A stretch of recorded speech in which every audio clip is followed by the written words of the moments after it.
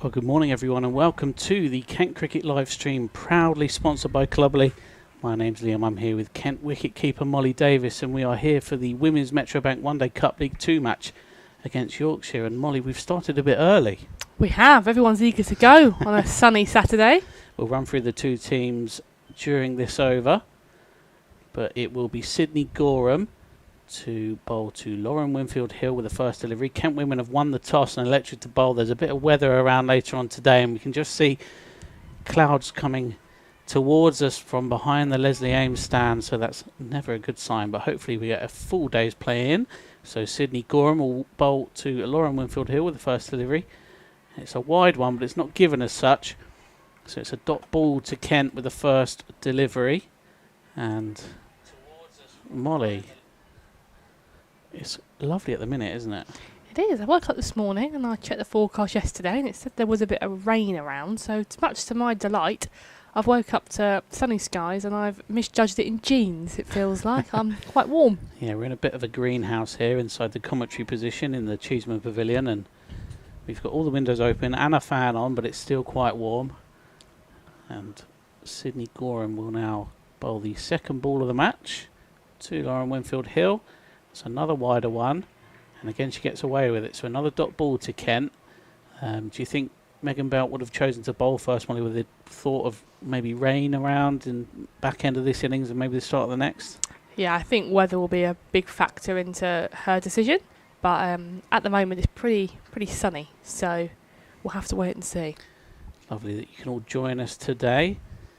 As Sydney Gorham comes in to bowl the third delivery, and Winfield Hill just flat bats that into the offside. It goes straight to Jodie Hobson, and there won't be a run. So 3 dot balls first up for Kent. And I think the Horses will want to end their season on a high. This is their final match of the 2025 season. Of course, Molly, you've been a part of as well. Yeah. And maybe results haven't been what they wanted, but this is a journey that we're all going to be on over the next couple of years with Kent in Tier 2 as Gorham comes in again, and Winfield Hill hits that uppishly, but it does fall safe, and it'll be fielded in the deep by Zina Bilal. So it's worth saying that Yorkshire will be in Tier 1 next year, won't they? Yeah, they be fully professional as of next year. So obviously this year for them would have been an eye looking towards that. So some big names you can see in their team, internationals as well. Absolutely, and they are internally, let's say, professional, and they're already paying their players this year, so they are full-time cricketers, whereas Kent's team, as we've mentioned a few times in the past, are amateur, so they don't train as often as a professional player would, but a few good names in the Kent lineup as Gorham comes in again to Thomas, the new bat, and that's left alone outside the off stump. There's no run, so only one off the over so far from Sydney Gorham. Yeah, I think that's a key point to make. Obviously, a lot of the ladies work as well, so juggling them commitments with full-time employment is always fun, but everyone gives it their all here. Yeah, we've got a few teachers. Molly, you are a florist. A few other professions as well. As Gorham comes in to Thomas, who just defends that very nicely, and there'll be no run. Amy Gordon was there at catching cover to do the fielding. So at the end of the over, Yorkshire women are one without loss. We'll run you through the two teams now, starting with the visitors today. So it's Lauren Winfield Hill and Olivia Thomas, the two openers out there now. Erin Thomas is in at 3. Maddie Ward, Amy Campbell, Rebecca Duckworth, Beth Langston, Ria Fackrell, Jess Woolston, Claudie Cooper and Hannah Rainey. And for Kent, we've got Amy Gordon, Ella Darlington, Megan Sturge, the keeper, Elsa Barnfather, Coco Streets, Jodie Hobson, Zina Bilal, skipper Megan Belt, Isabella James, Sydney Gorham and Alice Grant, who I think is going to open up the bowling from the Nackington Road end, Molly. Yeah, it looks like Alice Grant. Again, a name that's been in the Kent shirt for quite a while now. Looking to make inroads here for her team. Yeah, Ali G as they call her. Yeah, there's a few nicknames that get thrown around, and that is one of hers. But no, Alice bowls a heavy ball, as I like to call it. Absolutely, yeah.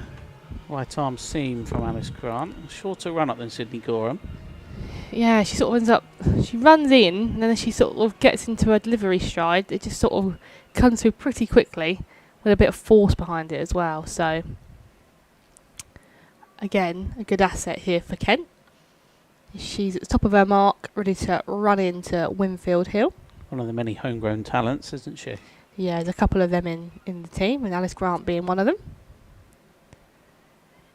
Again, Winfield Hill just setting herself up as Grant comes in to bowl. That one's punched off the back foot into the offside. It will just be the one as Bilal does the fielding.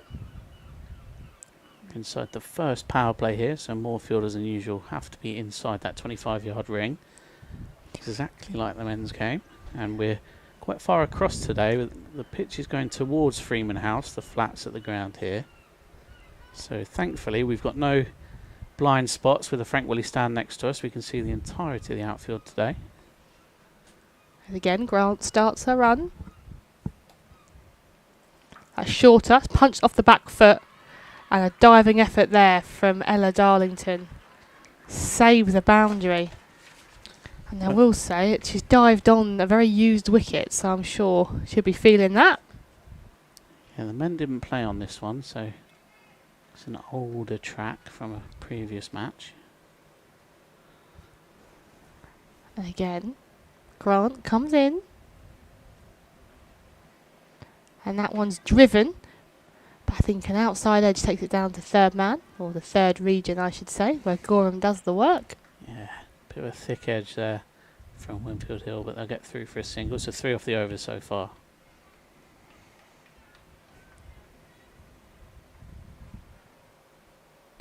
And again, not too many changes in the field. Still that tight in the ring field here for Grant as she comes back in. And again, that's wafted at, but it's gone straight through to Megan Sturge with the gloves. Good delivery that. It's in that corridor of uncertainty, as so many people call it, and Thomas wasn't sure whether to play at that one, or maybe a late decision as you kind of think it might have wobbled a little bit. Sturge didn't take that one cleanly with the slope, so maybe there was a bit of after wobble. As again, Grant. That one will be wide. It was left alone by Thomas. Yeah, umpires today are Mel Juniper and Tracy Murphy.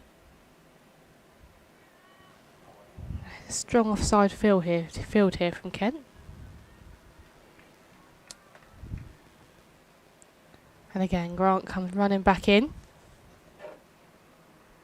It's another wide. Again, it didn't look looked a bit sort of closer to the batter that time. But the umpire says no. Yeah, we're not quite behind the bowler's arm as we were for the men's match against Yorkshire here on Tuesday. Again, Grant back into Thomas. And that one again is quite full, but with inside the tram lines. It's a dot ball. Yeah, they're definitely bowling to this field, aren't they, Molly? Like you said, it's stacked on the offside, so I think they're trying to get Thomas and Winfield Hill to just try and drive it straight to one of the fielders there. Yeah, it's a pretty stacked field. From what you can see, you've got a catching cover within Amy Gordon, obviously mid-off point, and then sort of 2 covers, extra cover, all within inside that ring. So the pressure is on here. There's Grant bowls, and that one again drifts too far down, so it will be wide on the offside. She hasn't got a line just right yet as Alice Grant after a good opening over from Sydney Gorham that went for just 1. Yeah, she's just finding her line here. And again. And that one misses everything. Yeah, Thomas just reached down at that one and it did go past the outside edge, so a bit of a recovery there from Alice Grant at the end of the over. Yeah, indeed. But that is the end of the over. Yorkshire are 7 for no loss after 2. If you've just joined us, thank you very much for tuning in. My name's Liam. I'm here with Kent wicket-keeper Molly Davis on the Kent Cricket live stream, proudly sponsored by Cluberly. You can get in touch with us today if you're listening in. Quick thank you to all the Yorkshire supporters that got in touch during the men's match. We'd love to hear from you again today. If you're watching your women's side, you can X us at Kent Cricket, or you can email in at livestream@kentcricket.co.uk. We'll try and read out as many messages as we can. But for now, here's Sydney Gorham starting a new over from the pavilion end. She's into Winfield Hill, drives that towards Elsa Barnfather, who stops it with a long barrier. And there's no run there. This is a good start from Sydney Gorham. Yeah, again, sort of taking off from where she left off in her first over. I think Kent are going to want to make early inroads here. The experience that Yorkshire have and the amount of cricket that's been played as well. Absolutely, yeah. This is their final match of the season. So as Gorham comes in to Winfield Hill, who drives that quite straightly, and it goes under the dive of Megan Bout, and it'll go for the first boundary of the day. Megan Bout will be unlucky there. It's sort of gone underneath her as she's dived, and it's found the rope. And Yorkshire have got their first boundary. They're up to 11 without loss inside the third over. That was a lovely shot. She just timed that perfectly. Didn't try to overhit it, just pushes it almost. And it races away for 4. Yeah, you mentioned Lauren Winfield Hill is a very experienced player. She's got 95 caps for England across all formats. Yeah, I'm sure Kent are going to want to see the back of her quite early on. In comes Goran to Lauren Winfield Hill again then. She's in and bowls. That's a good length. They sort of come back in at Lauren Winfield Hill, and she has to cut that away down to the third region, as Molly called it earlier, to Alice Grant, who does the fielding, and they'll just get a single. Yeah, Kent are going to want to make early inroads here, so they're going to keep bowling to their plans to see what they can do in the power play. Be interesting to see how much spin's used here, as we're just seeing some more clouds come over the ground. Here's Gorham into Thomas, and that's Fuller, but met well by Thomas, who's down that on the front foot and just deflects it into the offside where Amy Gordon is in her favourite catching cover position. I think as well you'll probably be seeing Isabella James pretty early on, would be my guess. Maybe not next over, but maybe just outside the power play, I'd assume. She'll pick her end. It comes Goran again to Thomas. That's another full delivery, but it sort of spits up at Thomas, who has to go on the back foot and defend that, and there'll be no run. So Molly, last game of the season. You've played in the County Cup and the earlier matches in this tournament. And obviously Kent aren't where they would like to have been at the start of the year. But good young players coming through, Ella Darlington, etc, etc. Yeah, I think the homegrown young talent is very promising. In comes Gorham to Thomas, who defends that very correctly. It's a very nice looking defensive shot if you're a fan of those. And that'll be the end of the over. Yorkshire are 12 without loss after 3. As we just see the clouds again, they're looking menacing. They're quite dark and they're coming towards the ground. Yeah, if you sort of where we are here, up by the pavilion, just to the right of us, the clouds are coming over the hospital side of the ground. But it will be, if my eyes serve me correctly, it's Alice Grant to continue. I feel like I'm very far away today.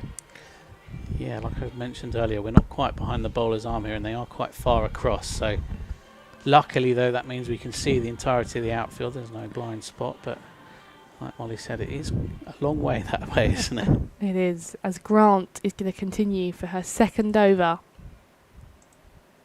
And that is off the back foot, but it will just go into cover where Barnfather does the work. So there'll be no run there. Nice tight start from Yeah. Kent. They're only going at just under 4s here. And in a one-day game, that's probably what you want inside the first power play. Yeah, I would agree. Kent have bowled quite nicely so far. In again, and that one's just drifted down too far on the offside, so it will be a wide. Yeah, as you said, they were bowling quite well, Molly. That one's just off the line, isn't it? Yeah, so that's the commentator's curse there. But no, I think Kent will have one eye on obviously what the task in hand here, but probably looking up to the sky and thinking this could be the rain. As Grant again is into Winfield Hill, and that is driven nicely, but straight to Barnfather at cover. Yeah, we're in our little greenhouse here in the pavilion, and it is very warm indeed. We've got all the windows open and the door open and a fan on. Yeah. It's usually around 1 o'clock where the sun moves away from us. In again. And that is dropped her hands on that to open the face, and now run it down to third. So she'll get a single as Gorham will do the work. And here comes that cloud. So you may see on the live stream that the brightness has gone down slightly. That's not a technical hitch. That is the cloud that has just gone in front of the sun here in Canterbury. And Grant's at the top of her mark again. Well, she's back in.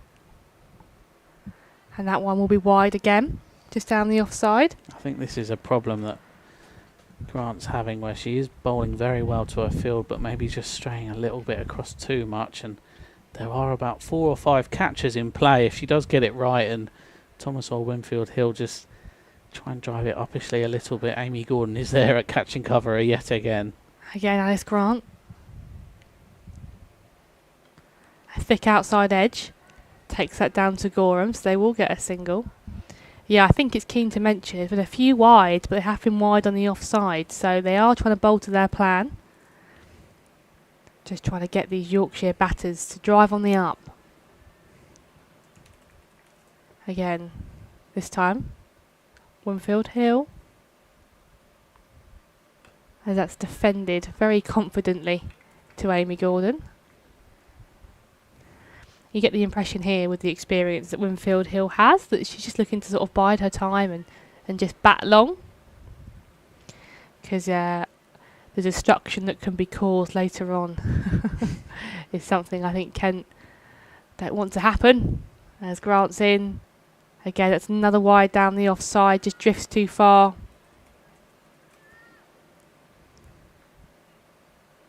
Just sort of looking up to the sky again. It sort of ends up circling you here, doesn't it, the clouds? So it just ends up coming round like you're in a bit of a bowl. Again, Grant runs in. And that is driven out to deep cover where I think it's Jodie Hobson does the work. So I'll get the single. So at the end of the over, Yorkshire are 18 for no loss after 4. Winfield Hill is on 10 and Thomas is on 2. It's a bit honours even here, as Yorkshire have made 18 runs inside their 4 overs. And Kent have some deliveries have been a little bit wide, but in the whole they've kept the scoring rate quite low. There's only been 1 boundary so far. So Sydney Gorham especially will be happy with her work so far for the horses. And she will begin a new over from the pavilion end. Just has a chat with Megan Belt before doing so. And again, the field is heavy on the offside, but there is Zina Balawi's at deep point to try and stop any cuts meeting the boundary, so it might be a tad shorter here from Sydney Gorham, but we will see. Maybe she'll double bluff, and that is full from Gorham, and Barnfather stops it going to the rope with a nice looking dive, and she collects the ball from her bowling, and they only get a single from it. 2 from it, sorry. They come back for 2 after Barnfather just parries that into the path of herself and does the fielding.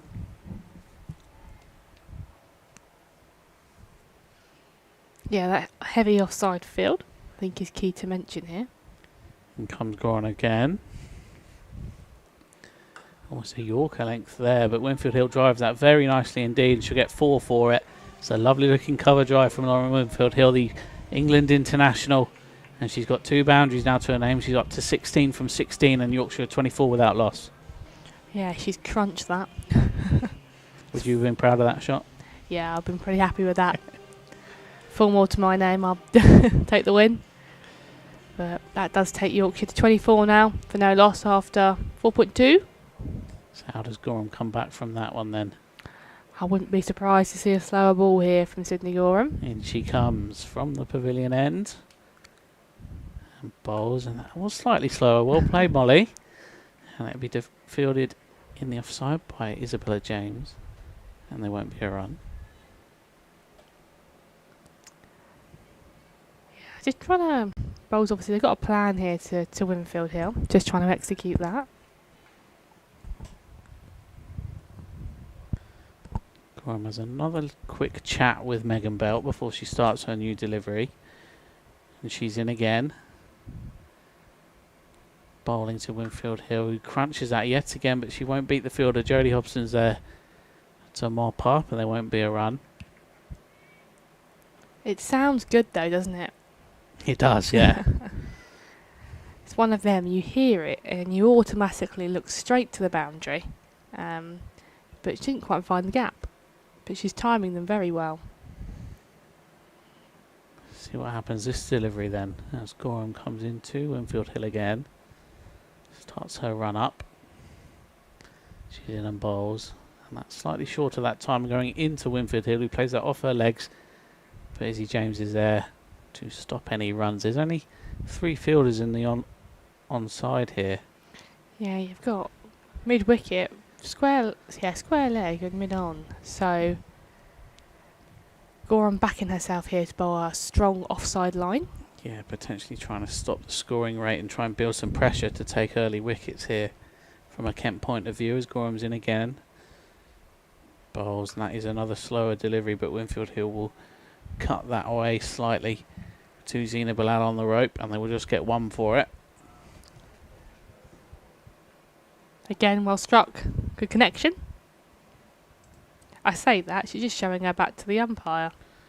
Now they've called over here, and I think Lynn Martin and Brian Rodwell just need to update. Yeah, there we are. It's the end of the over after 5. Yorkshire 25 out loss, and my rudimentary maths will mean that that is going at 5 and over so far. Very good, very good. And it will be Alice Grant to continue.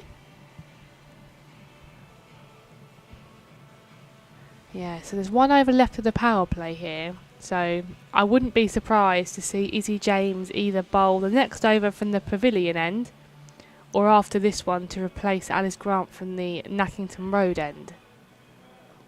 She'll be on soon, I think is the point I'm trying to get at. But it will be Grant for now, and it'll be Grant to Winfield Hill. That offside field remains the same, heavily stacked.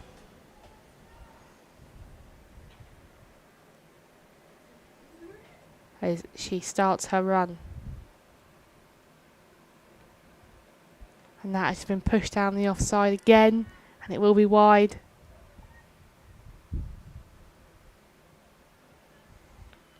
As I said before, please do get in touch if you're listening today, Kent and Yorkshire supporters, at Kent Cricket on X, or you can email in livestream at kentcricket.co.uk. We'd love to hear from you. As again, Grant.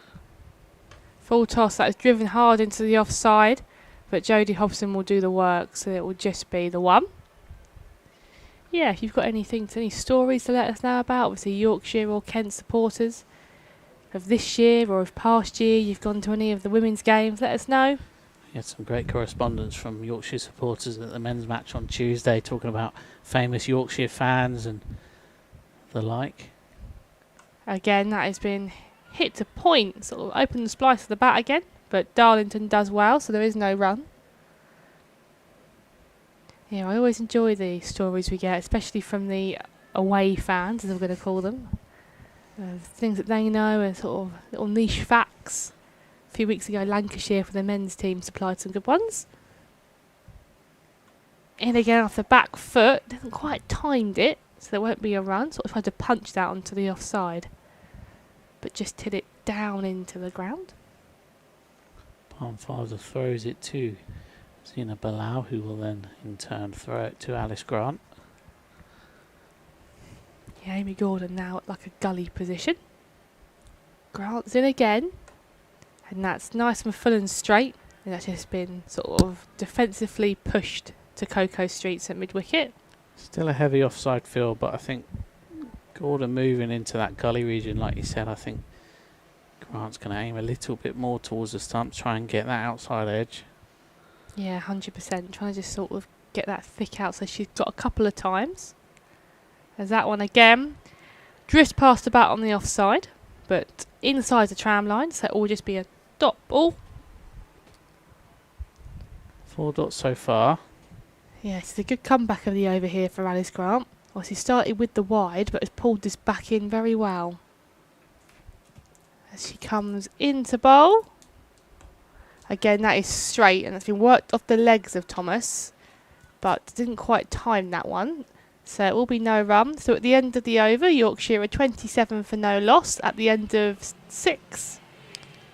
Yeah, just 1 run off the bat, so a good over from Alice Grant. We'll just see who will come into bowl. It does look like Sydney Gorham's moving towards the umpire here. Yeah, it'll be Sydney Gorham again. Yeah. Maybe we'll go seam in the power play, and like you say, Yeah. Molly, not long until we do see some spin. Yeah, 4 hours left, isn't it, of the power play in 50 over cricket. So there'll be, I reckon, 4 more overs of seam before we see James. James has bowled well here this year with the slope to her advantage. She has bowled a Yeah. lot from this pavilion end, where the slope will make her leg spin maybe sit up a little bit or go into the slope and turn a little bit more than usual. I think, currently, who do you think's winning the power play? I would say it's quite even at the minute, and if Yorkshire set a base here with the opening pair, I think they could soon become on top. So it'll be down to Kent to get some wickets here and break some partnerships. Gorham starts a new over from the pavilion end. She's in, and that's driven nicely by Winfield Hill. We'll just get one for it. Amy Gordon's there at long off to do the fielding. Yeah, you think if Kent can pick up a wicket in this power play, you would say it would lean more towards Kent's favour. But if Yorkshire get through their 10 without a loss of a wicket, you kind of feel they might have won this. But there still is around 4 overs left. In comes Gorham then. Bowling, and that is a thickish outside edge, but maybe Thomas played for that slightly. And she'll run it down to third, where Alice Grant does the fielding. And there'll just be a single.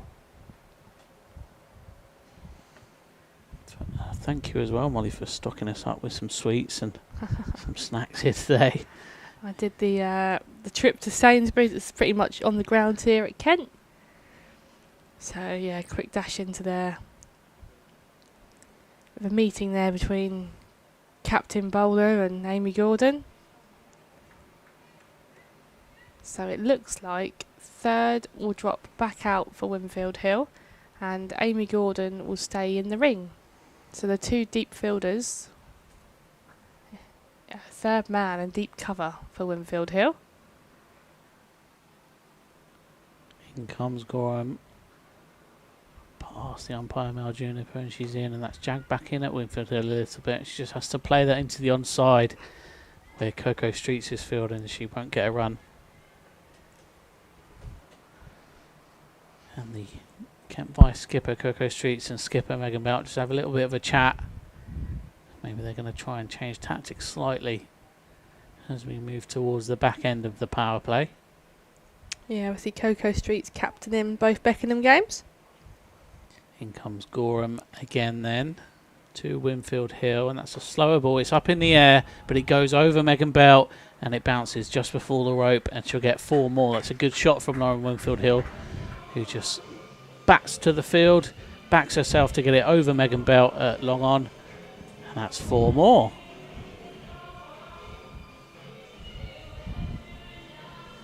Lovely shot, just timed that very well. Up and over the inner ring. Again, hasn't tried to overhit it. Yeah, just leant into that one and made sure it was going over Megan Belt, so a good shot from the England international. And Gorham's in again to her. She bowls, and that's fuller this time. It just goes under Sydney Gorham's hand. She can't stop it from going all the way. But Winfield Hill dissects Amy Gordon and Megan Belt, the 2 fielders.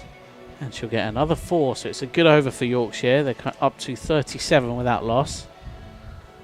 You expect to see a change now? Potentially. It might be the case that Megan Belt wants the Seamers to bowl their 5 overs each in the power play, but if this carries on, Molly, I think something's going to have to give, isn't it? Indeed. So last ball of the over now. Gorham just sets herself before starting her run up. She's in and bowling, and that's a waft by Lauren Winfield Hill. I think I would do the same if I just hit 2 4s. I was about to say I'd gone the third. Why not? Yeah, it just misses the outside edge, and it's a dot ball to end the over, so it is 37 without loss after 7. And it does look like Alice Grant is going to continue from the Nackington Road end. Yeah, Grant has handed off their cap to the umpire, so it will be Grant to continue here. So Yorkshire 37 now for no loss after 7. So Kent in search of a wicket here to try and get themselves back into this power play. Yeah, they're definitely going to need to break this partnership because there is batting to come. I think it's just key to mention, obviously, Winfield Hill has 27 to her name and Thomas has 3. I think Winfield Hill's had most of the strikeout, in fairness. So Potentially that's not a worry to Thomas, is it? not With particularly. Winfield Hill's experience. Again, Grant's in this time to Thomas. That's just been played back up to her. Yeah, well, I think when you've got Winfield Hill seeing the ball pretty well, you just go perfect. Over to you. But again, Kent have dotted up Thomas well. So looking for their inroad. Grant in again. Full toss this time, into the offside, beating the inner ring, and it will be 4. Yeah, goal, it deserved that delivery. It's a good shot from Thomas. Grant just over pitching slightly there, and it's cut through the fielders for 4. I thought there as well. Obviously, before that, I think Thomas was 3 off of 18 or 17. So that had just released a bit of pressure to her scoring. I've looked to score off Alice Grant so far. Yeah. That's flown away on the outfield though, isn't it? Yeah, it's gone up the slope as well, so it just shows how good the outfield is here at Canterbury. Again, Grant. Full toss this time. Played into the offside, but didn't quite get it, so there won't be any run. It's definitely trying to pitch it up here. Maybe those wider, shorter deliveries was the tactic first up, and then maybe that chat we saw between Streets and Belt saw a little change in tactic. Yeah, Grant's always attacked the stumps well, so it's good to see her go back to that. And that's out. That's perfectly bowled. Outside edge, straight to Amy Gordon, sort of a gully. She's pitched it up, she's attached the stumps, and she's got her reward. Yeah, Amy Gordon with a good low catch there, and they put her in that gully region just for that reason, to try and find that outside edge, and that tactic has worked for the horses, so they get their first breakthrough. Yorkshire 41 for 1, Amy Gordon with a catch, and Olivia Thomas has to go for 7. Alice Grant gets her first wicket. So I'd say this evens the playing field again for these two teams. Obviously, Yorkshire were getting away a bit off the back of Goram's last over with Winfield Hill hitting back-to-back boundaries, but now Yorkshire 41 for 1. So Here comes Erin Thomas, the Yorkshire batting all-rounder who was in the England under-19 squad for the Women's T20 under-19s World Cup. So good player is Erin Thomas. yeah, Kent are now going to be trying to jump on this breakthrough to get their second. But obviously Winfield Hill is still there and setting herself on 27. But a good bit of bowling there from Grant and a good catch from Amy Gordon gives Kent their first. Yeah, good move to bring Amy Gordon out of catching cover. You kind of felt that the error wasn't going to come from in front of the bat, more probably through that vacant third region where a few of the runs had been scored already. Yeah, Thomas, a product of the Yorkshire system. She plays for Drax Cricket Club near Selby, and her profile on the Yorkshire website says she has that Yorkshire grit.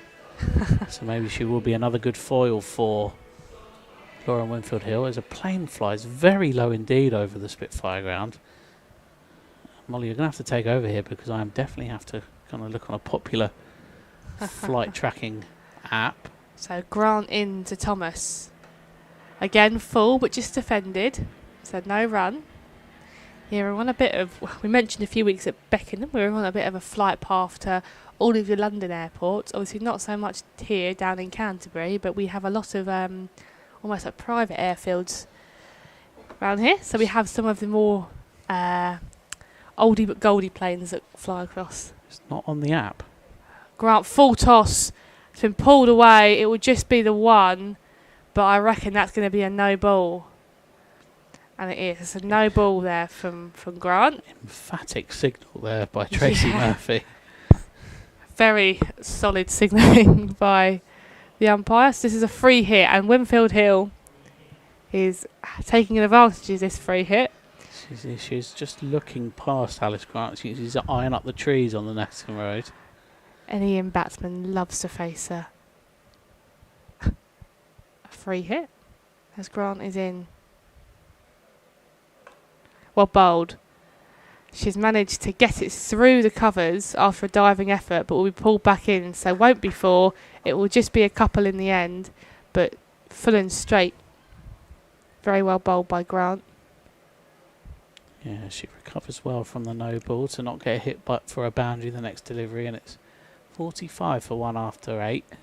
Achievement will be Gorham to continue, but as I say that, Megan Sturge's just been given her helmet, which it will still be Gorham. Maybe she'll stand up here Yeah. to Sydney Gorham. You feel that's a wise move with Winfield Hill looking to maybe go on the attack a bit more, and with a new bat as well. I don't mind that as much. That plane has just appeared on the app. And Molly, I know you want to know what type of plane it is. Indeed. It's a Technam P2006T, There we of go. course. For all you plane enthusiasts listening in today. Hope we could educate you. That was very low coming over from the Dover area. It was, wasn't it? But Gorham's going to come in then, and Molly said that Megan Sturge is now standing up to her, or Molly obviously with that wicket keeper eagle eye. And in comes Gorham to Erin Thomas, who just defends that into the offside, and Elsa Barnfather's there mid-off to do the fielding. There won't be a run. Obviously 2 overs left of the power play.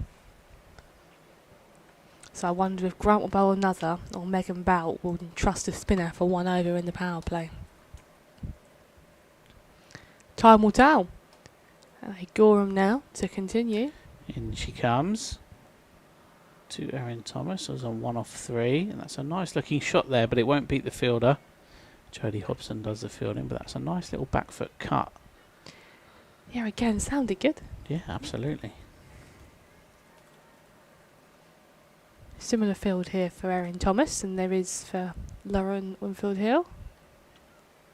And Gorham collects the ball from Elsa Barnfather as it went round the field there.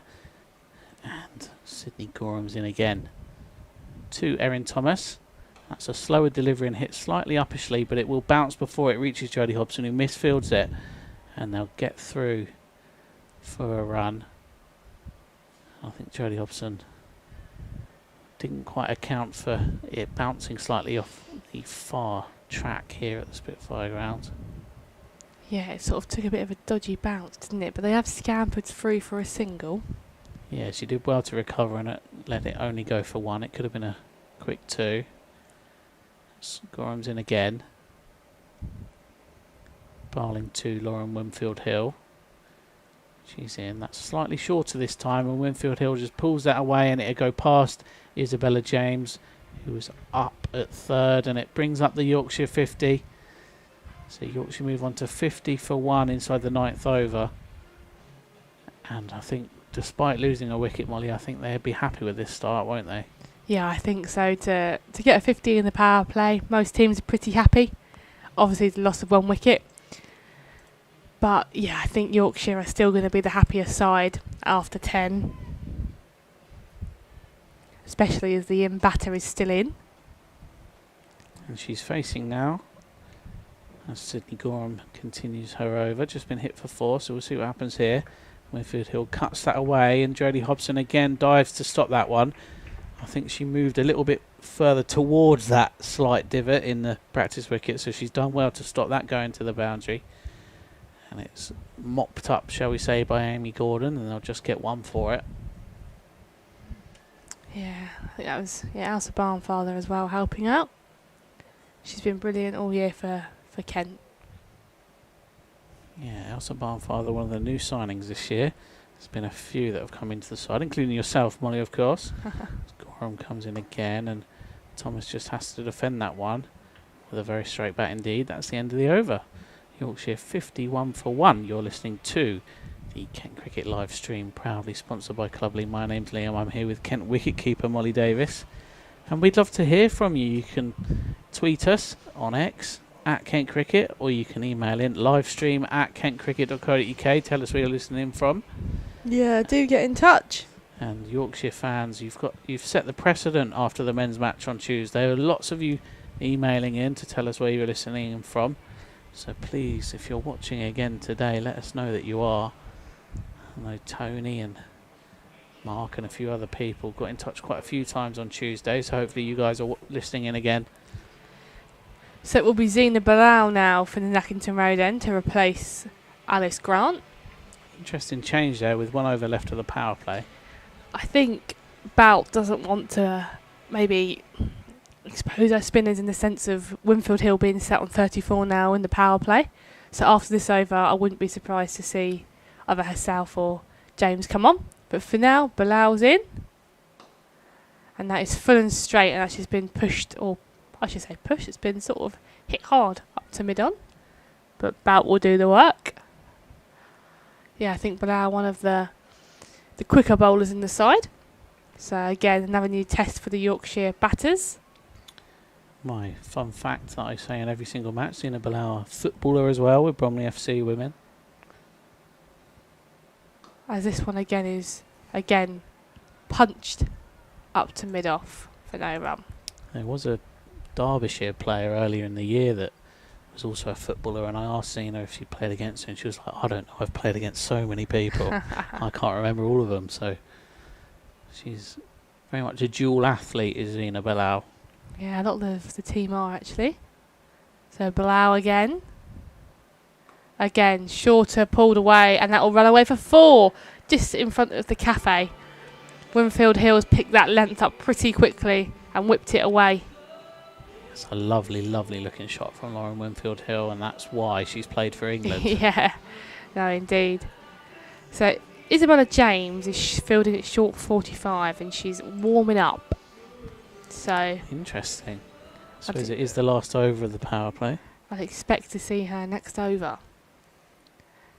Again, Bilal comes into Winfield Hill, and that is driven nicely, and that has been fielded, and there was a chance of a run out, but didn't quite hit the stumps. So Winfield Hill gets through for her single after a bit of confusion, maybe. There weren't many oohs and ahs, so I don't know how close that was. Like we said earlier, we aren't very close to the wicket today, but Zena Bilal tried to hit the stumps and just missed. Yeah, there's a shy, wasn't there, at the stumps. But again, Thomas now. Short ball, pulled, but I think she's missed that, and it will be wide. Yeah, I thought it was a chance of a catch there. Yeah, Sturge has done well to save any sort of buys or wides. She's just taken her glove off to look at her finger. Molly, I think if you've got your pads in your car, you might be up here. That'd be a story for the books, wouldn't it? Leaves commentary box and ends up playing. But for now, Bilal, short ball again. I think she's almost towed it, and she's got it down to third. Wait for the signal. Yeah. Half chance there. Yeah, so Thomas has hit that. And she's hit it in probably the most unconventional of place. But it still runs. It still runs to Yorkshire and still runs to Thomas. So again.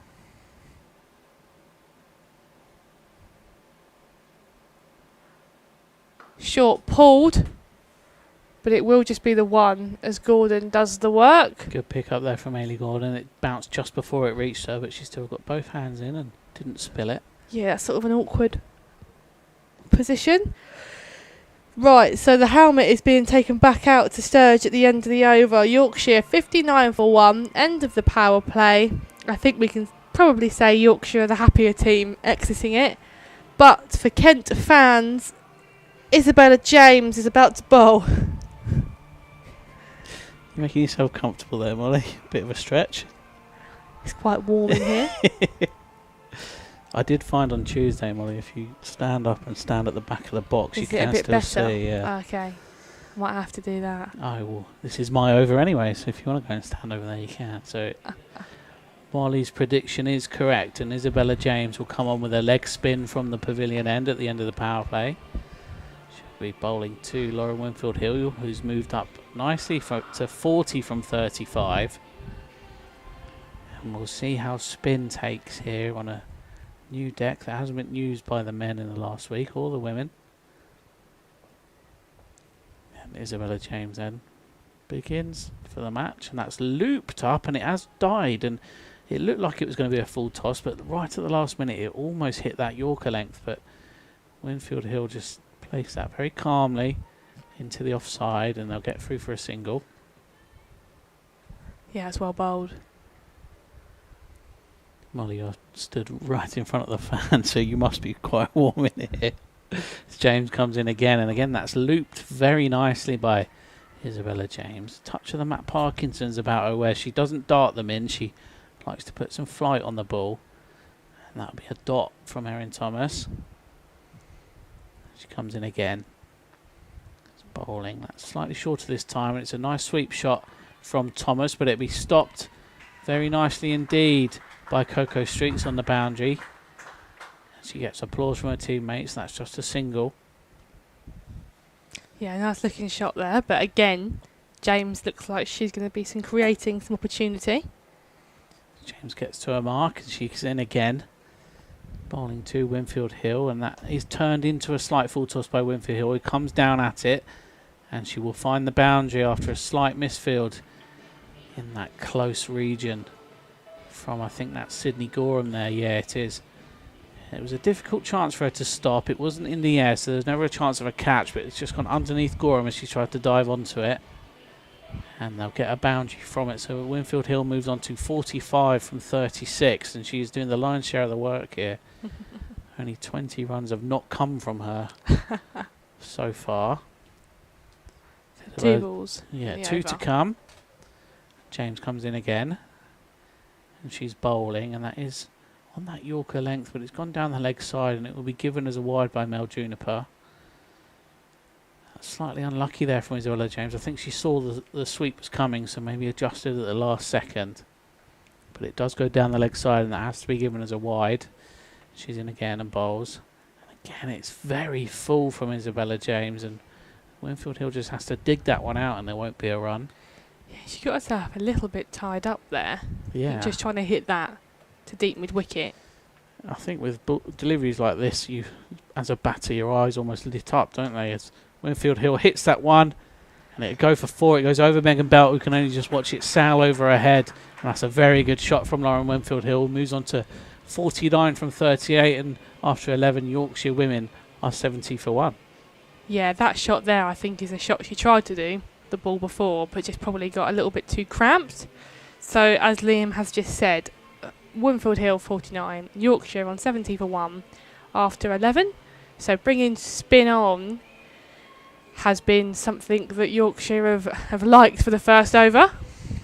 Looks like Zena Bilal will continue, as Geraint Jones, one of the coaches here, and it does not need much introduction at all to probably both Kent and Yorkshire fans. He's part of the women's coaching setup here, and he's looking on from the boundary. So Bilal this over will be bowling to Thomas. Megan Bouch is having a chat, getting some field positions altered, so they're happy before they start. So they've got deep third, deep fine leg. Bilal is in, and that has been worked off of the hip of Thomas there, and they're going to get a single for it. As I've just said that, Liam has raided the snacks underneath our desk. I think it's a Haribo of choice. So Bilal is now going to be bowling to Winfield Hill, who is sitting on 49. You'll all be pleased to hear I turned my mic off for that sweet, so you didn't have to hear me chew. Which one did you go for? The ring, of course. There we Best go. Haribo. You like rings as well, don't you, Molly? As Bilal this time is coming in to bowl. Fuller whips off the legs from Winfield Hill, and a misfield there from Amy Gordon means it goes for 4, and that does bring up Winfield Hill's 50 as she again touches gloves with her batting partner and just raises her bat to the pavilion. I thought she wasn't going to do it. I did that as well. Yeah, I didn't think she was going to acknowledge her team, but she has. Very well played 53 off 39 here from the very experienced international. But her job is not done for her team, as Bilal again comes back into bowl. Full toss this time. Whips away. This time collected by Gordon. So it will just be the single. Yeah, full toss but below waist high, so it wasn't a no ball. She's batted well though, hasn't she? Yeah, you can see why she's got so many England caps. Yeah. Again, this time back into Thomas. Driven, but a thick outside edge means that it will go all the way down to the boundary for 1. See, if Kent had built a bit more pressure, that gully would have still been there, and that was potentially a chance if they were there. And it was the carbon copy of the wicket that Kent have already taken, and from that end as well. Yeah, take nothing away from the other Yorkshire batters, but a lot of it has sort of been through backward of square region. Obviously, Winfield Hill has been very dominant throughout and has scored, but Kent have created chances in that gully area, as you've just said, Liam. But Bilal again, driven hard this time into the gap, and it will go all the way for 4. Despite a diving effort from Barnfather at cover, there'll be 4 more for the Yorkshire tally. Yeah, Zina Bilal will want to bowl another one just to shake that one off. It wasn't the best delivery, and we all know that the wicket-taking capabilities that Zina Bilal has. Yeah, I think it's safe to say the capability in this team is high. So it's just finding a way to execute that, especially when you have the hard task of bowling at an international. So it should be last ball of the over. And it's wide, so it will have to be rebowled. 2 wide on the offside there. Winfield Hill just watches it go past. I don't think there's been a leg side wide as yet. There's been one, I There's think, been of one. Isabella James. Apologies, yes, the over before. But you're right, it has been very offside, hasn't it? Very today. Anyway, Bilal in again, as that's been pushed down the ground.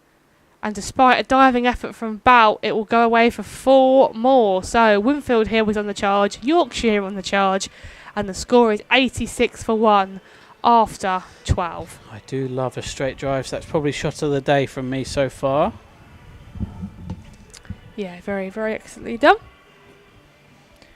So it'll be James to continue as the song Waterloo cries around the ground here at Canterbury. Hopefully there won't be much water here today, but there is rain forecast. And I can just see some dark clouds again moving from the southern side of the ground where most of the weather does come from. But Isabella James will start a new over. She's gone for 11 off her first, so she'll want to be a little bit tighter here. And she's into Erin Thomas, who's on 6. It's a lovely little loopy delivery, and she fields it off her own bowling. There won't be a run. Yeah, that was, again, that deceiving. It looked like it would be a full toss. So you've kept to Isabella James this year, Molly, from this end, and she was full then again, and she's in again, and that is a lovely potential catch and a lovely shot. And Erin Thomas gets 4 more. Has it gone through Isabella James's hands? I thought she'd grabbed it for a split second. It was hit hard. It was very hard indeed. We could hear that up here, how much sound come off the bat. So there's a good shot from Erin Thomas. That's 4 more. Yorkshire up to 90 for 1. We'll come on to your keeping escapades to Isabella James, I think, at the end of the over, Molly, because she's rattling through these deliveries. She's in again. And that's a much better line and length. And it just goes to Amy Gordon at mid-off. There won't be a run. James gets quickly back to her mark here. She's bowling to Thomas, who's now into double figures.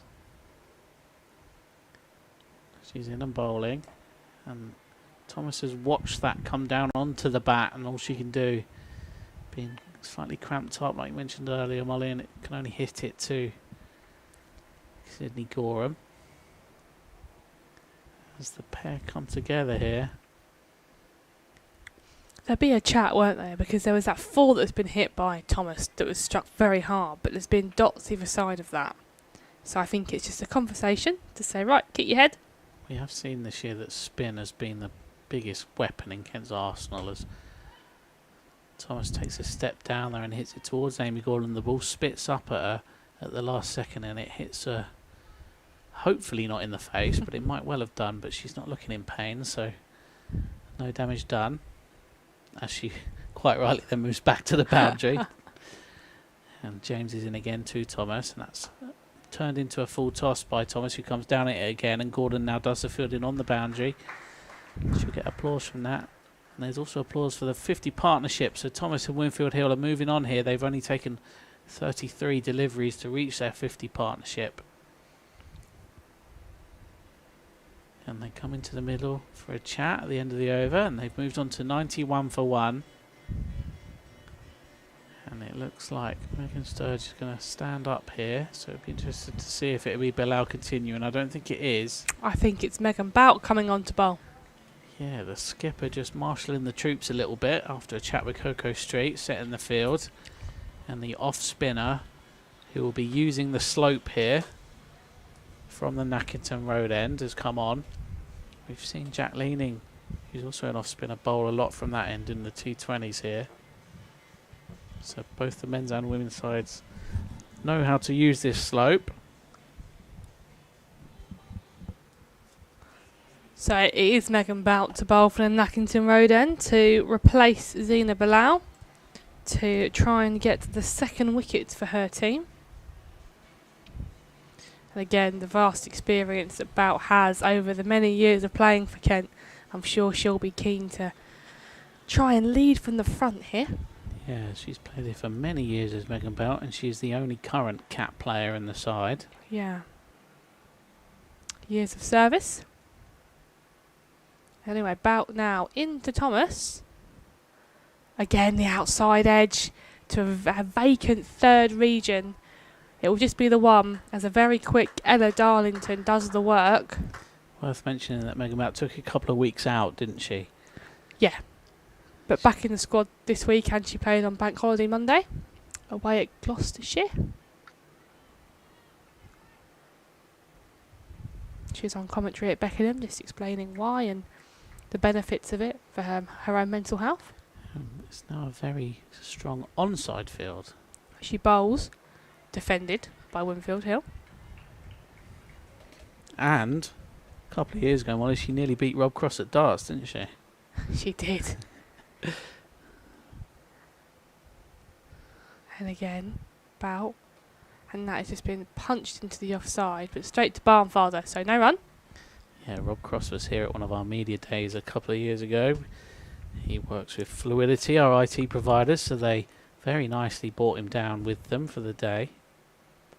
And Bout again. And that there, just defended away by Winfield Hill. And Megan Bout was overjoyed that he was coming in because she's a big darts fan and she had a match against him and she very nearly beat him. Bout again then, reversed this time by Winfield Hill. She's got enough of it and it will go all the way for 4. Yeah, it did just plug in a little bit as it entered the deeper area of the ground. It went past the fielding ring and sort of plugged slightly, but it has reached the rope, and Winfield Hill moves on to 66 from 46, and that 3-figure total for Yorkshire is just in sight. Yes, that does bring Winfield Hill's own score 66 off 46. And number 66 is at the non-strikers end, so fans of numbers, there you go. So again, Bout replies, and it's been hit hard into the offside, but straight to cover.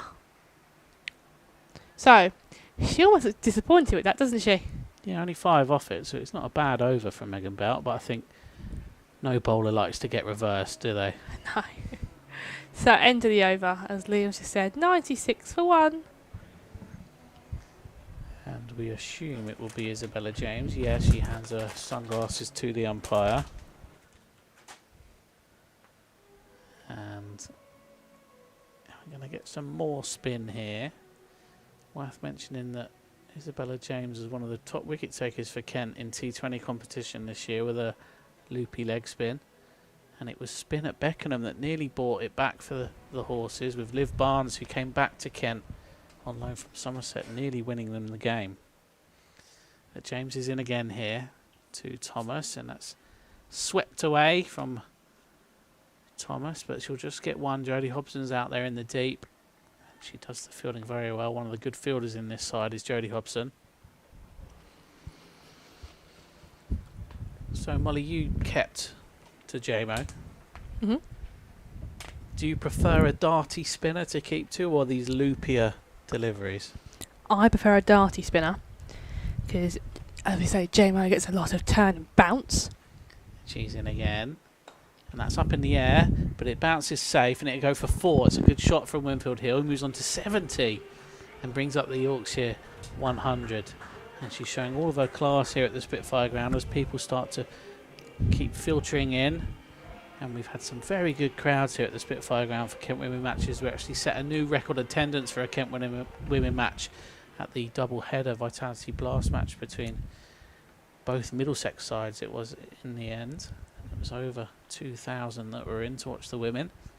As James comes in again to Winfield Hill, who just rocks on the back foot and cuts that away past Elsa Barnfather in the ring. But Zina Balau is there on the boundary to stop it reaching the rope, and they'll get 1 for it. You were commentating that day, weren't you, Molly? I was. Double header. You're alongside Cameron Emmanuel Burns, a big friend of the commentary team and host of the Kent Cricket podcasts. James comes in again to Erin Thomas, who sweeps that away, but it won't beat the field and there won't be a run. She'll be upset with herself there, Erin Thomas. That could have been hit quite nicely to the boundary, and I think she might have hurt herself here. She was trying to spin round to sweep it. I think she might have twisted something in her leg, but we'll see how she goes with this next delivery from Isabella James, who comes in, and that's slightly shorter and it's edged, but there is no fielder in the Slipsole Gully region. That is fizzed in by Ella Darlington to Megan Sturge, and Molly there's got wide eyes, and that's not what you want as a wicketkeeper, is it? I mean, it keeps you awake. But yeah, you don't expect your fielder to be about 20 yards away. Ella Darlington, Eyeing you up like a coconut shy at a fair. bit of a pocket rocket is Ella Darlington. She's not the tallest, but she has got an arm. And there is a stoppage here. I think Erin Thomas, rather than injuring herself, I think she's undone her own shoelaces. After all that. Quick stoppage while she does them up again. She did swivel around, so maybe the spikes got caught in the lace of the other boot there. She's putting her gloves on. I think they've seen the funny side of this. And she will take her guard to Isabella James, who's coming in to hopefully complete this 15th over. And she how do you explain that, Molly? She's done well to maybe how she's ended up face first on the floor, facing the stumps. She's done well, but it is all going on here. That I thought that had bowled her, because we're not quite as straight on today, and it must have just sat up on the slope. And I think Erin Thomas has just thought, oh no, I'm going to get stumped here, and just instinctively dived back. And obviously she saved her wicket there, because Megan Sturge couldn't have stumped her, but maybe she's worn that one a little bit. So, bout now from the Nackington Road end, and she'll be coming in to Winfield Hill.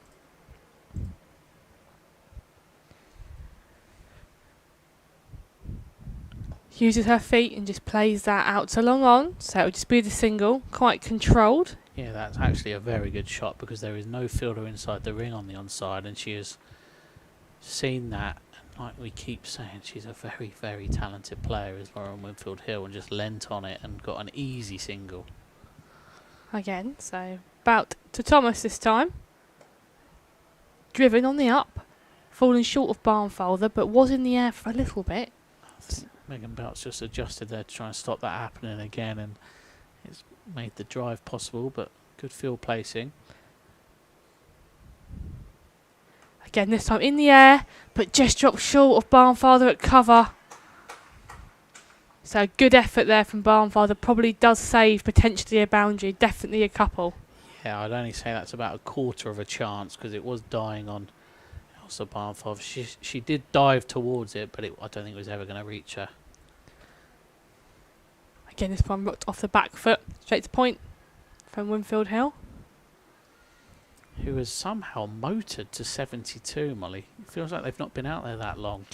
15.4 overs, so she's done pretty well. This one again, just pushed up to mid-on.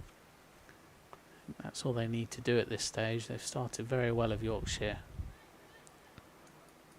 Yeah, they've just got that foundation, haven't they?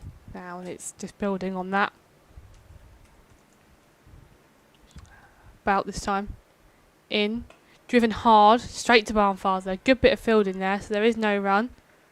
And that is the end of the over. So only 3 from this one, but Yorkshire 105 for 1 after 16. And Winfield Hill sitting on 73. And Erin Thomas is on 14.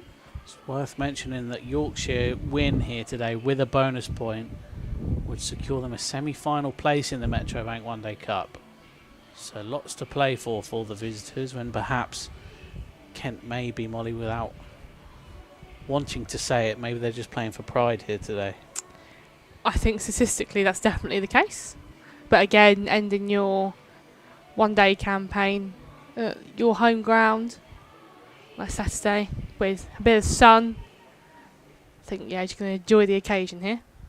So Yorkshire's men sealed a semi-final here on Tuesday, and the women again trying to do the same thing as James starts a new over. That's up in the air, but there is no fielder there, and it bounced once before crossing the rope. And Lauren Winfield Hill is motored on here. She's on to 77 from 53, and there's not been many chances from her bat to try and get her out from the Kent side. And I think, Molly, it's just going to be a case of Winfield Hill plus everyone else here. I mean, obviously we say the experience and being international, but take nothing away from her being here today, delivering and, you know, putting in a massive shift for her team. I'll just go through the permutations of this match after this delivery. As James comes in again, and it loops into Winfield Hill, who sweeps that, but there is a fielder there, there'll be no run. Very good morning to Graham Hardcastle from the ECB Reporters Network. He was here on Tuesday for the men's side, and I think he's covering the match remotely here, and he's put on the Yorkshire website exactly what they need to happen as James comes in again and bowls to Winfield Hill, who drives that very nicely indeed for 4 more.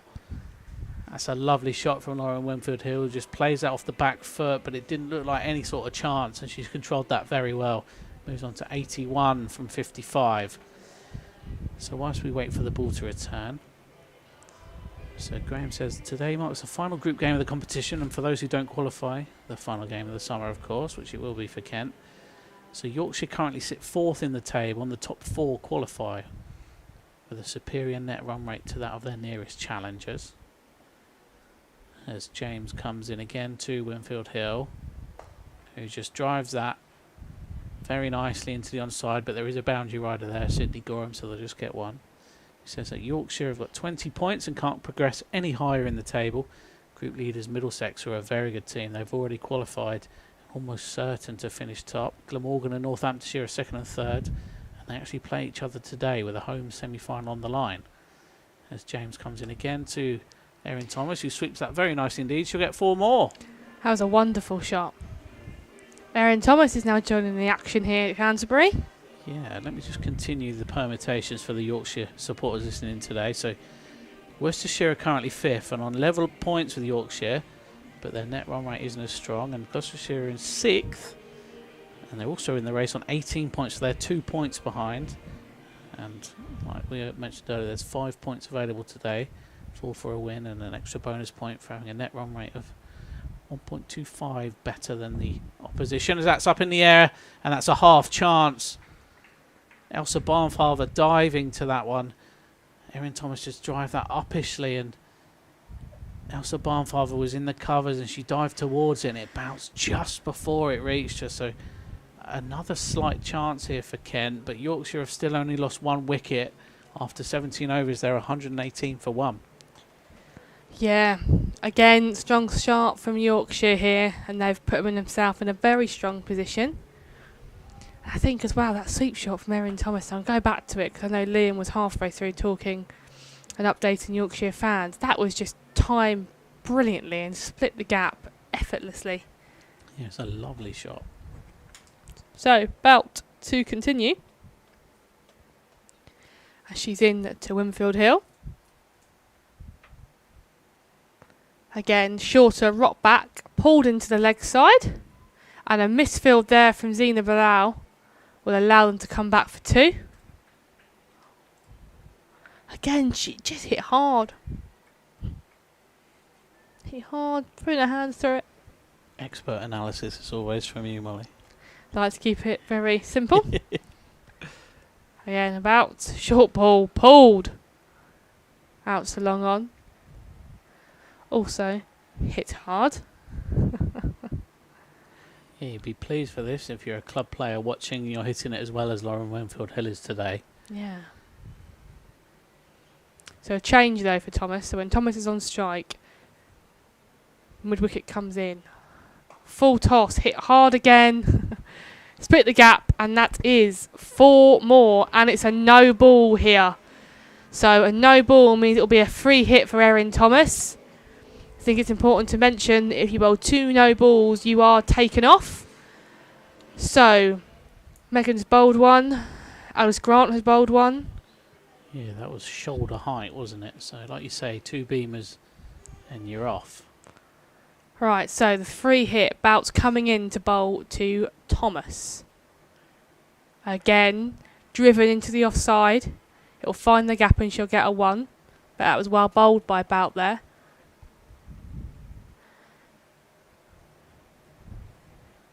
So again, Thomas is creeping up to 23.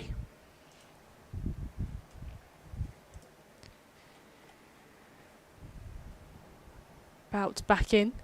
Shorter. Pulled by Winfield Hill, but straight to Bilal at deep mid wicket. Just be the 1.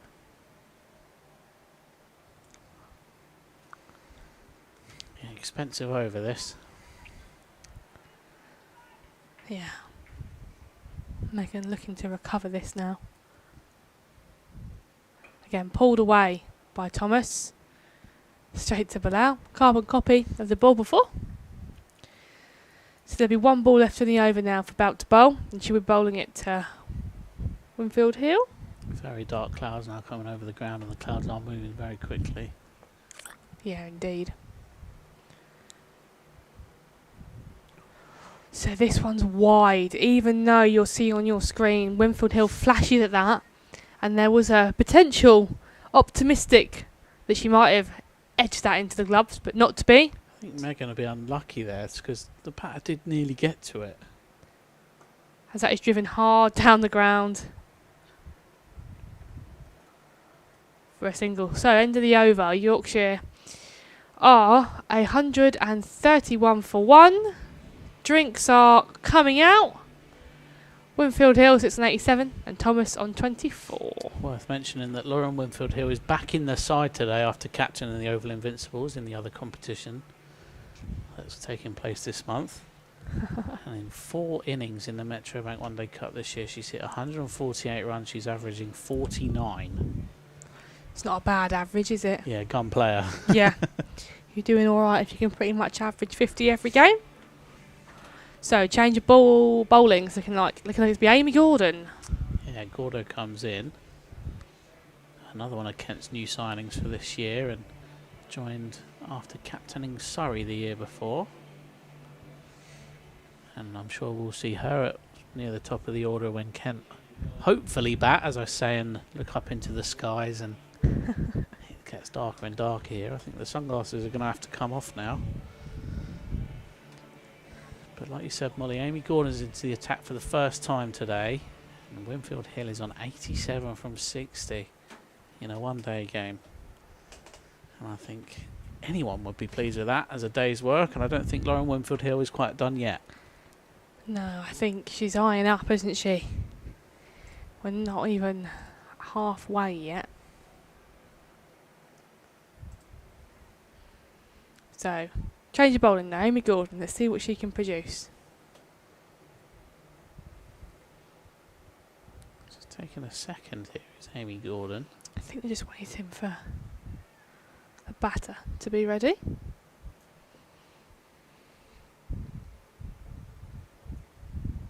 And And here she is, too. Lauren Winfield Hill is on 87, and that's potentially a top edge there, but a thick edge from Winfield Hill, and it'll only go to Ella Darlington inside the ring. There won't be a run. Gordon does like to get through these overs, so unfortunately, listeners, there won't be as much waffle this over.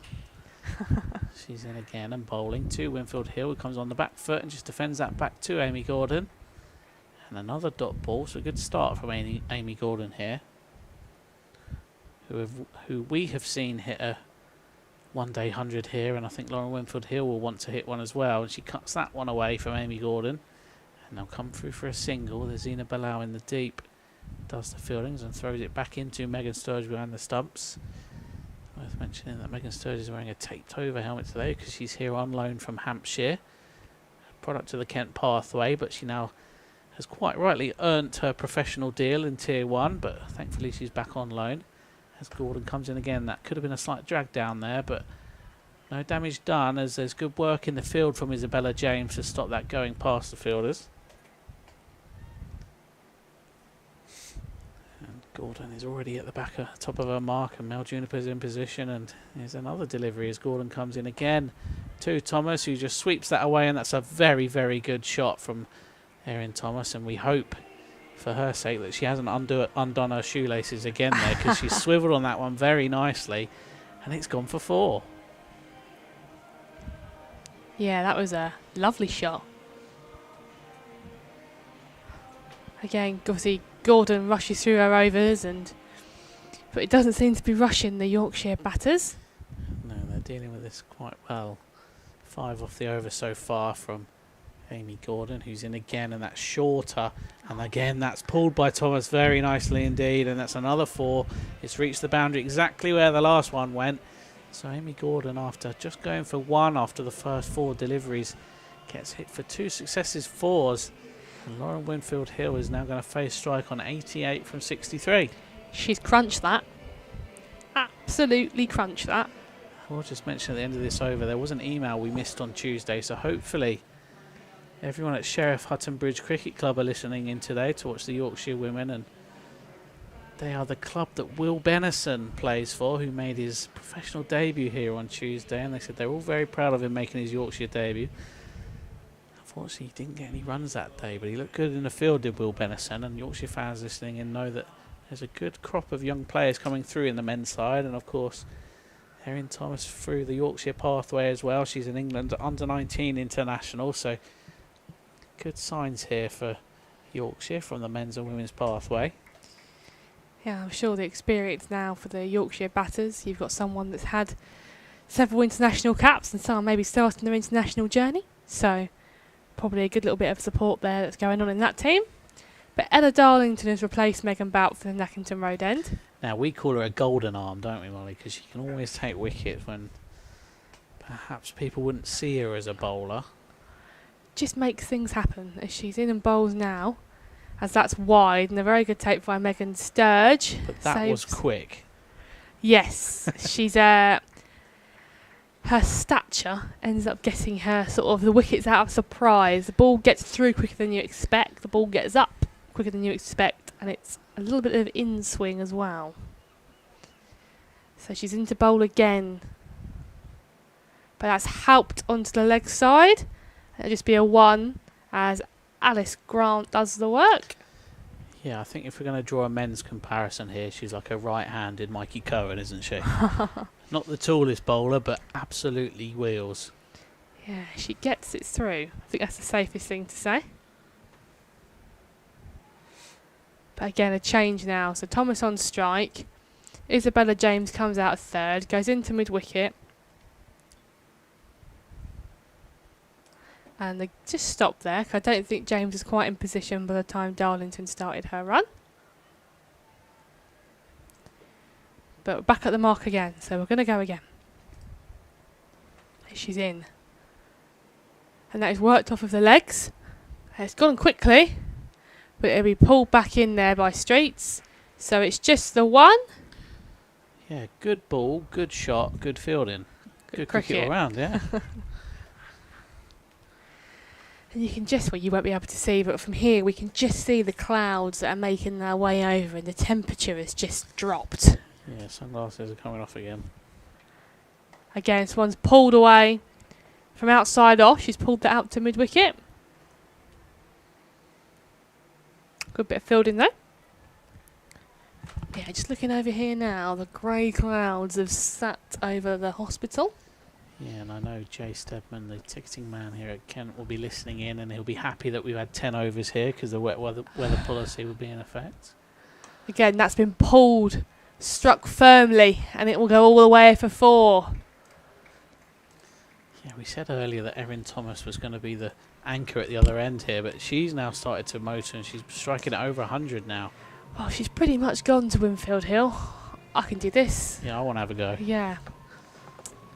Almost put me in, coach. And it's worked well for Yorkshire so far, approaching the 150 mark as well. So, Darlington to come in. Again, that's missed everything, but it will be a wide. Worth mentioning that we've not even reached 20 overs yet, and Yorkshire are going at 7.6. Yeah, I might have to look up some records. I think so. The old stat man. As Ella Darlington returns from her run. Again, full toss, high up in the air, but it will clear the inner ring. And that has gone 1 bounce 4. So that is Yorkshire's 150, and it is a no ball as well. So that means this will be a free hit for the Yorkshire batters. 150 they've raced to in 19.4 overs. It's taken Erin Thomas to 43. Yeah, they are very much getting on with it here, aren't they? So this should be a free hit. Has that been signalled? Yes. I've been let down by Cricket Archive here. We haven't got women's list day records on this ground. And that's driven hard. And it is over mid-off, and it races away for 4. She's cleared her front leg, thrown her hands at it, and it's just gone sailing over Megan Bout at mid-off. And there's still 1 ball left in the over. Yeah, they move on to 158 for 1 here, and they're now up to 8 over run rate, and I think Kent will desperately need wickets here. I think without being negative here, because Kent can get themselves back in this, Yorkshire are showing a masterclass of how to score runs quickly. 4 and straight there by Ella Darlington, and all that can be done is to be defended away. So a good last ball of the over. Yorkshire 158 for 1 after 20. 30 overs still remaining in this innings, and there's still 9 wickets to be taken. Yeah, Winfield's in the 90s now. And Thomas is in the 40s. So you can get there first. The modern rival to Google has come up trumps here, Molly, and we've got the record list day score in a women's list day match here at the Spitfire Ground. Is actually made by India women in a women's one-day international against England in 2022. I was here, and Core got 143 not out. I remember that well. Gordon starts a new over, and that's smacked into the onside by Winfield Hill, who moves on to 91. Yeah, India women got 333 for 5 that day. And I talk about Core's 143 not out. That's the highest individual women's list day score here. Could it be? As Gordon comes in again to Thomas, who drives that nicely, but she won't beat the fielder. Yeah, I was going to give some insight there, but I thought I can't do it in Gordon's over because she'll race through it, and before you know it, I'm talking while she's bowling. And that is hit firmly. Yeah, Sydney Gorham does the fielding.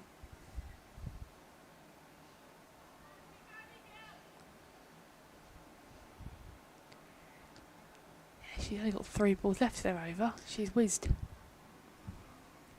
Some more defensive field now from Kent with more boundary riders as Gordon comes in again to Winfield Hill is on 91, and she'll beat Ella Darlington there, and the chase is on, and Ella Darlington hares after it, And she scoops it back in, but unfortunately she's put some spin on the ball by scooping it back in, and it goes back over the ropes. So Ellen Darlington is desperately unlucky there.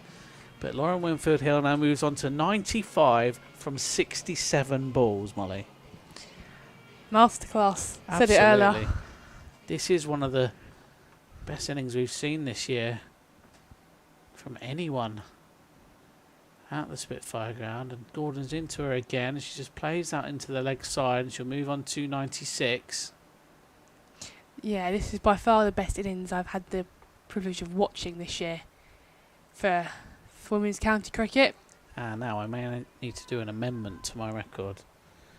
There are no available domestic records, so we're going to pretend that India one is the real one, as Gordon nearly finds the edge of Thomas there, and Megan Sturridge does well behind the stumps to hold on to that one, and Thomas looks up into the heavens, and she's very grateful that hasn't found the edge, but she has looked up to the sky to see more clouds come over the Spitfire Ground. So what I was going to say is, if anyone is watching at home, young boys, young girls, and getting into their cricketing journey, watching this from Winfield Hill and from Erin Thomas, I would take notes, because they've paced the innings perfectly, they've struck the ball hard, haven't been afraid to play their shots. Now Molly, I'm going to leave you alone for a couple of seconds, because we were actually lucky here today that John and Rosemary Piddock, who are Kent women historians, are here today, and they might know the highest score here, so I'll just leave you alone for a couple of seconds. Yeah, so Liam Knight has departed, so the one-person team continues. So it's Ella Darlington here to bowl to Winfield Hill, who sits on 96. Defensive field by Kent, as we've just said.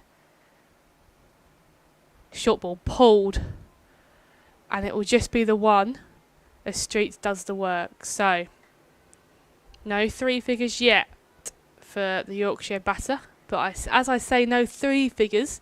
Thomas is now on strike that could potentially get the 5-0 that she wants. So Darlington, top of her mark, comes running in. Short ball pulled in the air, but it one bounce and it will find the fielder. So again, just a single. I think it's important to mention that Kent are fighting hard here and trying to create opportunity. That Yorkshire balcony are looking out. So Darlington again. And that there is very well bowled. Pretty much as full as you can get. And it goes straight through to Megan Sturridge. So not to be yet for Winfield Hill. Rosebery's on the case, Molly.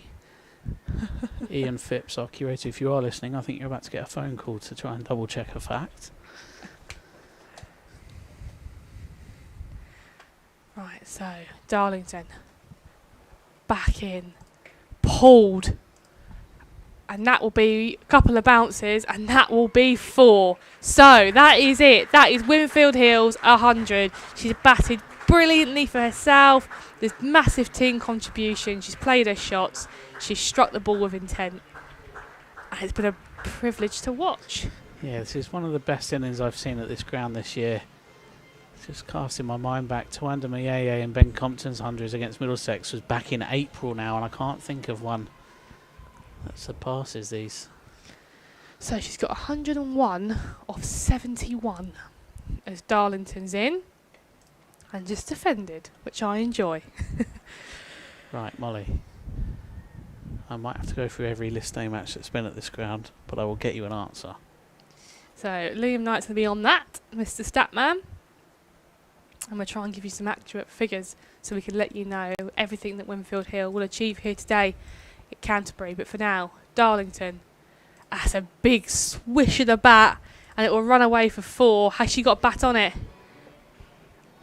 I believe she does. So that's 4 more for Winfield Hill. And that is the end of the over. So Yorkshire now sit on 175 for 1 after 22. If this team carry on at this rate, a mammoth score is going to be posted here at the Spitfire Ground. There's a few M.W. Davises on these scorecards, Molly. Probably not too many contributions, but I'm on the team sheet. Absolutely commentary contributions today, though, so you're making your mark.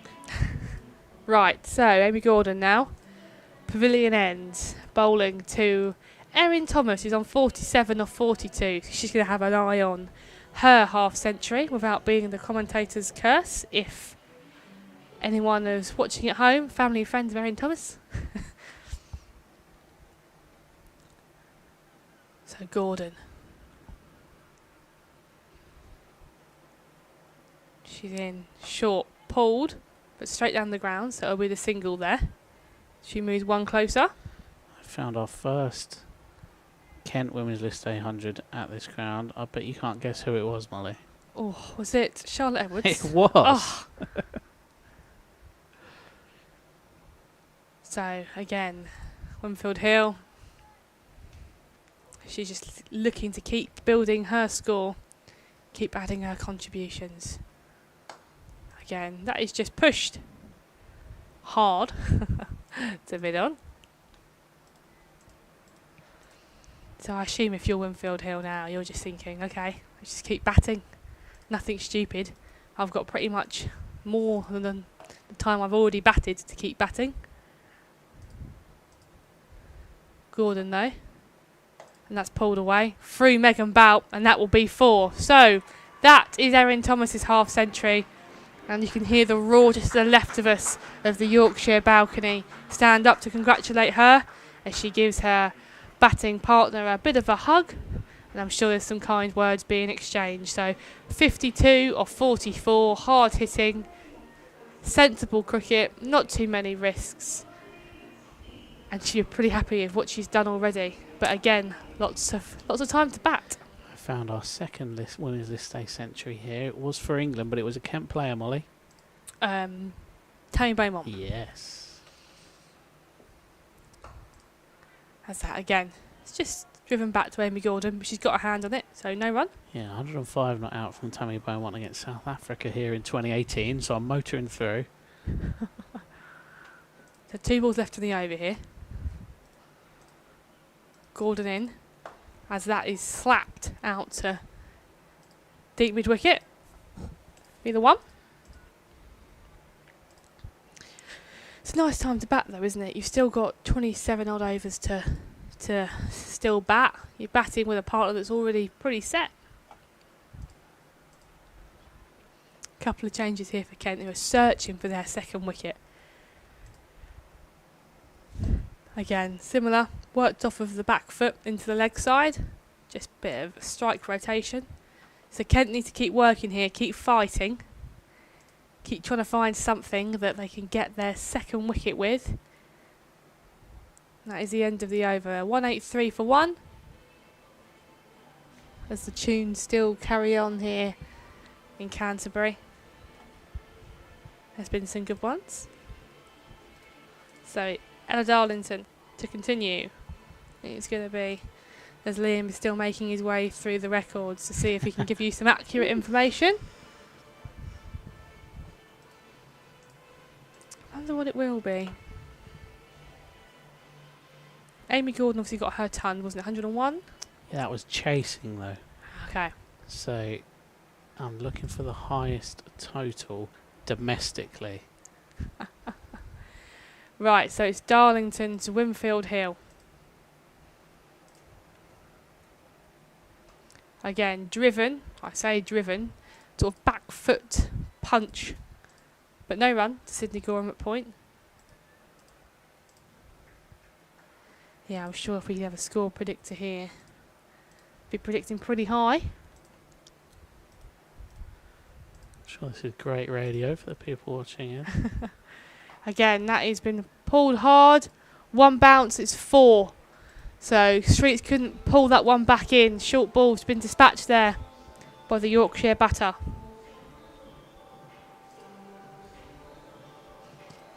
Yeah, obviously I think it's probably 350 plus potentially Yorkshire are thinking about. If they keep going at this rate anyway.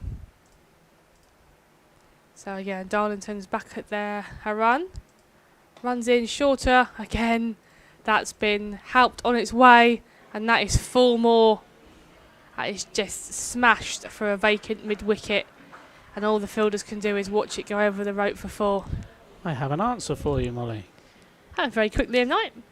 The highest domestic women's List A total at the Spitfire Ground, St Lawrence. Now, I would caveat that with surviving scorecards from pre-1990 are unfortunately not readily available. Darlington. And that there. I think it's an inside edge that will go away for 4. Sorry. Signal, yeah, 4. 4 more runs. So from surviving scorecards, the highest women's domestic List A total at this ground, thankfully, is a Kent total. They got 271 for 5 in 2013 against Surrey Women here in the Women's County Championship, which of course was a one-day competition. So, Darlington. Again, that is pumped down the ground. That is 4 more. Winfield Hill is not hanging about here today. Brilliantly played. So obviously Liam is bringing you the stats here. So it looks like there's going to be a fair few records broken by the visitors today. It is all going on. But again, I think Kent fan, Yorkshire fan, I think you've got to appreciate how these two have batted and what they've done. And there's still 1 ball left in the over here. So Darlington to close out her over. And that is driven high in the air, beats the inner ring, couple of bounces, 4. So that is Yorkshire's 200 runs. They are motoring on.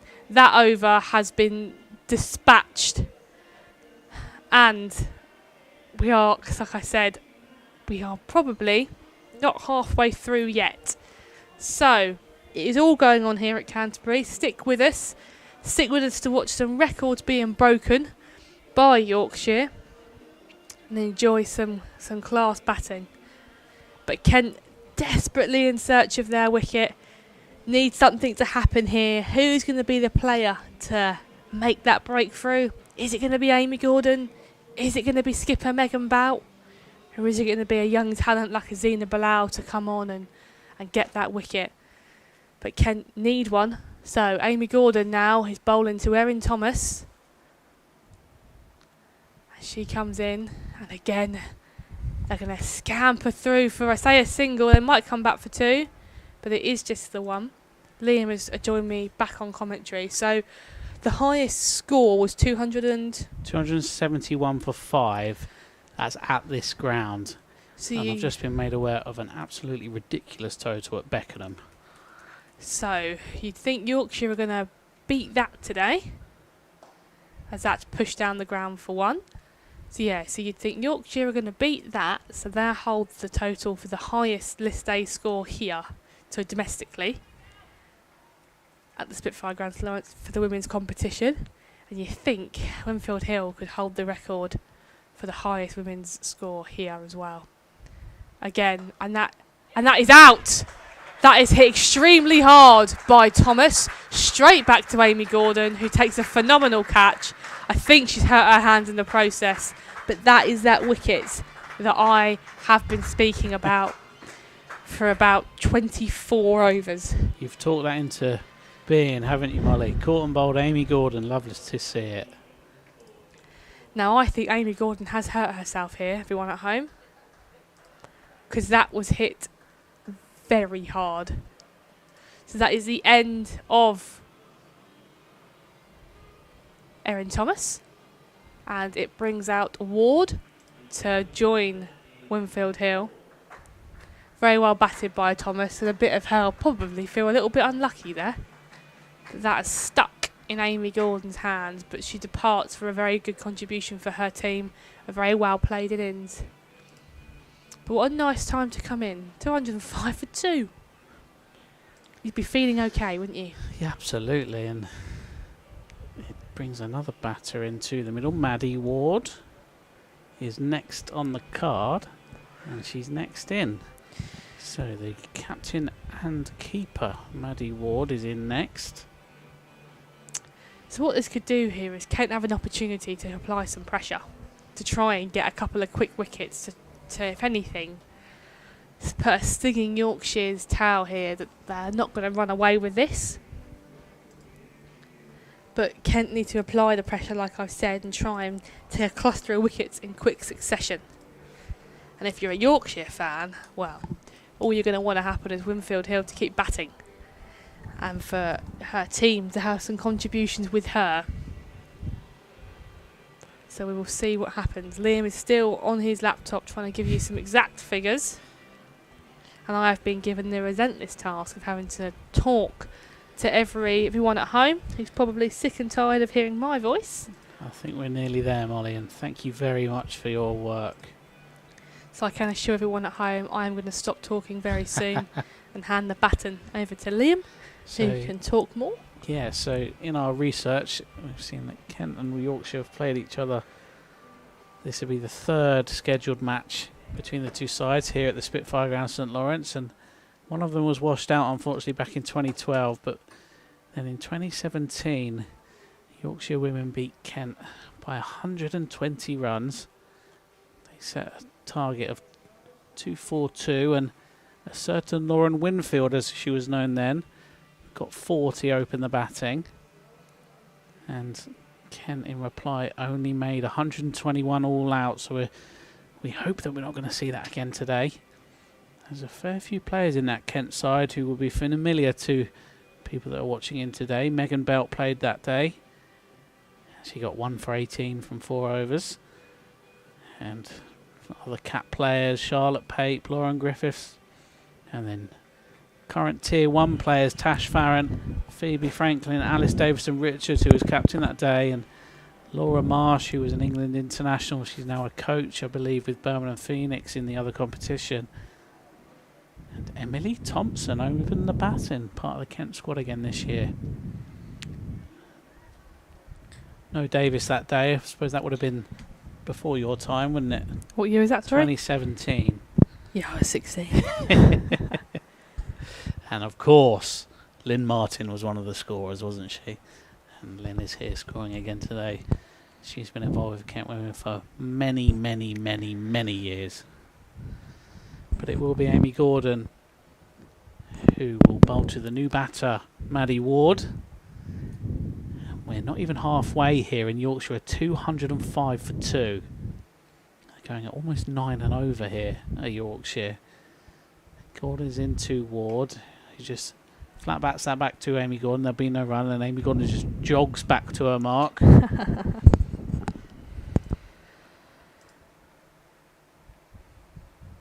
she's in again. That's shorter, it's up in the air, and it bounces just before Ella Darlington. And they will come through for a run, but that was another slight chance, Molly. It was to the new batter. So like I said, this is where Kent need to apply some pressure here now and not let the new batter set quickly. Yeah. Amy Gordon's changing the angle of attack here to Winfield Hill, who is on 128 from 82 deliveries. Here she is to Winfield Hill, just leaves that alone. That's gone down the leg side, slight drag down there from Amy Gordon. She's changed the angle of attack. She's going round the wicket here, and that's always going to be in play if you're facing a right-hander. She's in again, and that's much better, and it's turned almost in towards the stumps, but Winfield Hill plays that very nicely off her legs to scramble through for a single. Moves on to 129, and Yorkshire are now 208 for 2 at the halfway stage. I said earlier, I think, I'm not sure if you were doing some digging or not, that it could be a very big total if these two carry on. Obviously the break in the wicket will aid Kent's case into Yorkshire not posting over 350. However, if Lauren Winfield Hill keeps batting as she is, you kind of think anything's possible. Yeah, I think if we're going to try and get some light at the end of the tunnel here, Amy Gordon has, from what we can see in our archives here, she has got the highest Kent List A individual total. Charlotte Edwards got a ton against Warwickshire in 2014, but that was 100 exactly not out, and Amy Gordon hit 111 not out this season here against Derbyshire. So there is batting in the Kent side. Yeah, I don't think at all right off Kent. I think with Megan Sturge and Amy Gordon in that team, and Elsa Barnfather as well, who's been in good form. Wicket's good, runs there to be got. Zina Bilal to start a new over from the Nacton Road end.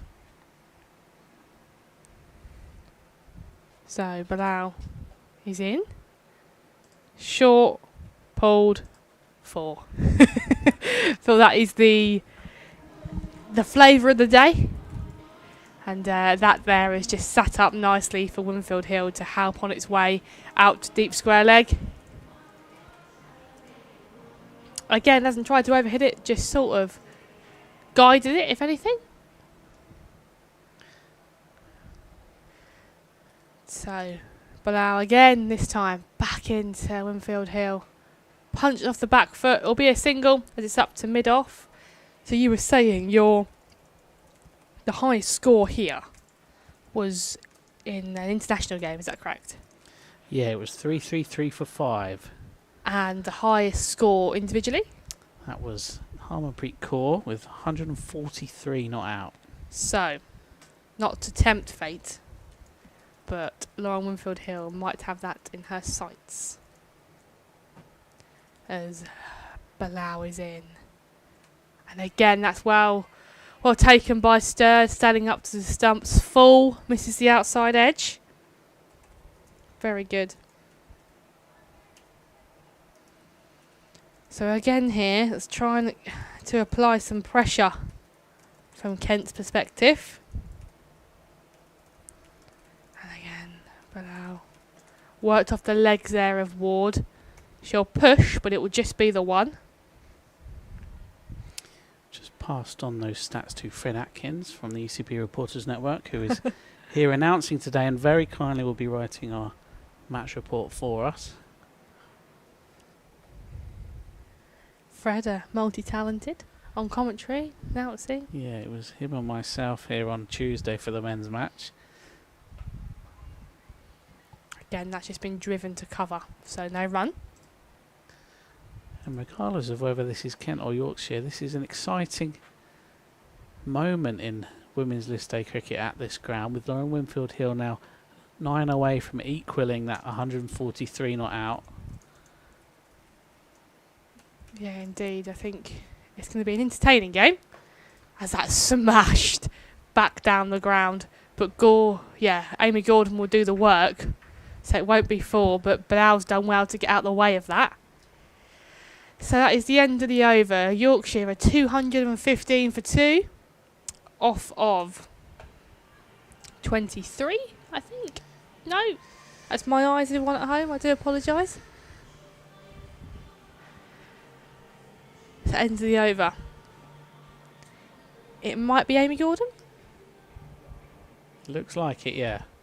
And I've done stat digging now, so Molly, I'm very much back with you here on the Kent Cricket live stream, proudly sponsored by Cluberly. You're listening to Liam and Molly Davis, the Kent wicket keeper, here at Canterbury, where we might be about to witness history as Amy Gordon bowls to Lauren Winfield Hill, who's on 135 not out, moving on to 136 not out, and 137 not out. It's a run-out chance. Oh, and Megan Sturgis missed it.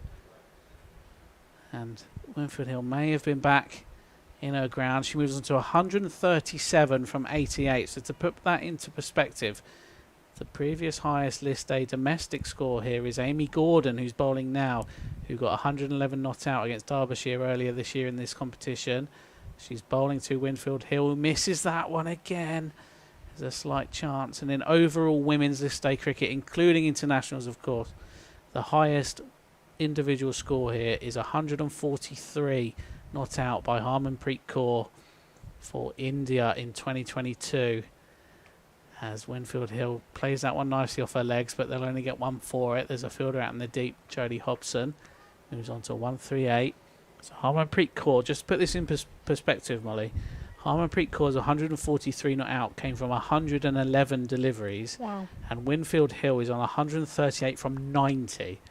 So that just shows how good this innings has been from Winfield Hill. As Gordon gets a dot ball there. Facing up was Maddie Ward, the relatively new batter, who's on 2 from 5. And there are 23.2 more overs to come. So I think runs are on the menu here. As that's another dot ball from Amy Gordon, who now sends back the fielders. She's, I think she senses a big shot here from Ward. Kent, we've said it a few times now, Molly, we're desperate for wickets. As Gordon comes into Ward, and that's brought a very nice defensive shot from the Yorkshire batter, and it's the end of the over. So 27 overs gone. This isn't a misprint. Yorkshire women are 218 for 2. It's all going on, isn't it? It's all going on here down at Canterbury. So it will be Zina Bilal to continue for the Nackington Road end. And yeah, Liam's right. It's not a misprint. You are actually seeing the correct scores here. Do we know Winfield Hill's best in a Yorkshire shirt? I can tell you that, definitely. Give me a couple of seconds, Molly. For all you Kent fans at home, hope you're enjoying the Yorkshire stats. We're just trying to give non-biased coverage of both teams here today to give a balanced view of what's going on in front of us. So we'll try and give you Yorkshire fans an accurate representation. And that has been guided, but I didn't quite time it, so there's no run. So thankfully, the cricket archive that we use has taken into account Lauren Winfield's runs when she was known as Lauren Winfield. So we've got all of her stats here. Her previous highest score is 138 not out, which spookily, Molly, is what she's on now. So, again, maybe she knows. So this is her highest score. And that is a wide ball by Bilal, so that won't be any more runs to Winfield Hill's total. Yeah, this machine has taken into account this match, so she has very much passed her previous best score. Oh, was and it? Looking at it, Molly, her previous best was 99 not out. Oh. So she's finally got her 100 in the Yorkshire shirt. And that was back in 2015, so 10 years ago. There we go. Short ball, and that has been hit hard into the offside, but Alsa Barnfather stops any runs happening. So she'll be pretty happy with today's work then. Oh, absolutely. And I just looked at the stream numbers, and a lot of you are now tuning in to watch this innings from Lauren Winfield Hill. So thank you very much for tuning in. Again, Bilal runs back in as that's driven down the ground, but straight at the stumps. So I think the stumps have done Kent a bit of a helping hand there. Yeah, well fielded, Lauren Winfield Hill. But we're lucky Ward is back in their ground, because if she wasn't and Bilal had got a hand on that. All of our new listeners, please let us know where you're tuning in from. You can tweet us at Kent Cricket or live stream at kentcricket.co.uk on the emails, as we might be about to witness some history. Bilal's back in, and that is flicked away off of their legs, and it'll be a few bounces and it'll go away for 4. So that's been picked up perfectly. So 142 off 94. Winfield Hill moves to. Are we the only game going on today, Liam, or are there other games going on around the country? Let's have a look, shall we? Try and give you some scores of what's going on, because obviously there's some... It must be, yeah, because there's permutations today. So it's happening here. Liam can run you through them. So Bilal is into bowl. Again, short, pulled away, out to Ella Darlington on the boundary, so she'll just get a single. Right, so that moves her level with the highest women's one-day score here from any batter in the history of the Spitfire Ground. The Spitfire Ground's been here since 1842. And Lauren Winfield Hill has just equalled Harmanpreet Kaur's 143 not out for India against England in 2022. So this is a big, big moment. And again, so this time, Bilal into Ward, as that will go on the leg side, and that'll be wides. And it's wides. So Yeah, wide's plural there. Yeah, adding on to Yorkshire's total. I feel like someone should tell Lauren Winfield Hill at the end of the game what she's achieved. Because it's a pretty fun fact to have, isn't it, and to be told. So hopefully someone can pass that information on. It's always nice to know. So Bilal is going to be now last ball her over that's left. She's into bowl, as that has been pushed into the offside. So no run to end the over. So 229 for 2 with 22 overs remaining. Means it's going to be a big last push here for Kent to try and take a couple of wickets to try and limit what Yorkshire can get to. If you're Yorkshire now, what are you eyeing up score-wise to post? Dare I say 400's on. Because the old adage, of course, Molly, is you double your score after 30 overs. We've got 2 overs before we get there, and we'll be looking at 500. I think if Lauren Winfield Hill keeps batting like this, 400 is definitely on, which would be an astronomical score and probably set records for quite a while here. The Spitfire Ground. Right. So Winfield Hill on strike. She's level with the highest women's list A score here at the Spitfire Ground in its history. Amy Gordon's in, and Winfield Hill is hit on the pads. It's an appeal from behind. Half-hearted appeal, though. And she survives, Molly. And Amy Gordon collects the ball. I think it was pretty much Megan Sturge that did all the appealing there, wasn't it? There was a moment there where I thought we've commentator cursed her. So Gordon in to Winfield Hill, who hits that into the onside, but there is a fielder there, so there won't be a run, and the wait goes on for history for Lauren Winfield Hill. She's on 143. If you just tuned in, this is the equal highest individual one-day score from any women's player at this ground, which has been since 1842. And Winfield Hill hits that into the onside. It's going to go for 4, and she has just surpassed, and she's just made history. And not many people know about it because there's no applause. There is no salute to the pavilion from Winfield Hill, but she has just surpassed the highest women's list day score here at the Spitfire Ground, St Lawrence. And she's batted ever so well. This is one of the best innings we've seen, myself and Molly, this year. We've commentated on every single Kent women match at home this year, and we're running out of words really to describe this. As Gordon comes in again to her, she's on 147 from 98 deliveries. Indeed, she's batted brilliantly, and you're right, I don't think anyone actually knows. So you at home and us here are the only ones that might know what she's just achieved. And Gordon's in again to her, and she hits that away. Worth mentioning as well, she's surpassed her highest score in any format. Her previous best was 134. She has now got the 4th highest individual score in Yorkshire women's history in the one-day game. And she's tried to sweep that one, and it's hit Megan Sturge on the ankle, and that has got to hurt, Molly. Keepers union here, Molly, come on. I think she's feeling this one. I think she wears the shorter, like, shin pad style. So I think it's hit her higher up on the knee, which is probably why she's got more of a dead leg than anything. But I thought it bowled her to start with, and I saw a limping Megan Sturge who's been hit on the knee. Molly, you might have to go to your car here. I have no kit with me, so unless you want to all watch me field in jeans and a t-shirt. Or Megan's stuff. You could swap, couldn't you? I could.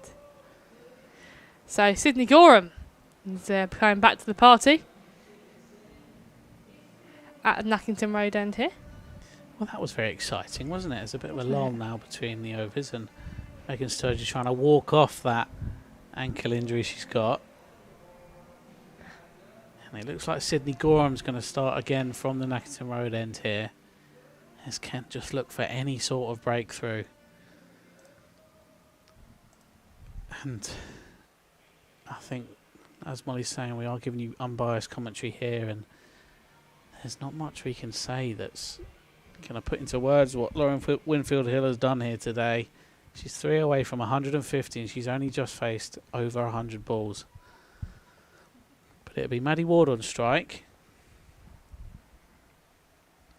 to Gorham, who comes in from the Nackington Road End, and that's defended again by Ward. And she's very good at these defensive shots, is Maddie Ward. And I think she's been to the same shoe shop as Sam Billings here. She's got some very, very bright shoes. Yeah, she's gone jazzy, which I quite enjoy. I'm trying to think, one of the games at Beckenham there was a fielder with jazzy shoes as well, wasn't there? It might have been one of the men's matches. Oh, it was. I'll get back to you on that. As Gorham comes in again to Ward, who drives that into the onside, but Amy Gordon's there to do the fielding. There won't be a run. Is it Amelia Gay? It may well have been. Who scored 100 yes. that day? There's a theme. course, we've seen Sam Billings hit one day and T20 here at this ground, and records have broken. So another name goes on to the ground records here as Lauren Winfield Hill has surpassed the previous highest score. Gorham comes into Ward, who just plays that into the offside. There won't be a run.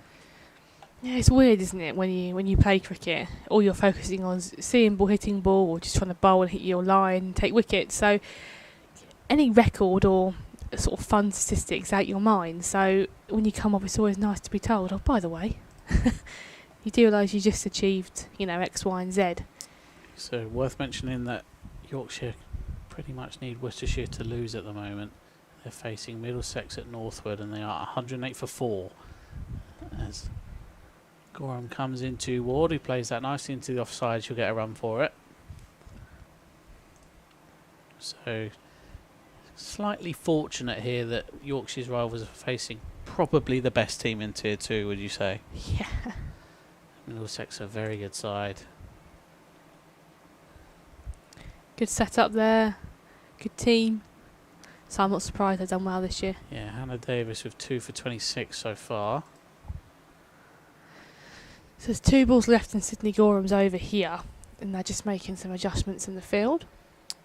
Yorkshire fans will also have one eye on the Gloucestershire game, who could usurp them if they somehow lost here. And they've got Leicestershire Foxes women 148 for 3 after 30 overs. As Gorham comes into Winfield Hill, who hits that very nicely into the onside, moves on to 148. Very slow ball that, wasn't it? Just got some airtime. Yeah, good change up from Sydney Gorham. Only 2 from the over so far, so it's been a good over from a Kent's point of view. The Ward sits on 3. One ball left.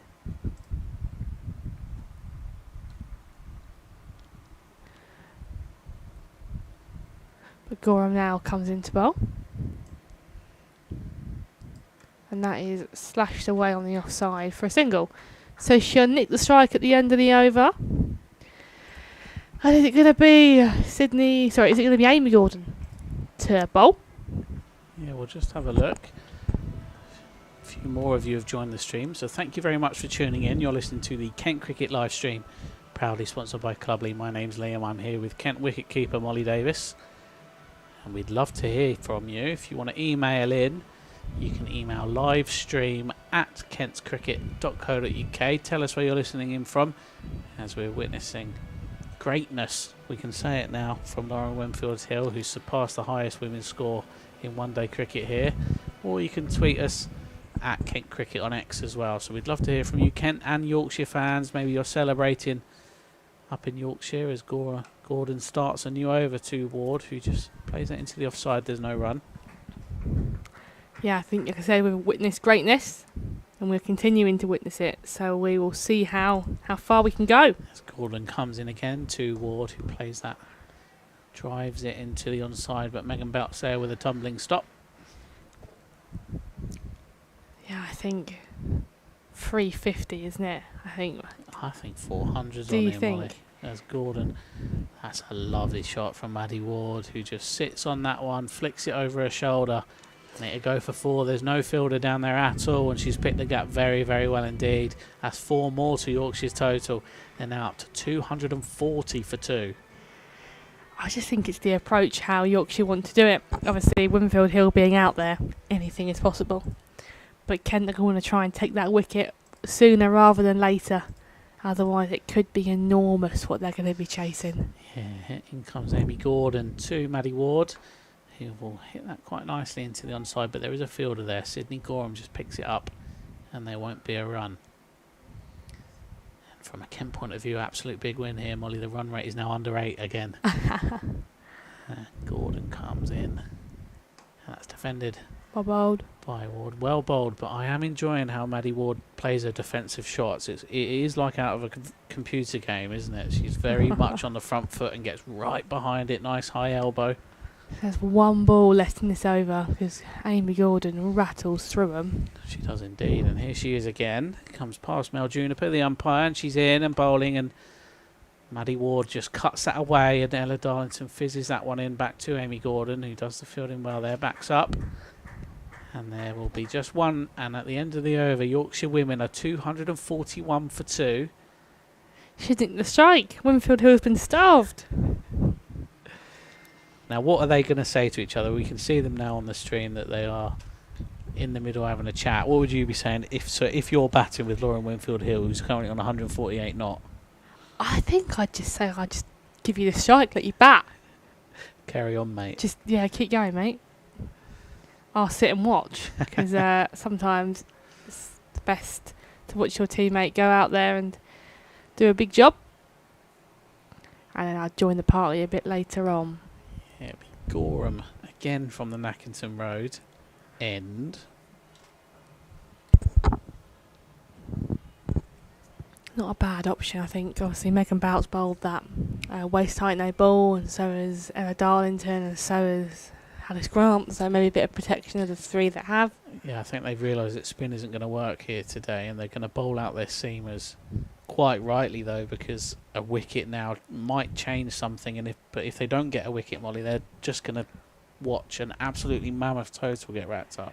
I agree. I think this is the only game I've seen Isabella James bowl this hardly any overs.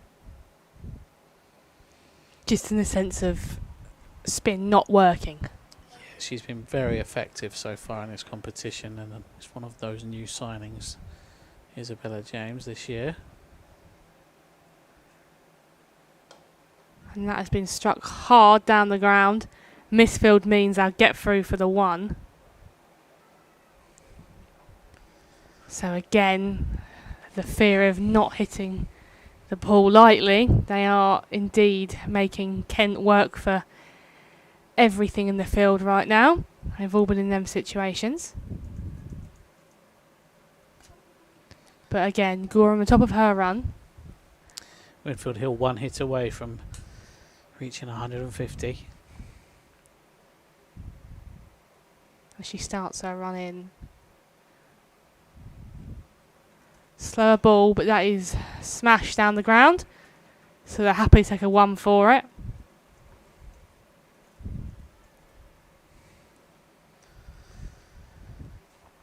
And it means she's moves on to 149 from 103 deliveries. This is out of the ordinary, let's say. I was about to say, this isn't your usual 50 over game, is it? But today, last game of the season, you're being treated as that is wide, and that is just pushed down the leg side, stopped by Megan Sturge, but the umpire's arms go out, which means that's another run to the Yorkshire total, and a ball that must be bowled. There's a few spots of rain on the windows here, and earlier on we were saying hopefully we avoid the rain, but now from a Kent perspective I would say bring the rain on. I'm sure a few of the Kent players are looking at them skies thinking, oh, it could look to be raining, and yeah, it could be a wet afternoon as that one's defended into the mid-wicket.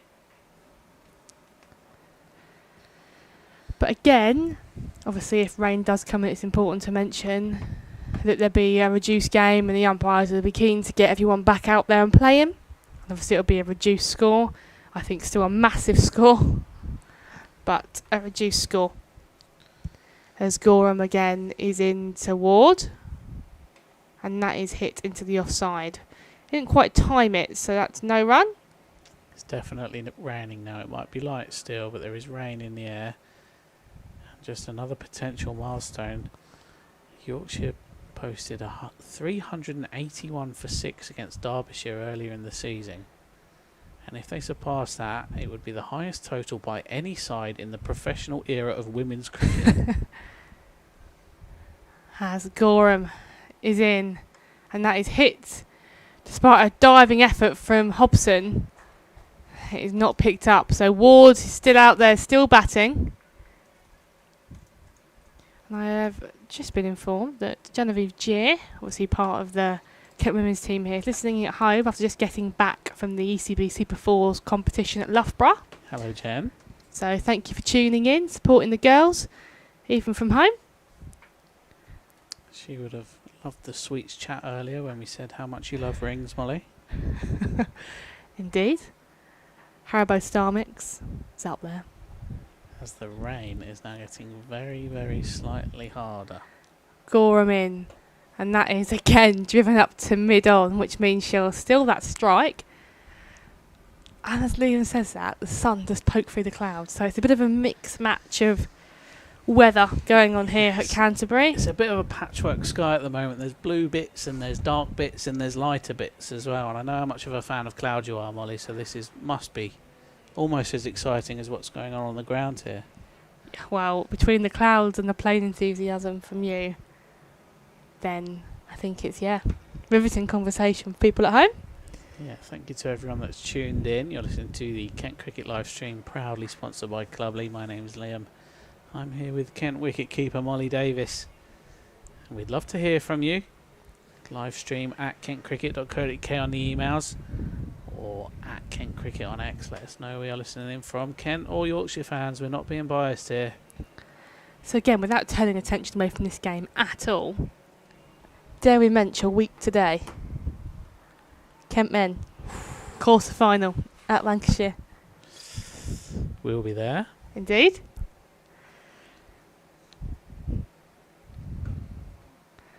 As that's hit up to mid-off. No run though. It's done by James. Thank you to Greg, who's emailed in. We'll get to your email very shortly. As Gordon comes in again to Ward, who slaps that into the onside, but she won't beat Sydney Gorham. She'll just get one for it. Greg has asked us a few questions, Molly. Okay. So he says, what was the second we can put on the ship? I can tell you, Greg, that it was worth... Oh, blimey, I'm going to have to get my maths out now as Gordon comes in again to Winfield Hill, who plays a single, and she reaches 150 not out from 104 balls, and everyone that's in the ground today is applauding Lauren Winfield Hill here. Regardless of your allegiances here today, this is a special knock from Lauren Winfield Hill. She's been out there for over 2 hours now and faced 104 balls, and she has now beaten the highest women's list day total by any individual. It's been a very good watch today, and I'm sure everyone at home and here have really enjoyed it. So that's hit up in the air by Ward, but it drops safe. Elsa Barfather does the fielding in the offside. There won't be a run. So, Greg, the second wicket partnership was 164. That was answer to your first question as Gordon comes in to Ward, who very nicely again defends it. I'm a big fan of this defensive work from Maddie Ward. He also asked, why wasn't Ward timed out? There was a bit of a gap, wasn't there? There was. Before they came out, and it might have been close, but obviously not enough to time the new batter out, and she's now scooping it again. We've seen this already from her today, and she'll get 4 more from it. She's done that twice and got 2 boundaries. Just to answer Greg's question, I don't know if it was because of Amy Gordon's injury to her hand. Potentially, yeah. So it was a caught and bowled, wasn't it? Yeah. From Amy Gordon, and it was fizzed back to her, and it hit her hard on the hand. She had to get a look at it by the physio. So you may not have seen her on the stream, but Maddie Ward was out there with Lauren Winfield Hill for a few moments before play resumed. But yeah, Amy Gordon took a bit of a blow, so she was just receiving some treatment, I think. So the umpire allowed that to happen, and that will be allowed as well on the overrate time, so that will be accounted for. His final question, Molly. How many female list out scores of 250 plus anywhere in the world? Now, I can look that up, Craig, so don't worry. I will try and get that for you. Thanks for getting in touch, though. Yes, thank you, Greg.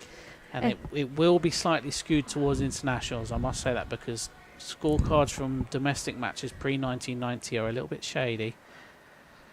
But for now, Isabella James is coming on for the Nackington Road end, and she'll be bowling to Winfield Hill, who's on 150.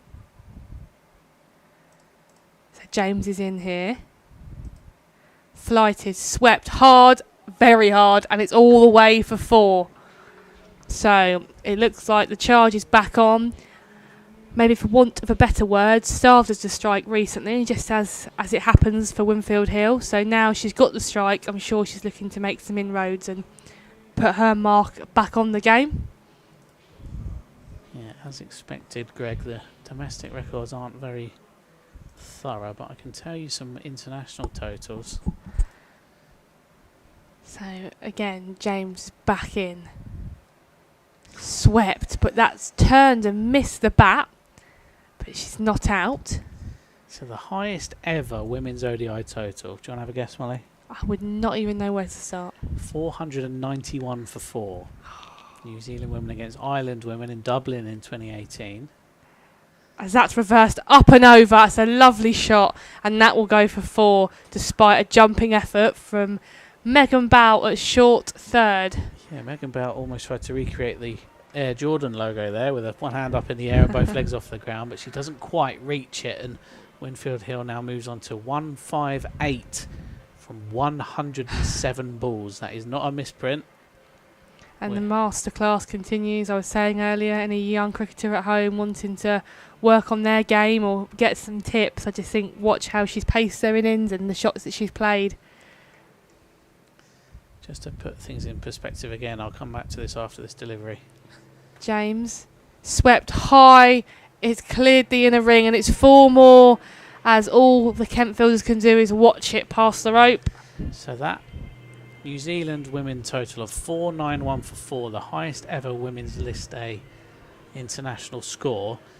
Susie Bates, Kent legend of course, capped player with the county, and she would have been around when you were in the pathway, Molly, I presume. Yeah, I was back end of the pathway by that time, but yeah. She made 151 from 94. So Lauren Winfield Hill is striking better, just as well. James again moves her feet, hits it hard down the ground, a couple of bounces, and it's 4 more. That is phenomenal. And what's happened now, if we touched on this earlier, Megan Bout has turned to her seamers early on, and a few no balls, maybe not want to bring them back on because they could be taken off altogether. She's had to turn back to spin, and the Yorkshire batters have liked spin today. We've had 5 deliveries in this over, and 4 of them have gone for 4. That was like Darlington's over earlier. All but 1 went for 4.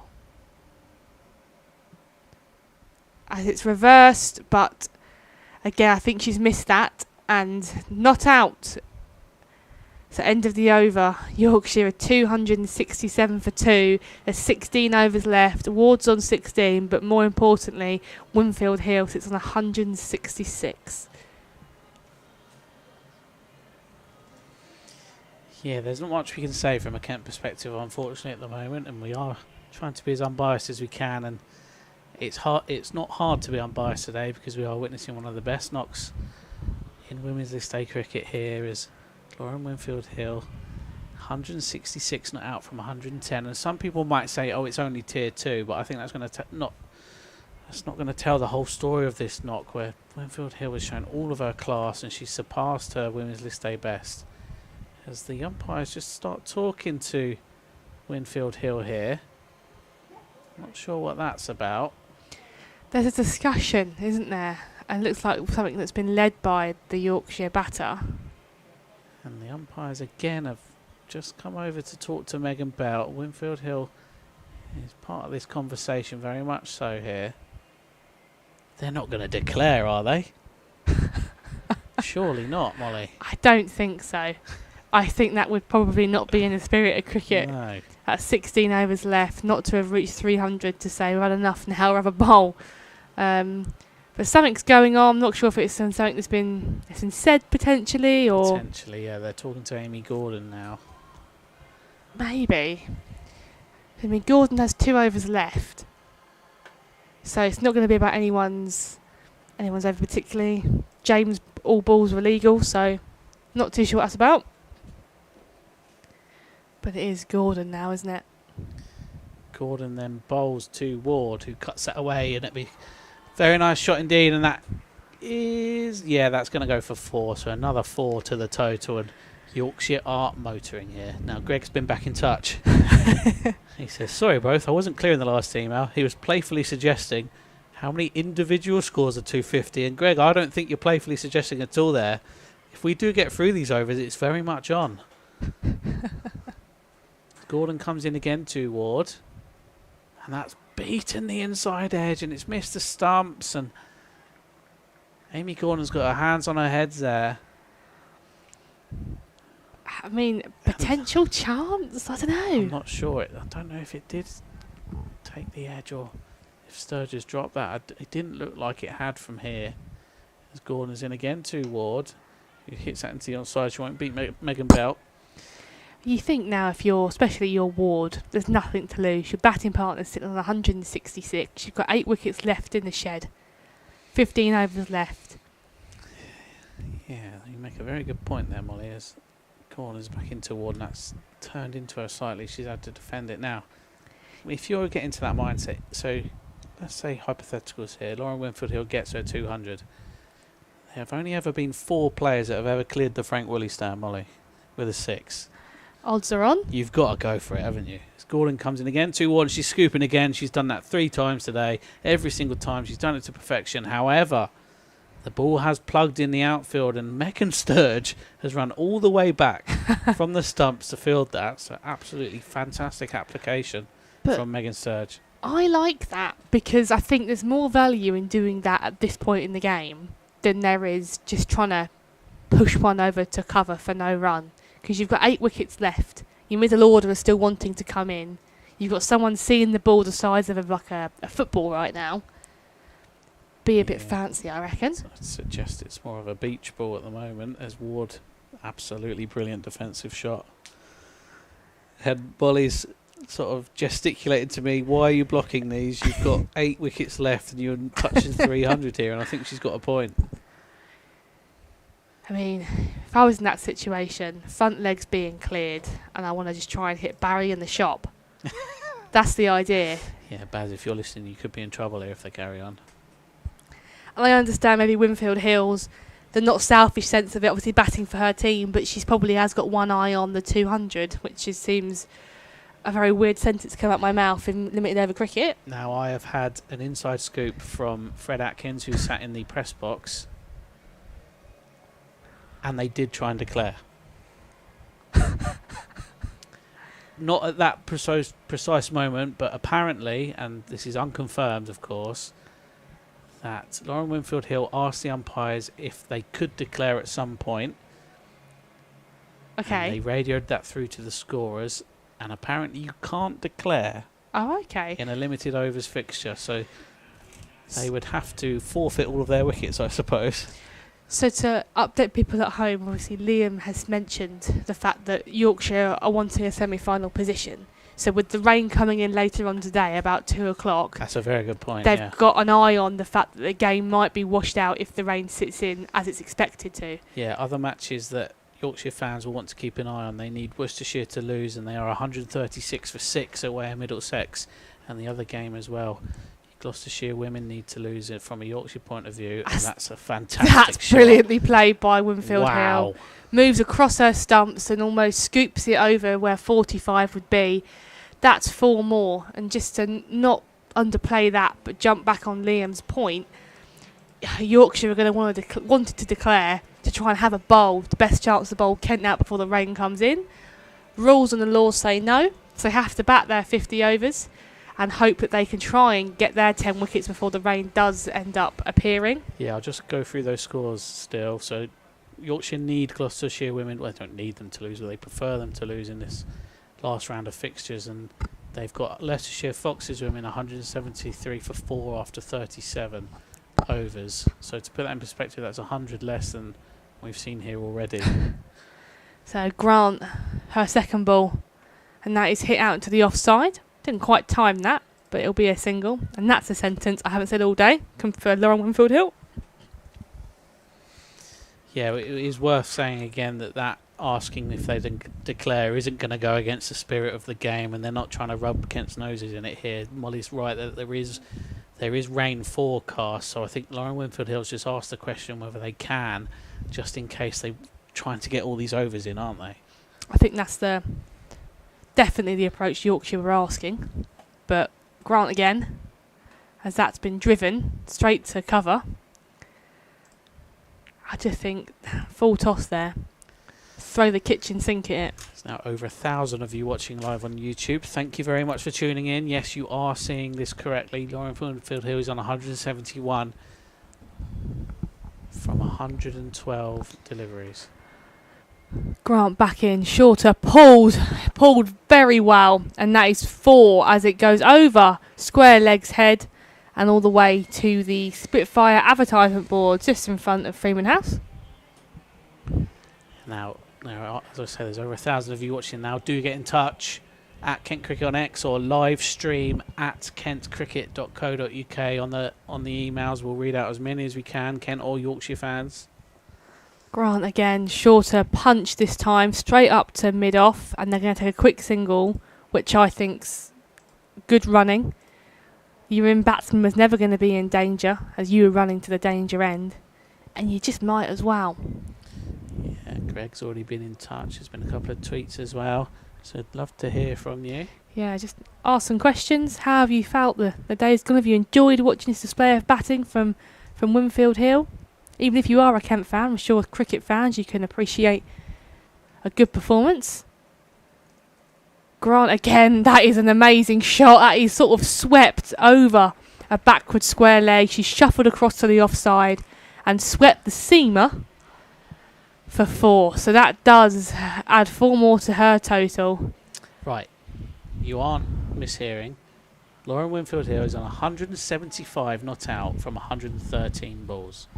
The previous highest women's list day score here was by Harmanpreet Kaur, who Molly arguably is one of the best batters in the world. Indeed. She got 143 not out against England here, but in the lowly Women's Metrobank One Day Cup League 2, we quite happen to very much enjoy. We are seeing one of the all-time innings here from Lauren Winfield Hill, and regardless of what colour this player is wearing, this is a fantastic innings to watch as Amy Gordon starts a new over from the pavilion end, and Ward has finally hit out at one, and Molly is celebrating next to me because we all know that Maddie Ward is a very good attacking player. We've seen her scoop it a few times and reverse it a few times, and Molly said a few overs ago that maybe why are you defending some of these deliveries, but Ward has just driven that very nicely indeed. It's a brilliant shot. It's great. Yeah, it's gone over Isabella James's head, taken 1 bounce, and it's put 4 more on the board. So Yorkshire are 9 away now from 300 inside 40 overs. And there is Molly, the fantastic defensive shot there. And I think, well, you enjoyed the defensive shot and watchful. And obviously, Ward knows what she's doing. I'm not trying to underplay at all what she's done. Just that, again, observation perspective. Gordon's in again, and Ward. I thought she might have taken the edge there. Good work from Megan Sturridge behind the stumps, but it's just a dot ball. As Gordon's in again. And that's dug out nicely by Ward, and Gordon stops that with one hand. Now that could have been risky if that ball had fallen straight to either James or straight back to Gordon, because they've run a single and Winfield Hill was getting her skates on to make the ground. And as I've said that, every single player pretty much has dropped back to the boundary. Yeah, if you're going to get out here, you're going to get out swinging, aren't you, Lauren Winfield Hill? Because she is seeing this like, I can't think of anything bigger than a beach ball at the minute, but here she is again. She's just hit that delivery from Amy Gordon into the onside. She'll move into 176 from 114. And I, for one, Molly, very much hope to see one of these lovely Maddie Ward defensive shots. It is worth mentioning, though, that she's on 32 or 42, so she's not slouching around. No, not at all. It's more the situation, I think, rather than the ability. Is cutting away, Amy Gordon, but she'll only get a single. Zina Bilal's out there, and she'll do the fielding.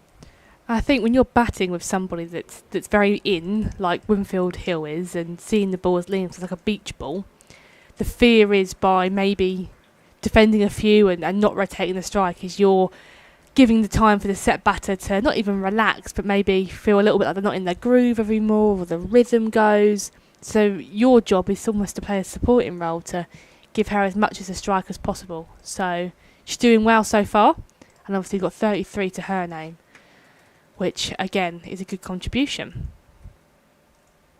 So, 13 overs left, still 13, which it seems... 400 is definitely on. Yeah, I think now it is. Now looking at it, 13 overs left. Pretty much at 300 now, or bar 6.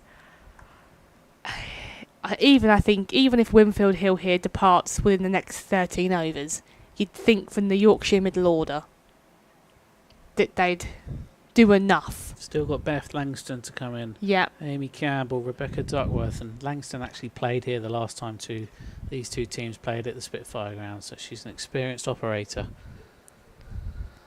So it is Alice Grant here to again come back to bowl. I think it is worth mentioning it seems hard for any bowler out here today to get a bit of rhythm or get some purchase.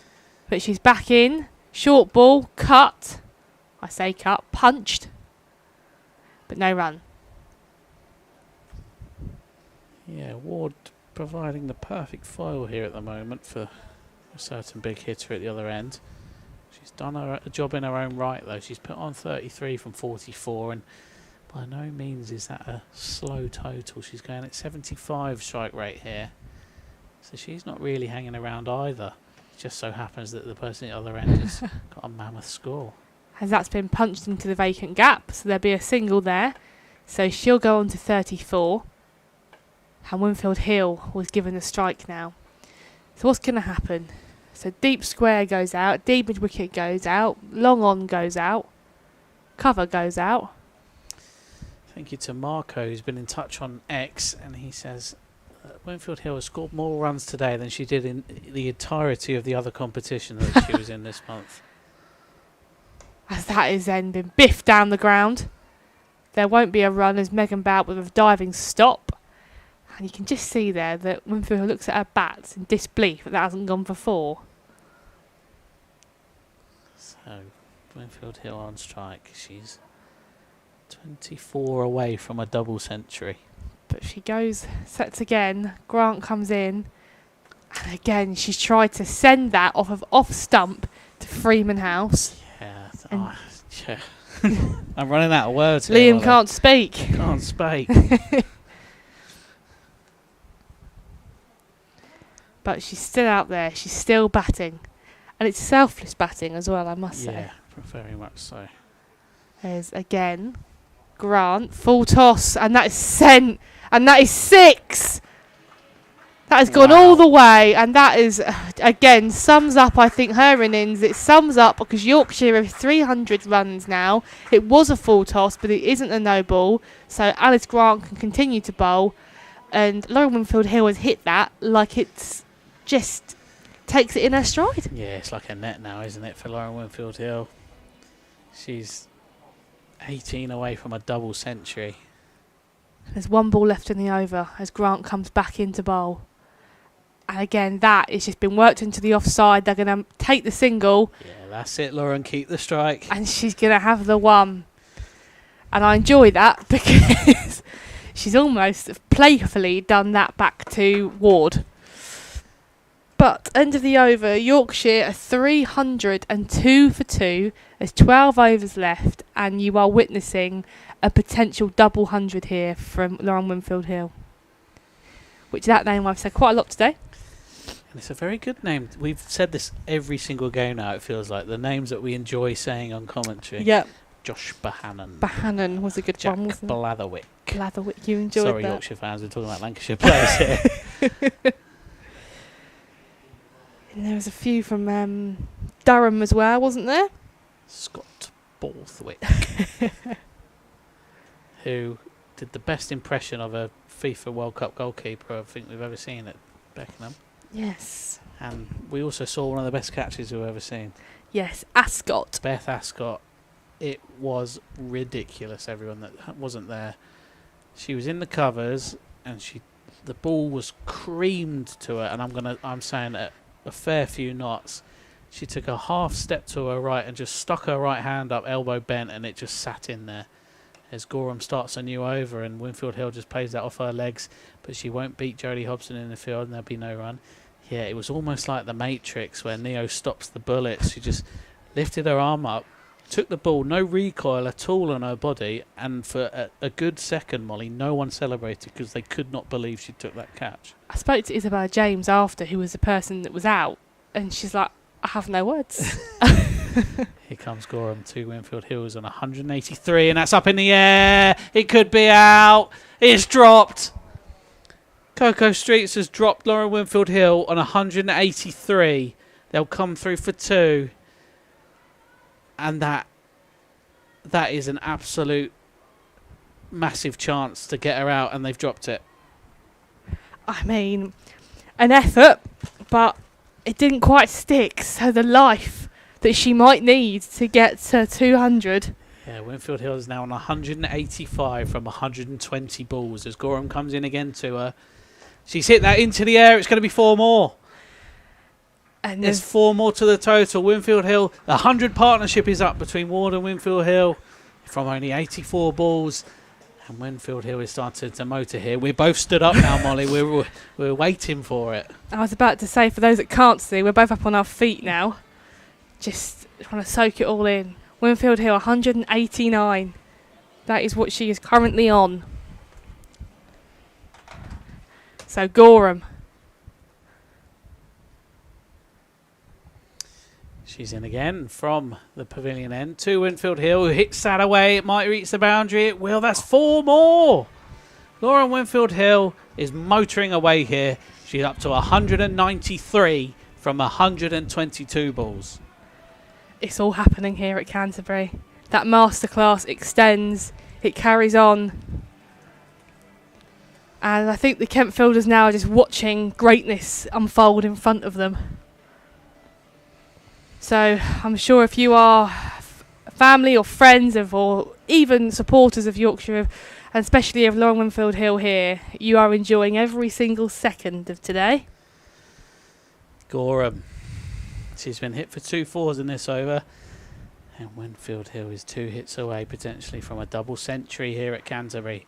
Gorham's into her, and Winfield Hill reverses that one, but Ella Darlington does very well indeed to almost read that. She knew that Winfield Hill was going to reverse and gets in position nicely to stop that going for any runs. That's unlucky as well because she's connected with that, and she's picked out the only fielder in that region. But you're right. I think she's viewing it like a net now. She's not playing selfishly at all. It's all very selfless here for the team to try and get him up to. They're looking at 400, aren't they? I think that's evident, as you've said. Sydney Gorham comes in to Winfield Hill is 193. She may have been hit on the pads there, but there's no appeal. It must have gone down the leg side, and they'll scamper through for a leg bye. And it's the end of the over. It's the end of the over, so Winfield Hill has kept the strike. She's on 193 from 124 balls. Yorkshire on 303 for 2, and we've still got 11 overs left. We have. Good from Ward, though. Take the single, give her the chance to get what she needs to. Now, let's say she gets her 200. Surely after that, it's fireworks. Yeah, you'd like to think, though, wouldn't you? I think after that, it's purely fireworks and trying to get her team up to as many as they can. Obviously, she's doing that now, but once you've secured your double 100, which it must be a very nice feeling, you sort of think, right, nothing's off the table. Skipper, Megan Bout, is back. Yes, Lynn Martin has just had to put number 6 in the scoreboard, but she's put it in the runs column by accident very shortly. Then it looked like Winfield Hill was on 199. She's not. She's on 193. As Bout is in, she uses her feet and she clips that into the leg side, and it would just be 1. So that moves to 94. Ward on 34. Obviously, Bout bringing herself back on, turning back to spin. She's in, and that's been pulled away from Ward. It would just be the single again. So, obviously, Kent having to have quite a defensive field here to try and game manage so they don't get to 400. But by doing that, they leave a very vacant mid-wicket, which gives the opportunity for Winfield Hill here to take these in singles if she wants. Offside packed again.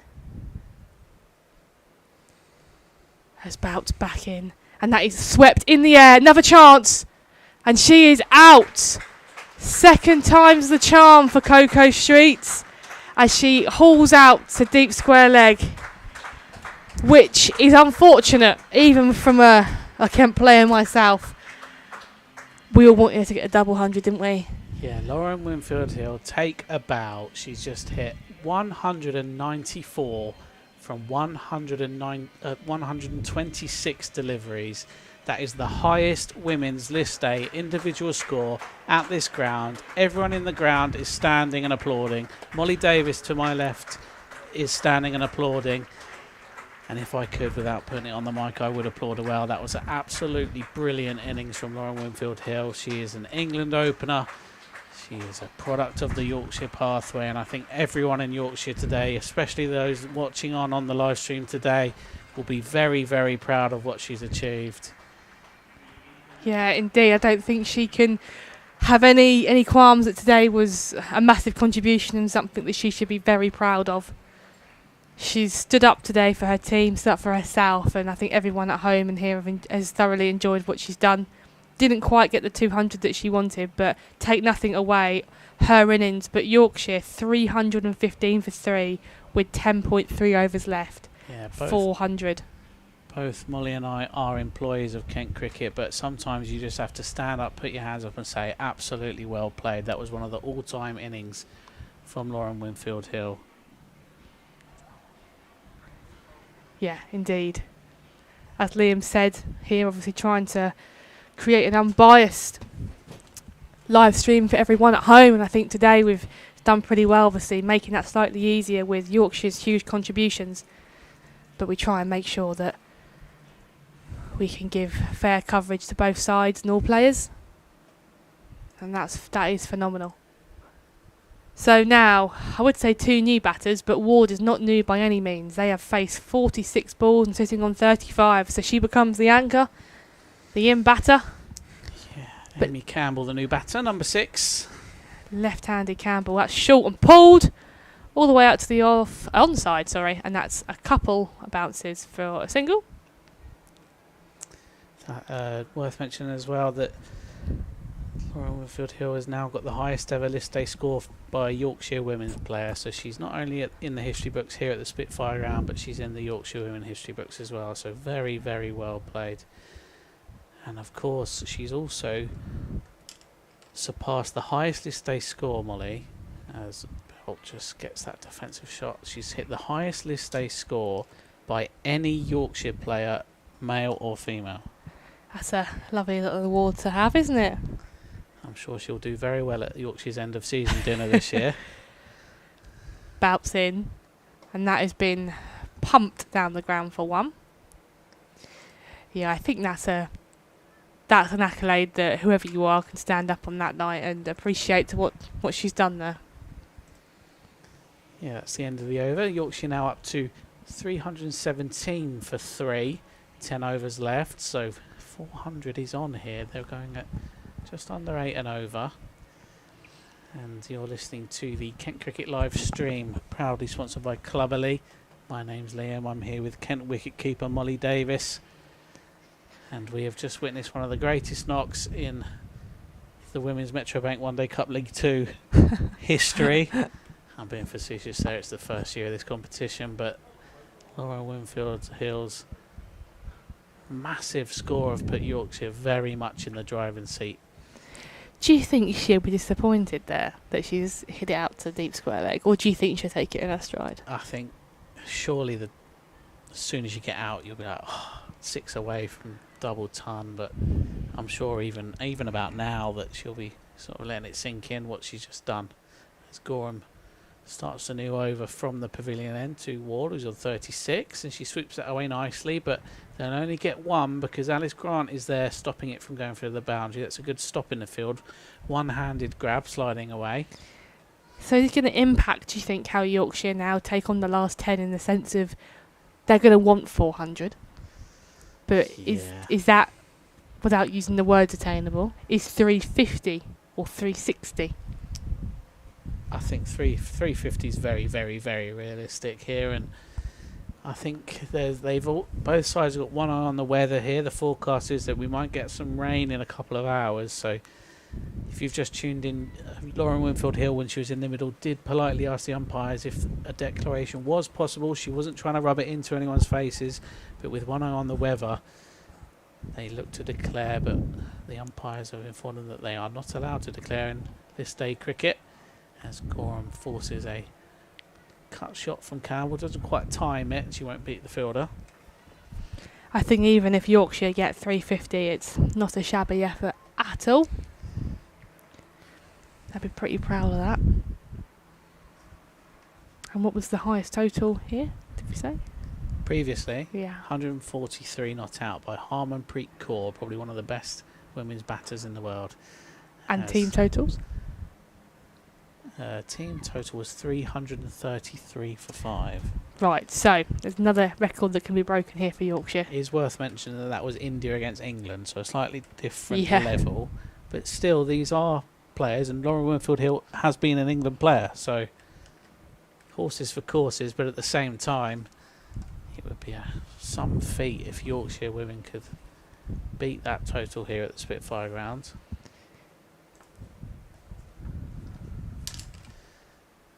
Winfield Hill's 194 beat Darren Lehman's 191 for Yorkshire against Nottinghamshire at Scarborough in 2001.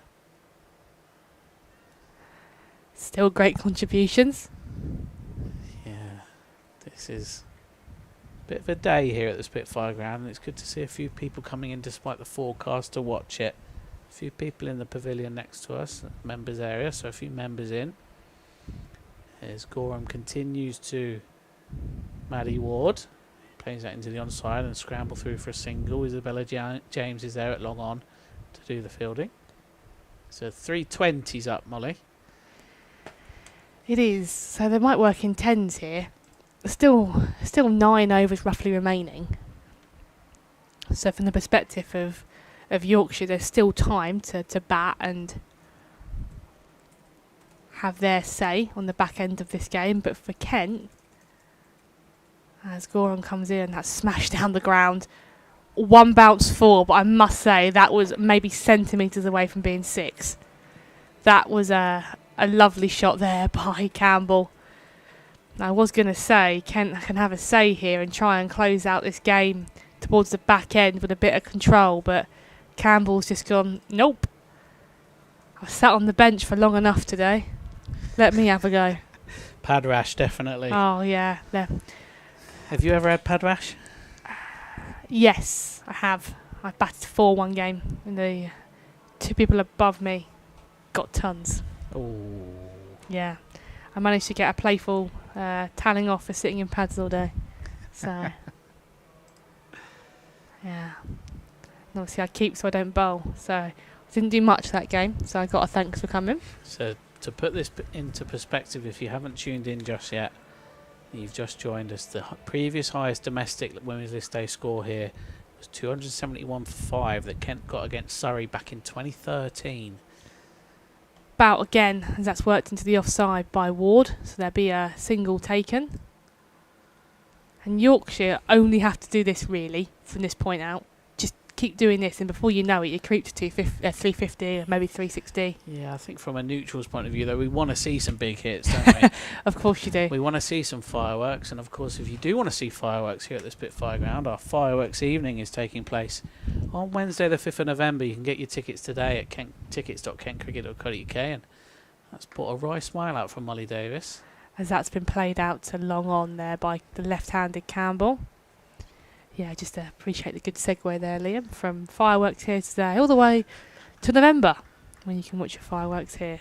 Always a good display down here at Canterbury. Yeah, I'm sure people watching the stream in here today will remember this innings from Winfield Hill. As that again is punched down the ground, but they're Other games worth noting from a Yorkshire point of view: Middlesex have restricted Worcestershire Rapids women to 136 for 6 in the 36th over there. Slightly different to what's going on here. Bout again, as that's been hit down the ground. It will beat mid-off. And it will It's been pulled back in from Amy Gordon, you know. So I think that's only going to be 2. Good bit of work from Amy Gordon. That's run round from long on all the way to long off, beaten Sydney Gorham, and pulled the ball back in. So this has been a very good knock from Ward. She's played some very nice shots, very aggressive shots, and played them at the right time as well. She swept that one away, and she'll beat the fielders 4 more. So if you quickly, Liam, pull up the scorecard, if that's okay, because that moves her on now into the late 40s. From this match? From this match, please. If we have a look, pretty much everyone bar the opener Thomas is going to be getting 50s or above, as that's been smashed but straight to the fielder. She'll be disappointed there, Ward. So, end of the over, 8 overs remaining. Yorkshire 332 for 3. Ward's on 45 and Campbell's on a very quick 7. I will say, we did warn clouds, but as it stands, it's not looking awful. No. Thank you to Rita Green, the commentator that has been in touch. Loving the coverage. Thank you very much. Really entertaining. And she says it's been a Winfield Hill masterclass. You can't argue with that, and Rita Green does know her stuff, so it's almost like what we've been saying has now been vindicated by an actual commentator. Exactly. You know I'm not talking nonsense when someone at that level can confirm it. She says she'll be commentating on the Metro Rank Finals Day on the 14th of September, and she thinks she might see Yorkshire there. She says, shame that Kent won't be. I know it's a shame, Rita, but Yeah. we can see why Yorkshire are where they are and where Kent are. So, Sydney Gorham now, who bowls her last over of the day, as that's smashed away again by Campbell, out to deep cover. Again, the left-hander, I enjoy that. We don't see too many left-handers in the women's game, especially in the games that I've commentated or played in obviously League 2. And they have a place in the sense of they cause a little bit of trouble. And as well, they sort of throw the bowler off their line slightly. So, Gorham is in again from the pavilion, and this is her last over of the day. That's a slower ball, but Ward matches it well, and she's recognised it was a slower delivery, so just waited on it, then hit it into the long on region, and they'll get a single. So yeah, that brings left-hander Campbell back on strike here. Deep mid-wicket out, but they've kept square leg in the ring, which could prove to be an interesting move. Gorham comes in again to Campbell, who hits that very high into the air and very high into the stands. That's gone for 6, and that was a lovely sweep. Yeah, that's been sent, isn't it? Over the advertisement boards, next to Barrett's and the Spitfire, and then next to Freeman House. Yeah, very, very good indeed. Just as I was saying there, not having much left leg side boundary coverage, Campbell's obviously, she's heard me, and she's setting that on its way. 340 now. Yeah, the Yorkshire live text of this game said it doesn't get any easier for Kent as Amy Campbell comes in, so more firepower here, and we're seeing this. As she's hit out again, she'll get 4 more. I'd like to rescind my only comment about making only 350. And I'd like to say 400 is my new estimate. I told you 400's on, Molly. You all laughed at me. I know. So, Yorkshire move on to 344 for 3 with 7.2 overs remaining. That is not a misprint. And this could be an absolutely mammoth total for the Yorkies. As Sydney Gorham has just been hit for 2 boundaries in a row. We'll see how she comes back from that. Presently, as she's in, she's past Mel Juniper, the umpire, and bowling, and that's a loopy full delivery, but a good one. And she will get no runs from it as Megan Belt dives away to stop Campbell's drive going past her. There's still 1 ball left in the over for Gorham. As Campbell just sets herself again. So Gorham comes in again to Campbell, who's on 18 off 9, and she's going to get more runs here. She's flicked that, But very good fielding indeed from Zina Bilal has meant that she's got there in time to take that over her head, stop it going for 4. It did bounce once. That's good fielding from Zina Bilal. And at the end of the over, Molly, Yorkshire off 345 for 3. And they still have 7 overs left. I think it's the important thing to mention now. And Campbell is rapidly racking up the runs. Yeah, we regularly see women's T20 scores of around 130, 140. Yeah. If you're going to take that into that context, that if we were playing a T20, we were only just past halfway, so there's plenty of opportunities for Yorkshire to get over that 400 run mark here at Canterbury. Indeed. So Megan Bout now to come in to start her next over to Campbell, as that's whipped off the legs, but straight to Ella Darlington.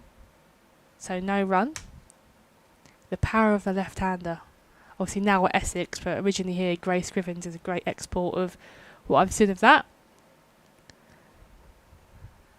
And again, that is a hit firmly down the ground. But it will just be the 1 there. So Ward will now have the strike. She sits on 46.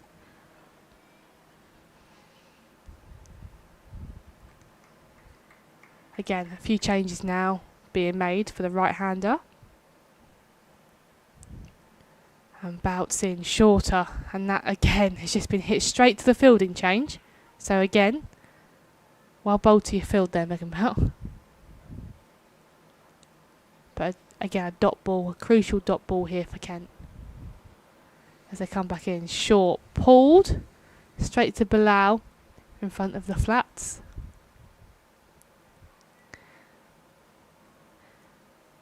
I had a privilege the other day. I've just had to go into Freeman House, and I saw the view from one of the balconies. And it's a very good view. Is that your other life as a florist? It is. As a busy business owner, a florist, sometimes we have to. Oh. Now that there is a full toss that has been reversed for 4 all the way. Now Megan's already bowled a beamer. Yeah, and I think she's got away with that. I think she has. Yeah. Yeah. That was close though. Yeah, from our position it did look head height, but here we are. Again, struck down the ground. And again, I think I just want to mention that's 352 now for Yorkshire. So they've made the 350 mark. Again, 6 overs left. 400 they've got to be thinking. Yeah, I think anything less from this position would be slightly disappointing from Yorkshire, but I don't know how you'd be disappointed after making over 350 for only losing 3 wickets. And if the rain does stay away, it will be a monumental run chase if Kent were to win this game. Yeah, I agree. I think we'd pitch invade, wouldn't we, if it happened? Yeah, we'd drop our commentary headsets and run across the practice wickets and get a tallying off from the head groundsman. Yeah, you'd stop hearing us on the stream, but you'd pretty much see us on the pictures. And it's going to be Ella Darlington starting a new over from the pavilion end.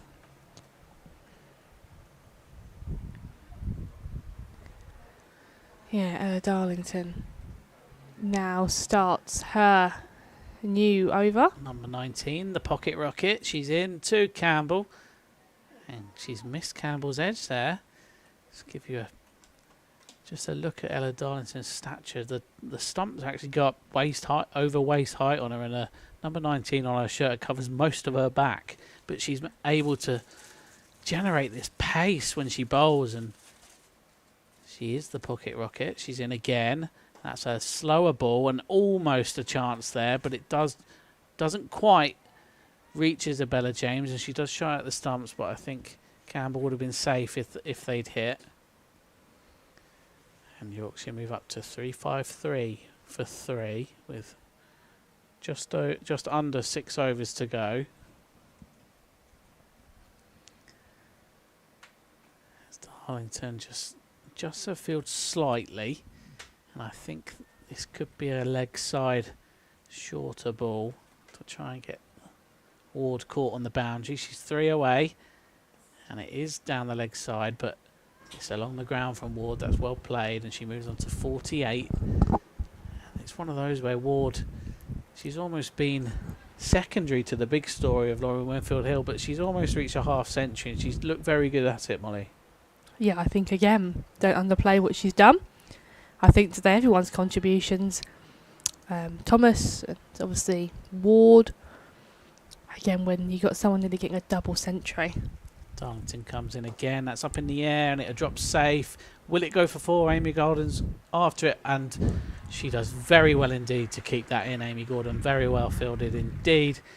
She's dived at that one, parried it back in, and stopped the boundary, but they will come back for 2. So Campbell's on to 28 from just 17 deliveries. Another little story that may have been overlooked slightly, that Campbell's striking it very well here. Yeah, again, she's been brilliant since she's come in, isn't she? In comes Darlington again to Campbell. It hits that very hard indeed, and that'll be 4 more. It bounced just before the rope. It's almost hit someone outside the Royal Cafe, but thankfully, from their point of view, it's almost bounced just before the ad board, then hit the ad board itself. So Yorkshire are now motoring, and 400 is very much on as they move on to 360 for 3. And Campbell moves to 32. Yeah, she's seeing it well as well. As Ella Darlington makes a slight adjustment in the field. Long on goes back. And backward square moves in. That's Darlington. He's in again. That's almost a full toss. And Zena Palau does the field on the onside. They'll get through for 1. End of the over. Yorkshire are 361 for 3, and they've got 5 overs left to try and get 400. We're saying that up here. I don't know if that's going to be their target, but I think so. I think at this point you're only 3 down. Campbell's on 33, Ward's on 48. Both batters are in. So you would definitely lean towards the fact they're thinking 400. Alice Grant's coming on to bowl. I think. Yeah, Megan Bout's taken herself off here. Grant comes on. Long on drops back. Deep mid wickets on the boundary. Deep covers on the boundary. Deep mid off's gone out. But no deep square leg for the left-handed Campbell. Which you think you have to pitch it up. Which she does. And a very good effort there from Ella Darlington. Stops 4. As that dive, that would have flown for 4 if that hadn't been stopped by Darlington. And now it does bring Ward on strike on 48. yeah, Grant's only bowled 6 overs, so she has been kept back a little bit for these overs. And she's in now. And that's into the offside with dot ball. It's well bowled there by Alice Grant.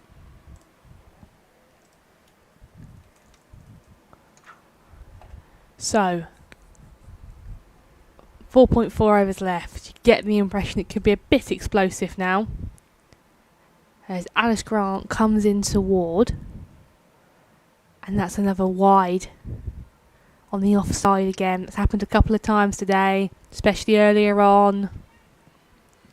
Worth mentioning that Maddie Ward is Yorkshire's keeper and captain. She's only 20 years old. And again, she's another one of the England under-19 squad of recent years. In again, driven down the ground. It will be a 1 as Long On is out on the boundary. So she moves to 49 and Campbell now has the strike. I think it's worth saying Campbell is 34 off 20 balls. You'd be happy with that. Yeah. So Grant now goes round the wicket to the left-hander. Field pretty much is exactly the same. And she runs in. And that is, again, heaved into the leg side. Didn't quite connect, ran out opportunity, but safe in the end. She's tried to hit that to Aylsham, hasn't she? She has. Nice niche local reference there, Liam. It is that way, though. So there's a geographically, I think it's straighter, isn't it? I don't think anyone listening cares. As Grant's in, and that's nearly chopped on, but she'll get a single as it's gone too far away from Megan Sturge. Interesting that James didn't try and shy there, but it does mean that Maddie Ward gets her 50 and she's played very well indeed for it. She's hit 6 fours. She's been out there for nearly an hour and a half and she's played very well indeed. She was part of a partnership that saw Lauren Winfield Hill score buckets of runs, let's say. We've spoken about it enough, but her herself, she's done very well indeed. So well played, Maddie Ward. Last ball here as Campbell works that off the legs, but there'll be no run. So if Campbell can get her half century before the overs run out, everyone bar one person in that top order has got a half century or more. Yeah, it's not going to be a good day for Kent bowling figures today. It's a tough one, isn't it? I know, I think the decision to field first for the weather, and as I've said that, there's some clouds now making their way over, which could look to drop some rain on us. But as it stands, it's been all Yorkshire, all batting. So I have to wait and see how this game pans out.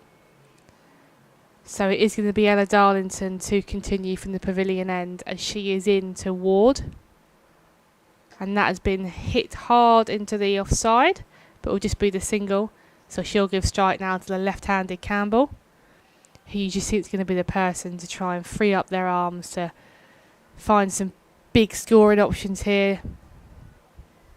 Boundaries are pretty fair size, so it's probably fair to point out any sixes that have been hit today are big hits. So Darlington starts her run into Campbell. Full toss. And I think she's can't... I'll wait to see if the umpire says anything. So no ball, and I think this could be the end of Ella Darlington. That's her second waist height no ball here, and it is. So the umpire is giving the cap back to Ella Darlington, who's been taken off for bowling 2 waist height no balls. It's fair to say it's not Kent's day in the field, is it? It's been all Yorkshire. So Zena now is coming in to finish up the over. Now, even though Zena will basically bowl 5 balls here, this will class as a full over for Zena Bilal. I didn't know that. Yeah, so you tend to find in certain situations, if you don't, at the beginning of a game, if you don't want to use up your bowler's overs, you might get a part-time bowler to finish up an over to save overs from your bowling lineup. But as it stands, only 3.5 overs left. It doesn't make a massive difference for Kent, and also only 1 ball's been bowled, so she's practically got an over to bowl anyway. So that's what that means. You learn something new every day.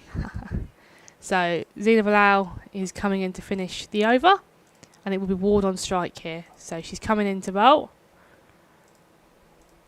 Again, that's been pulled away, outside off, but pulled all the way to deep mid wicket. So she'll get a single. Yeah, sorry Molly, I was just updating the Spitfire Ground social channels, and in the spirit of cricket we have quite rightly posted about Lauren Winfield Hill's fantastic 194 not out on our channels as well, and it's one of those scores that transcends team allegiances really, doesn't it? Yeah, hopefully someone's told her. Bilal's it again, that's up in the air. And Isabella James just about holds on to it. She took it Australian style with her hands above her head. But that will be a wicket, and Campbell goes for a very, very good 36 from 23. I think Yorkshire's pursuit of 400 may be a successful one, but Kent have got a 4th wicket. Yeah, it's going to be a big 3 overs for Yorkshire to get their 400 here, but Kent again, bit of success at the back end despite Darlington being taken off. Bilal's come on and got the wicket. Good catch from Izzy James.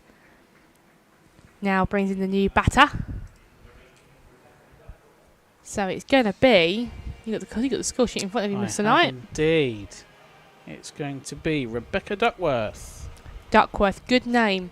Good cricketing name. Good cricketing name. If there was a Lewis in the team and a Stern in the team as well, then we would be right on the money. Add it to our list of good cricketing names to say on commentary. Duckworth, it's up there. You're a fan of a duck as well, aren't you? One of Not the cricketing sense, I must. Both, to be fair. Should point out. Yes. One of my favourite animals, for anyone that would like to know. Not many of you, which is fair enough. Liger, thanks for asking. Anyway, Zina Bilal is going to continue here. 3.3 overs left. 30 runs to get the 400. Yeah, I think that's very much on. Obviously, Ward's still sitting there on 52. And Duckworth now joining the party. Yeah, let's see if Duckworth makes it rain sixes here as Bilal's into her. And she'll just play that into the onside for a single, potentially. Will they have a look? No, they won't. Just a single.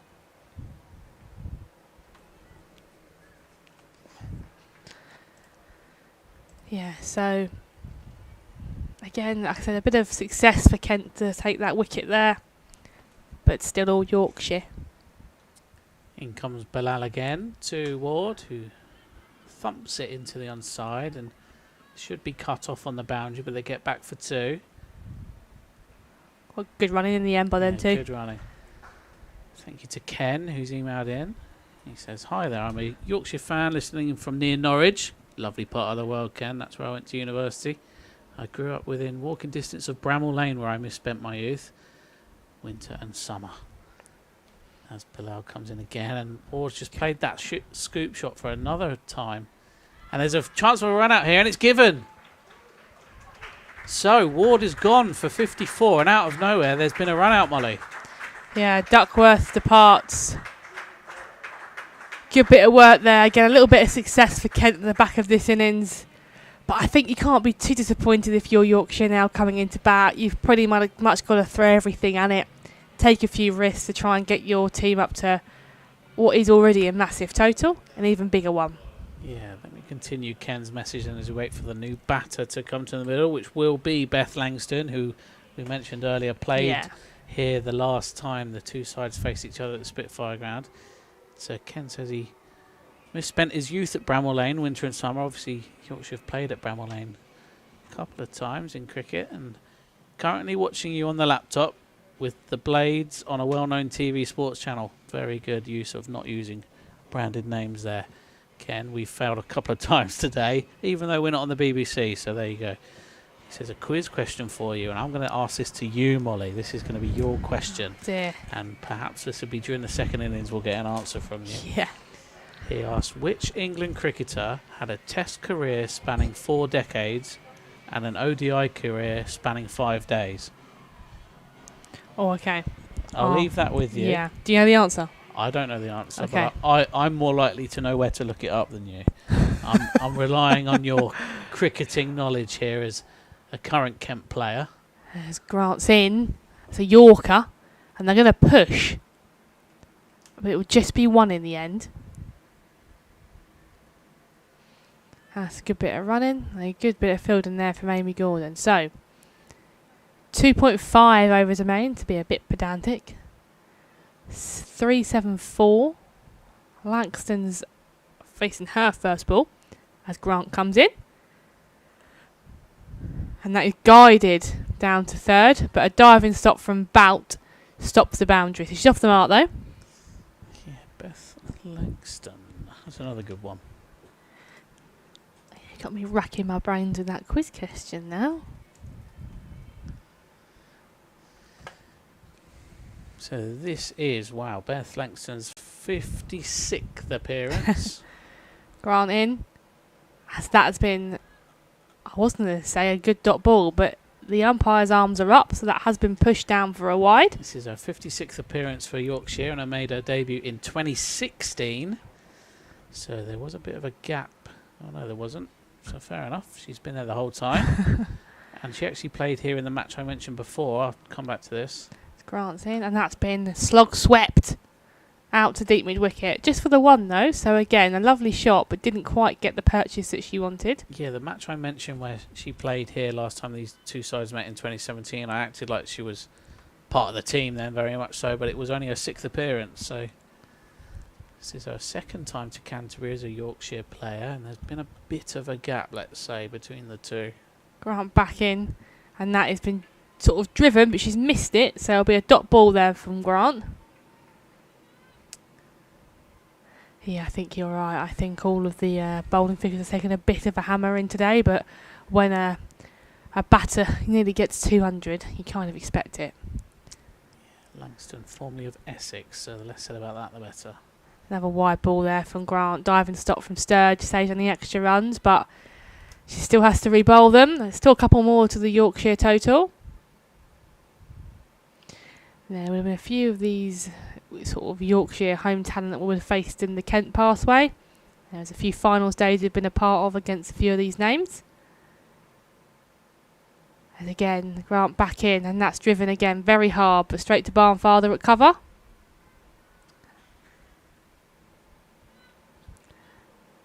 But yeah, them finals days, I think Yorkshire got the better of us a couple of times there, so we won't say much about that.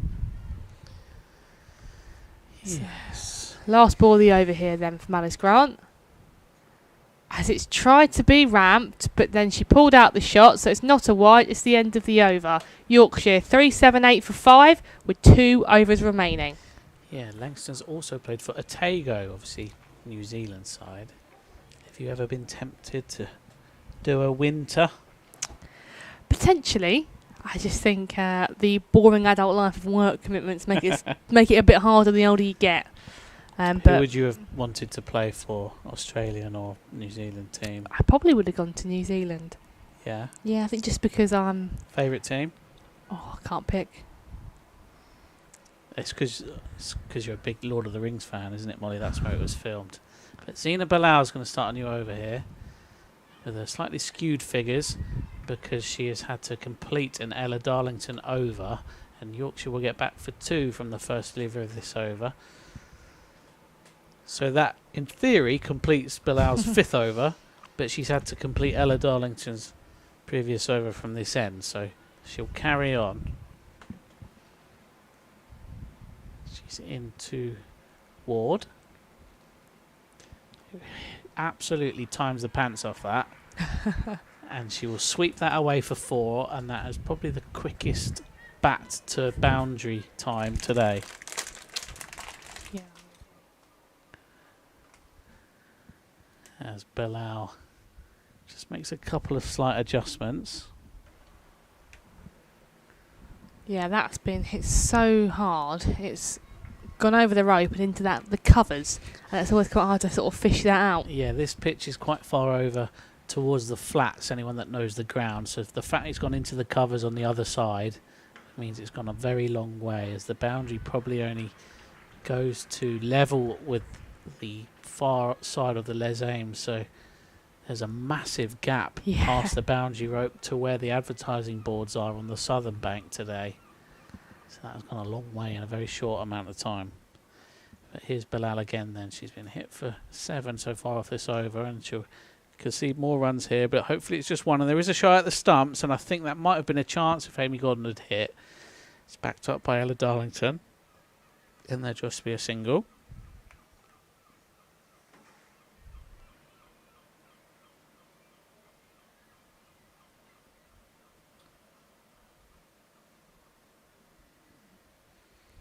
And Kent will try and stem the flow of runs here. There's 2 balls left of the penultimate over of the innings. With Yorkshire 14 away from that coveted 400 mark. Bilal's into Ward, and that's a good ball because she'll only concede 1 run off it in the context of the game. And Yorkshire move on to 3-8-7 for 5. Yeah, you're going to think Yorkshire are going to do all they can here to try and get themselves up to 400. However that looks, so we'll have to wait and see how the last over pans out. In comes Zina Bilal then, again to Langston, who's driving that nicely, but she picks out Elsa Barnfather inside the ring, and she'll throw it back into the non-striker's end, and it'll only be 1, so the end of the over 3-8 for 5. They've got 1 over left, Molly, to get 12 runs. Or would it be fitting for them to score 399?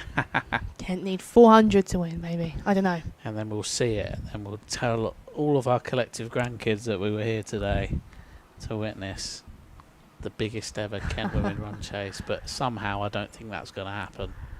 You never because know. it's going to rain, Molly, not because we wouldn't get there. Yeah, I mean, the clouds are, again, forming over, but as it stands, the wind is just pushing them through. So it could be one of them days, everyone, where it looks like it's about to rain, and then the wind pushes them through, and then we get a bit of blue sky, then some more clouds. But anyway, Alice Grant, last over of the game, or the innings, I should say. In the air, pumped down the ground, and it's 4. So there's 4 of them. So 3-9-2, 5 balls left. It now looks a bit more attainable, doesn't it, for the visitors? Very much so. And just looking at the current forecast, we're expecting rain at about 5 o'clock with a 50% chance of rain at about 4 o'clock. So I think Yorkshire are going to want to skittle, Kent, when we resume after the break. So Grant in again this time to Langston. And a carbon copy. There's another 4 more. Picked up a off stump and pretty much hit as hard as you like into the mid-wicket region. So the Tassels advertising board just in front of the media tent on the other side. Yeah, they're 4 runs away from the 400 mark, and they would have deserved this absolutely of Yorkshire. They've batted extremely well. So there we go. So Grant again. And that's wide. So she's going to have to re-bowl that one. Good take from Sturge, diving. Yeah, now a race to 400. That adds on another delivery and takes away another run. So 3 to get. 3 runs to get to 400, and there's still 4 balls left in the over. So Grant again comes in to bowl. And a bit of a scoop there, and a dropped catch from Izzy James at short 45. Lets them get through for another run. So Ward now sits on 64. Yorkshire 398 for 5, and there's 3 balls left. So the 400 is probably going to happen here at Canterbury. As Grant this time is back into Ward, as that is hit hard into the offside. And a bit of a misfield, but it's okay because they don't get any more. So 2 away now with 3 balls left. And it is Langston on strike. You hit them back-to-back boundaries. So Grant in. Very similar shot. Just doesn't time it into the offside, but gets the one. And 400 up for Yorkshire. I sounded a bit Yorkshire then, didn't I? you did. Didn't Careful. mean to. Sorry, everyone. Yorkshire 400 up with 1 ball to go of the innings, and they fully deserve it. Grant now. Last ball of the innings. Reverse. She's got it. And it's 4. So 404 Yorkshire end on. 405 Kent need to win. The chase is going to be happening after tea. We do feel that the rain might go away. And, I say go away, be delayed slightly. So we should get some of the Kent's batting innings in before the rain comes in. But for now, that is the end of the innings. I'll leave you in Liam's hands before we go. So, yeah, as Molly said, Kent will need 405 to win, and it will be a record of all records for Kent women and an absolutely mammoth chase on hand. But Yorkshire listeners, don't go away and make a cup of tea just yet. I'm going to take you through the results that you will care about today in the Metro Bank One Day Cup Women's League 2. Middlesex women bowled out Worcestershire Rapids for 177 at Merchant Taylors, so that's good news for Yorkshire fans. And Gloucestershire women have conceded 259 runs against Leicestershire Foxes. The Foxes ended on 259 for 9 after their 50 overs, so it's looking good all round for a Yorkshire perspective. Molly, I'm going to leave you with your quiz question for the break, of course. Ken, don't worry, we've not forgotten about you. I'm going to say that question again, and if anyone listening gets in touch with the right answer, we will give you the adequate kudos. The question from Ken is, which England cricketer had a Test career spanning 4 decades and an ODI career spanning 5 days? We will hopefully give you the answer. Ken, please can you email in with the answer? Thank you. At the end of the break. But for now, Yorkshire have made 404 for 5, thanks no least to Lauren Winfield Hill's dazzling 194, a List A record in women's cricket here at the Spitfire Ground, and Yorkshire's highest ever List A score from a man or woman in their entire history. And Kent will need 405 to win. My name's Liam. I'm here with Molly Davis. Kent wicket-keeper, and we will join you at the resumption of the match here for the second innings, with Kent needing 405 to win.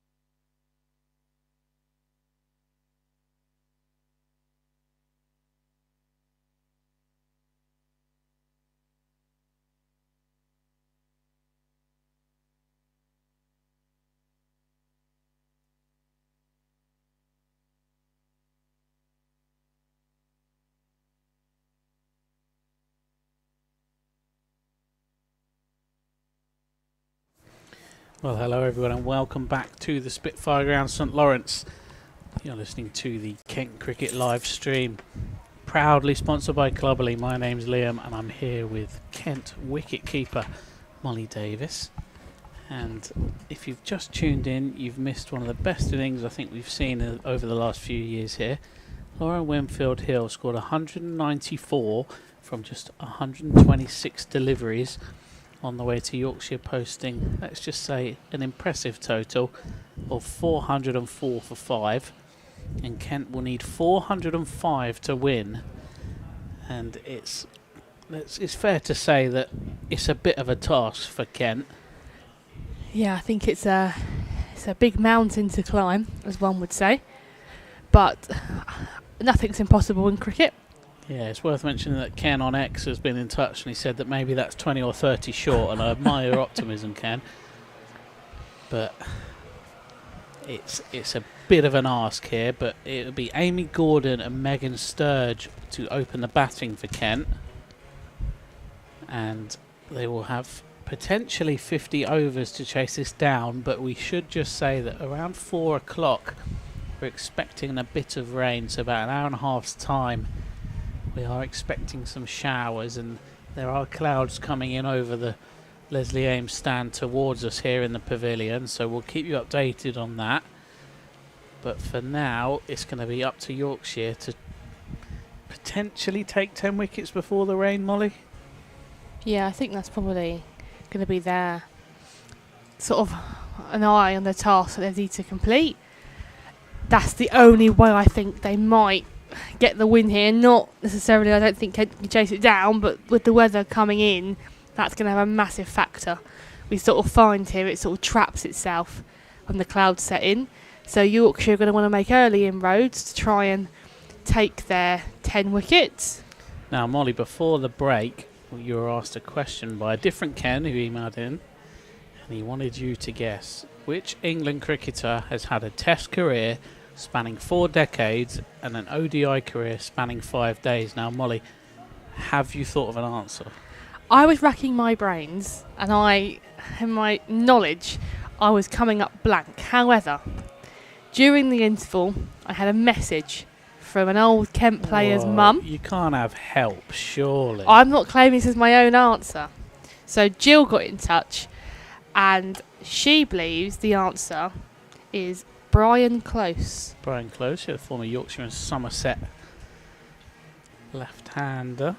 And I think you're right looking at Crick Info, so well done, Jill, not Molly. I think I can't take any credit for this. So if I am right, if Ken can confirm this, then obviously I know Jill is watching, and then we can confirm Jill is right, and it's not actually me. But again, very, very fair play to pull that one out the bag. Yeah, so Kent only need 405 to win. They need to go at over 8 from the first over. Some absolutely mammoth task, and Yorkshire will be hoping to get them out very quickly indeed to try and get that extra bonus point, and they'll be looking on from matches elsewhere, which we'll keep you updated about. So Middlesex women have just started their pursuit of Worcestershire's total of 177 all-out at Merchant Taylors, and Gloucestershire women, who Yorkshire potentially need to lose but probably not at this stage, they're underway on their pursuit of 260 at the Upton Steel County Ground in Leicester against Leicestershire Foxes women. But here in Canterbury, we've already seen a new women's list A record individual score here by Lauren Winfield Hill, and it will be Amy Gordon facing the first delivery from Beth Langston, who's coming in from the Nackerton Road end and bowls it to Amy Gordon, who just blocks it into the onside. There won't be a run. Very good backing up, very vocal fielders, as you would be, Molly. Yeah, I think your towels are up, aren't you? You've got everything to play for here. If you're Yorkshire, you just need 10 wickets to secure your win.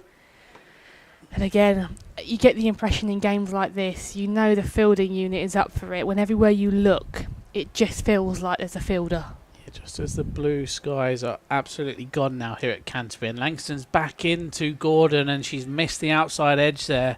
And that was the first potential half chance for a Yorkshire breakthrough. They're going to want to take wickets as quickly as they can before any inclement weather comes in.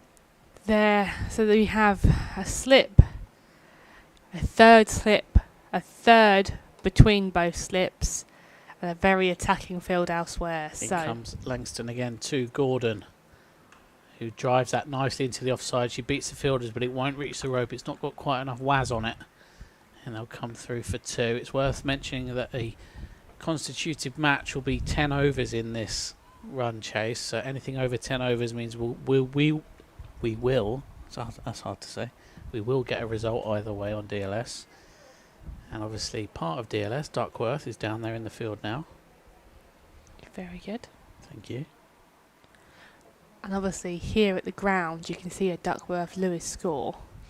Langston comes in again to Gordon, who pulls that away, but she won't beat the fielder. That's good fielding from Yorkshire, who Molly said just now they have got their tails up, and I think they'll be smelling a big victory here. I think you're right. So Kent should have an eye on Duckworth-Lewis really on the board.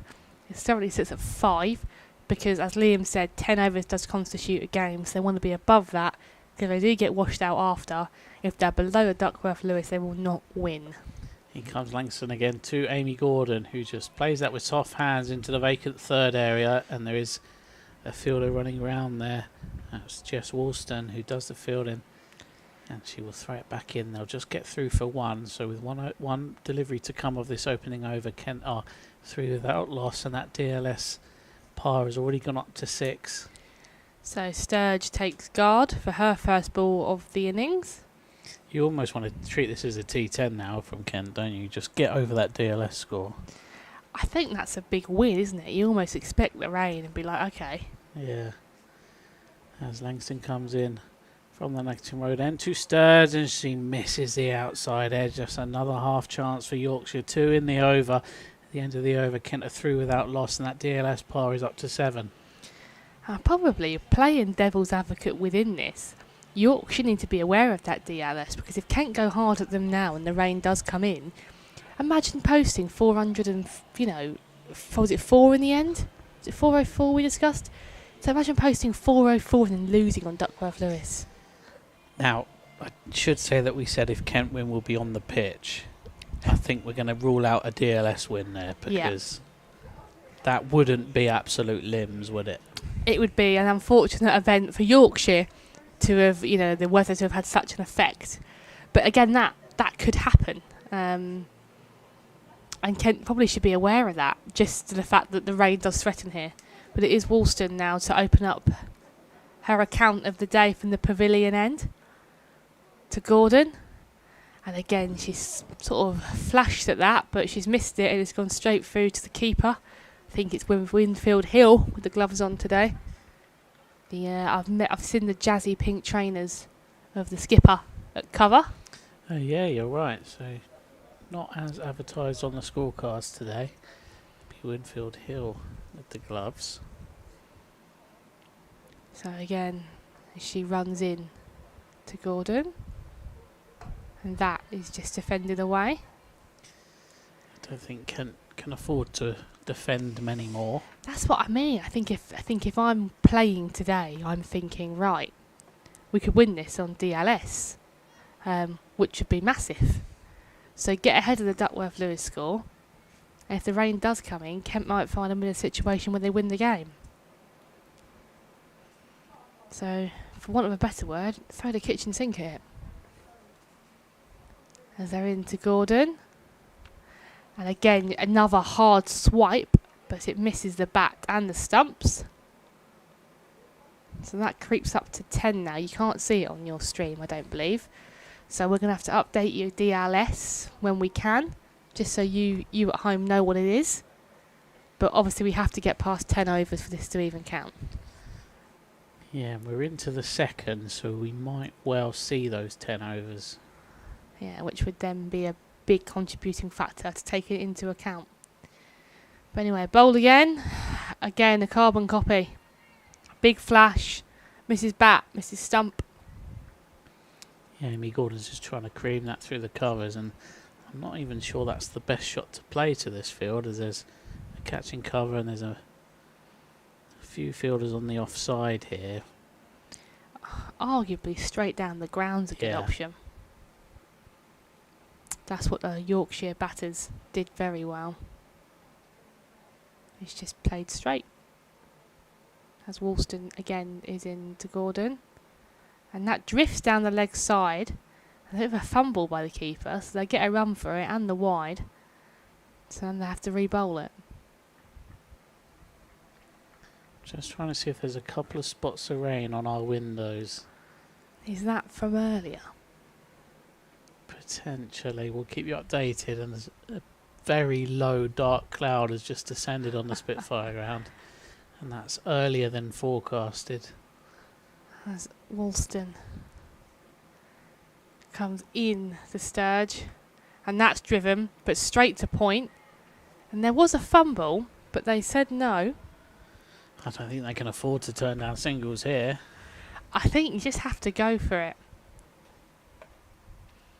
We speak a lot in the dressing room about winning games of cricket, and unfortunately, winning a game of cricket, if the weather does play a part, you've got to be ready to pounce upon it. I just wonder if the team have actually considered the DLS as a potential option.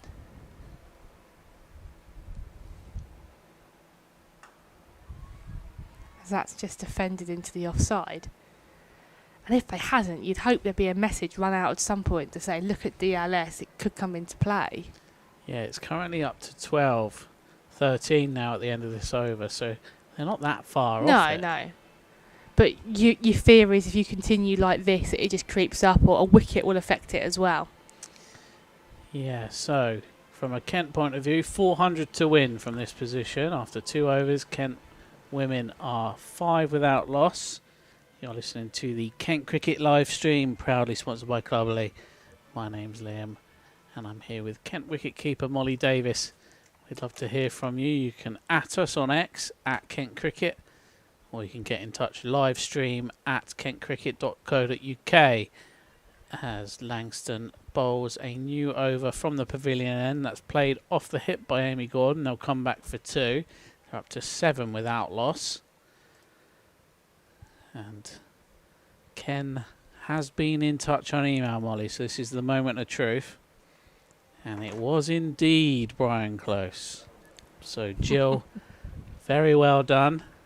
And we very much hope that Molly doesn't take any credit for this.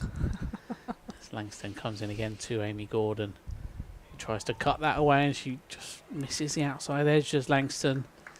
This is a good opening spell from the 2 Yorkshire bowlers. So, Jill, if you are watching at home, I can confirm your answer was correct. And in good term, you've also made me sound like I know what I'm talking about. So Brian Close, Ken's given me this information now. Brian Close made his test debut in 1949 and his last test was in 1976, both at Old Trafford. As Langston, bit of a wider delivery that one, and Gordon tries to practice the shot. I don't think she tried to hit that. I think she's just playing the other line to it. He said his first ODI was on the 24th of August 1972 and his third and final ODI was on the 28th of August 1972. So Jill, you were correct, very well done. As Langston comes in again to Amy Gordon, who's made a connection with that, and she'll get 4 for it. That's raced away towards the southern bank, where we mentioned earlier there is a massive gulf between the boundary rope and the advertising boards. But Kent get their first boundary. They're up to 11 without loss, but looking at the DLS par, it's 17, so they're still behind the rate. Yeah, it's creeping, isn't it? Yeah, Ken carries on to say that Close continued playing first-class cricket until 1986 when he was 55. And just top of my head, Frank Willie also played first-class cricket in his career in his 50s. As that Langston delivery just hits Gordon in the hip, but she tried to pull that away where there would be a vacant fielder setting, but she didn't connect with it on that occasion. Ken carries on to say most of our live cricket nowadays is at Scarborough. Wish I could be there tomorrow, but it's a bit far for a one-day game. Yeah, it is far for us, Ken. I don't know about you. I know Norwich is quite far away. As Langston hopefully completes the end of the over here with Gordon just defending it into the onside. There'll be no run. So the end of the over, Kent are 11 without loss and they are 8 behind the DLS par. Yeah, Scarborough's lovely. I was down there on holiday a couple of years ago, popped in to see the ground. There was no cricket being played, but just to see what it was like. And it's, a lovely ground to be a part of. And I'm sure it's lovely when you've got some cricket being played there and it's packed. Ken says, thank you for the live stream and the commentary. Well, thank you, Ken, for getting in touch. And you can get in touch, Collective You, by emailing us at livestream@kentcricket.co.uk, or you can get in touch on X. If you @KentCricket, we'll be able to see your message. And thank you to everyone that's been in touch so far, as Woolston begins a new over from the pavilion end. Yeah, Sturge takes strike now. As that, again, goes down leg side. Couldn't be taken by the keeper. So that will sneak a single as well. But again, them clouds, as Liam's mentioned, are coming over. It does look threatening now. Yeah, it's a bit gloomier above. We might have to even turn the fan off. I know, and the temperature has dropped. So now I'm not regretting my choice of jeans. I feel that it was a good option this morning when I woke up. Anyway, Woolston back into Gordon. As that's worked off of her hip, and she'll get a single. You can now feel the wind coming through our open windows here, so those clouds will move very quickly, and there are more clouds of a dark, disturbing nature coming towards us. Yes, indeed, as it threatens more. But for now, we still haven't completed 10 overs. Yorkshire is still searching for their first wicket, and Kent have started quite well. So Gordon's on 10, Sturge yet to score, but only facing 3 balls. Very attacking field by Yorkshire still. Nothing's changed. As Woolston starts her run into Sturge.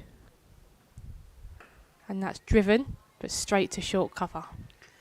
Worth mentioning here that if Yorkshire do win here today with a bonus point, they'll have 2 One Day Cup semi-finals to contend with. Ken mentioned there that the men have qualified for the semi-finals of the men's Metrobank One Day Cup, which takes place tomorrow at Scarborough, and the women, should they win here today, will also get a semi-final in the competition.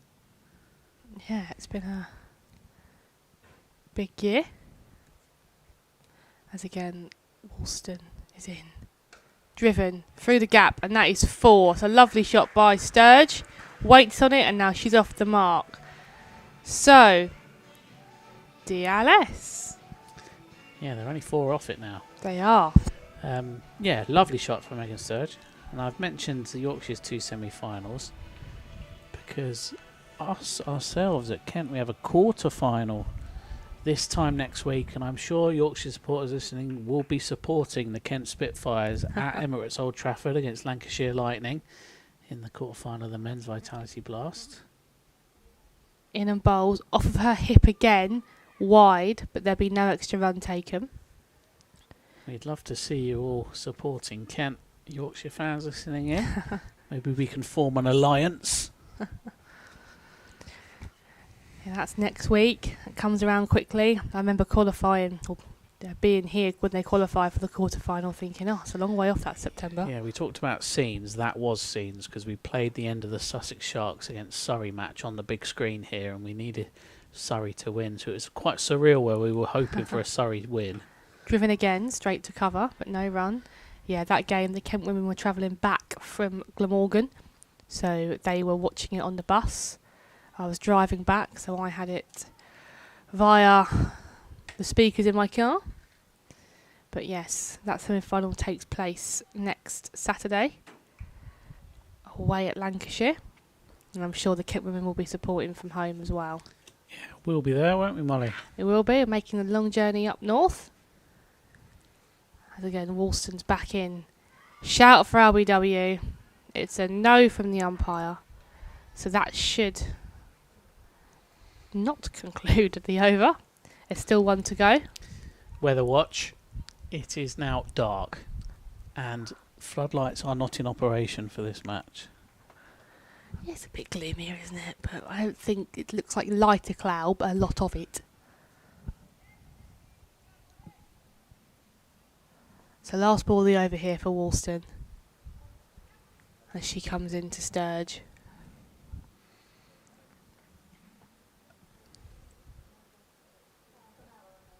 Driven on the up, And it might. It does. It might just go over the boundary. And it's 4 more to Sturge there, so this is helping the case here. Yeah, Maddie Ward in her bright red shoes. Can't quite cut that one off, and it's 4 more to Kent. The DLS par is now 25.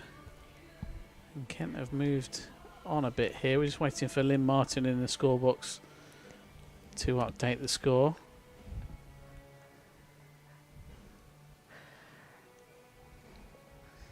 Yeah, so Kent are 23 without loss here. So they're only 2 behind the DLS par, and if they were to win it on DLS, it would not be a very good reflection on the match at all. You'd be gutted You would if be you're gutted. Yorkshire. You would be gutted. So Langston begins her 3rd over from the Nacton Road end to Amy Gordon, who just flat bats that into the offside where the fielders are, so there won't be a run. Because that statistic would then stand that Yorkshire post a record-breaking score here at Canterbury. And it would be Kent win. It would have DLS next to it. But on a record-breaking score... It doesn't feel right, does it? Kent win, not chasing down the score. Still need to get there, though, as Yeah. Langston comes in again to Gordon, who again just plays that off the back foot, but finds the fielder. But again, obviously, we're very much over-analysing it currently. Yes, it is worth mentioning that we are employees of Kent Cricket, so we say we're unbiased on this stream, but you can live in hope, can't you? I think it is fair to say, though, that a wicket here for Yorkshire would then change DLS. So, wickets Yeah. win it for here in Absolutely. every sense. Langston comes in again to Amy Gordon. She's hit on the pads. There is an appeal, Molly. I thought you'd always spoken it into existence there, but nothing given. They'll come through for a leg bye. Yeah, like I said, wickets either way. To bowl the team out or to affect DLS for Yorkshire, it works. Yorkshire are going to want to get through 10 overs pretty quickly, so there is a result either way. Otherwise, it does become under match abandon, which is not really what Yorkshire want. Yeah, the forecast has now got even worse. I'll come on to that in a second, as Langston has bowled a full toss to Megan Sturge, and she has hit that into the onside, and it may go all the way. It does. The chase was on by 2 fielders there, but Megan Sturge just beats them, dissects them, and they can't chase the ball down. So that's 4 more to the Kent total. They're up to 28 without loss. DLS par is 30. And like I said, the forecast now says we have an 80% chance of rain at 5 o'clock, and we actually have a 60% chance of rain right now. So it's not looking good for a full 50 overs of a run chase here. But we'll see what happens, as Langston is going to continue from the Nacton Road end and come into Megan Sturge, who just plays that one. There's an appeal again. It's hit the pad, but there's no run from it, so no damage to any part of the scoreboard there, apart from a small dot going onto the over. And Kent, after that delivery, 28 without loss, and the DLS par is 31 now. Yeah, Yorkshire have bowled. They've bowled tight and they've bowled well.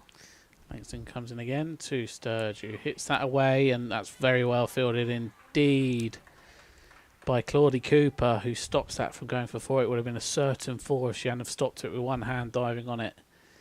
So it's the end of the over after 5. Kent at 29 without loss, needing 376 runs to win. If you're just joining us today, Lauren, Winfield Hill scored a magical 194 from just over 120 deliveries earlier on today. It's the highest women's list day score at this ground in history, and this ground has been here since 1842. So massive day for the history makers of the Spitfire Ground, St Lawrence. But here, Kent are going to want to be hoping to hit a few more boundaries and get to that 10 over mark, just as a few spots of rain hit our window here in our commentary position. It's very, very light indeed at the minute. They wouldn't come off in these conditions, but it just means that that weather is on the way, very much on the way.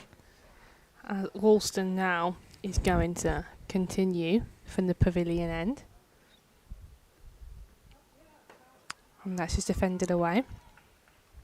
You'd think to take a gamble if you're Yorkshire. Do you bring spin on just to get through them to bank 10 overs, and then you might pick up a wicket anyway during that time. That's a good tactic, to be fair, because if they're not going to get hit for boundaries, then you will win the game. That would be the way I look at it. Yeah. And obviously, if there's nothing on this game for either team, you understand the process of just going for it. But the fact that Yorkshire can have a semi-final place, as that's driven straight back to the bowler, Bump ball. you kind of feel that there's maybe a need for it, or it's not the craziest decision you could make today. Good news for Yorkshire fans from the Upton Steel County Ground, Leicester, where Gloucestershire women have lost their first wicket in pursuit of Leicester's 259 for 9. So a Gloucestershire loss at Leicester would do Yorkshire a favour here in terms of qualification. They've just lost their first wicket. Middlesex doing well in their first wicket stand at home against Worcestershire Rapids. As that's gone down leg side, diving stake from Winfield Hill, so it must have clipped Sturgis' pad. Yeah, Middlesex women are 24 without loss after 6 overs, and they're only chasing 177 at Merchant Taylor's. So again, more good news for Yorkshire fans. But you just wonder, don't you, how if they're gonna continue with Seam on here. There's Woolston again into Sturge, driven hard. It shouldn't be 4 as the fielder pulls it in, and they do. And it will just be the single. So Yorkshire have done well there. Yeah, potentially there was a second there. Yeah. So obviously DLS climbed to 36 now. Kent sit on 30. 6 behind. Yeah. And at the end of this over, there'll be 4 overs to constitute a game for a result, we should say. So I wonder what the skipper's thinking. As again, Woolston now comes in to Gordon this time, and again goes down leg, and it will be a wide, which means you're going to have to re-bowl that one. It seems like both sides bowlers have struggled with that. If it's the slope, if it's the wind maybe out there. We're quite sheltered up here, aren't we? Yeah, you might be able to hear the wind on our effects mic. Just don't know. It's a blustery day here at the Spitfire Ground. It wasn't earlier, so the weather has changed dramatically from when we started at 10:30 this morning. Slightly, isn't it? I drove in with my windows down and my sunglasses on, but I don't think I'll be doing that on the way home. Alston again, and that is a flash for a drive, but it's gone under the bat into the keeper's gloves. It's well bowled. I think you're right, Molly. If Amy Gordon plays this a little bit straighter, she might get some luck down the ground rather than trying to drive it into the covers. Yeah, that was Winfield Hill's first shot of the game, really, that got her off the boundary mark. A note from Lynn, the scorer here. It's 60 without loss after 10 that we need to be to win this match. Okay.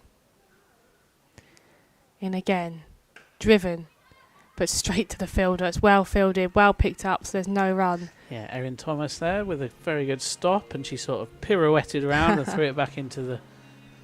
So, end of the over, Kent 31 for no loss after 6. So there's 4 overs left in the power play, and also to constitute a match. And they are going to stick with their seamers. You think if the rain gets heavier, they might think, right, let's just try bringing a spinner on. Yeah, Langston to continue, and Kent, in theory, are halfway there with 4 overs left of this power play. 10 overs constitute a match. So we'll see if Kent try and hit out a few more. I was going to say play for the draw, but that's not possible as Langston comes in, and Sturge does defend that into the offside. There'll be no run. And the hardy supporters that may have turned up here in shorts and t-shirt have now got jackets on. But no umbrellas are up yet. That's usually a good sign of whether it's heavy rain. As Molly just points to our windows where it is now spitting. And it could be a little bit of danger here of coming off at the end of this over as Sturge defends that one, but she's defended it well enough to get a quick single out of it. That's good running. So, no result here. What does that mean for Yorkshire? Good point. Good question. I'm Put sure in- Graham from the ECB Reporters Network up in Yorkshire will tell me what happens. Obviously, I'm sure putting Liam on the spot there, but I think again, if other results go their way... Well, Yorkshire started the day in the right place. And that's out. So you feel now, obviously Amy Gordon departs for 10. Don't want to jump in there, Liam, but you just feel now, don't you, that wicket, they need to bank 10 overs. Yeah, potentially that's game over for any potential absolute steal of a DLS win for Kent. Because that DLS bar will now shoot up. Amy Gordon is out. LBW to Beth Langston for 10 runs from 22 deliveries. And like we said, that DLS par is now 68. So that has almost doubled. It brings Elsa Barnfather into the middle, number 55 for the horses. She's done well with the bat this year. She's got a few big scores. But to win from here on DLS, Molly, is almost impossible now. Definitely from the Kemp's point of view, which is, obviously a shame because there was a sniff of a chance if things had gone Kent's way with DLS. But I think now, from a Yorkshire perspective, finding out the needs to, if Yorkshire need to bank points here, or if 2 results go their way and it's no result, if they're okay. But that should really indicate to how they try and get through these next few overs to bank 10 overs to bank for the game. Cricket's not easy, is it, everyone at home? It's really not. Very complicated. Other sports, you just play 90 minutes and whoever has the most goals wins. Yeah, speaking of, it is the Kent Commentators Derby today with my Tottenham take on Molly's Bournemouth at 3 o'clock. As Barnfather faces her first delivery of the match and is a thickish edge, will get runs straight away. She's off the mark, 1 from 1. Kent are up to 33 for 1, but that DLS par is now 69. That's a massive golf, isn't it? Yeah, it looks steep now, even with the big hitting of Elsa Barnfather, who, again, we've seen clear the rope several times this year. Langston is about to bowl the 5th delivery of her over, and she's coming in past umpire Tracy Murphy, and Sturge just defends that one, and it does beg the question, why are we defending? I say we, why are Kent defending? Deliveries when they do need to hit out and try and get as close to the DLS par as possible. I think exactly, just throw the kitchen sink at it, try and see what you can come up with, because it's a 372's big anyway, isn't it, let alone... Langston comes in again, and that will go for 4, whether that's 4 buys, 4 leg buys, yeah. So 4 more to the total, and as I said, Graham would let me know. He has let me know. What a man Graham Hardcastle is from the ECB Reporters Network.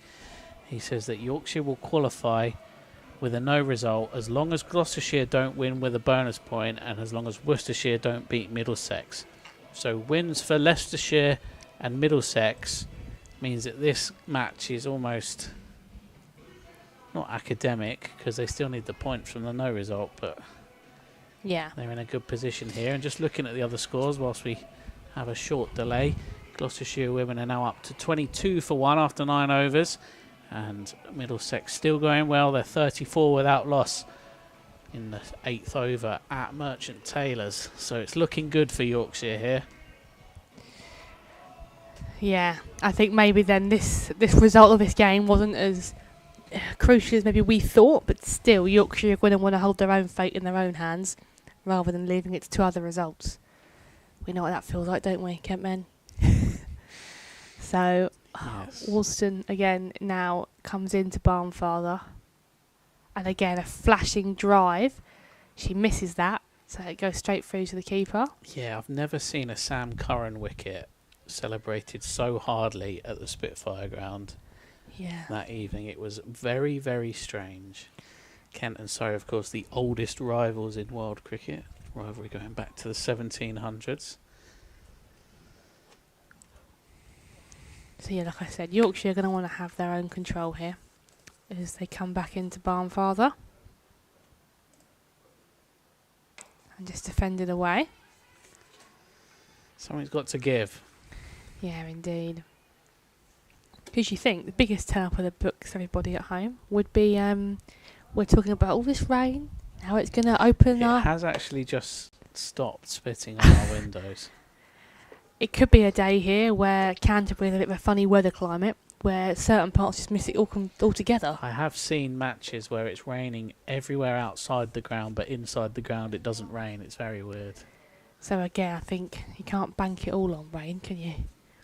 As Walston's in again. And that's driven, but not timed. More of the sort of splicey inside edge of the bat. Sends it up to mid-on. So you just never know, do you? You never know. It's a very funny game, is cricket. Certain parts of just outside of Canterbury, little villages that have their own weather climate. It'll be raining in Canterbury. Bright sunshine there. Yeah, we've had people phone the office in the past going, I'm in Elam, is it raining in Canterbury? And those that know their Kent geography will know that Elam is very much next to Canterbury, but they are right to phone up because sometimes it's different climate. Oh, completely. I'm sure every place has that kind of own weather climate that they have to explain to people, but here in Canterbury it's very strange. Middlesex have lost their first wicket at Merchant Taylor's. They're now 46 for 1 in the 9th over, but they only need to chase down 177 to beat Worcestershire. Yeah, that batting line-up's quite deep as well. As Walston again is in. Off the legs there from Barnfather, timed quite nicely. They're going to push for 2, but just be 1 in the end. Some good bit of fielding there. By, I think it was Ward. Who is down there? Is it Langston? Maybe? My eyes are... They're at the very, very end. That would be Hannah Rainey, Molly. Rainy. Do apologise. Ironic. Yes. I didn't just lean into that joke if you're at home. Sound like me. I do. And that's something's gone wrong.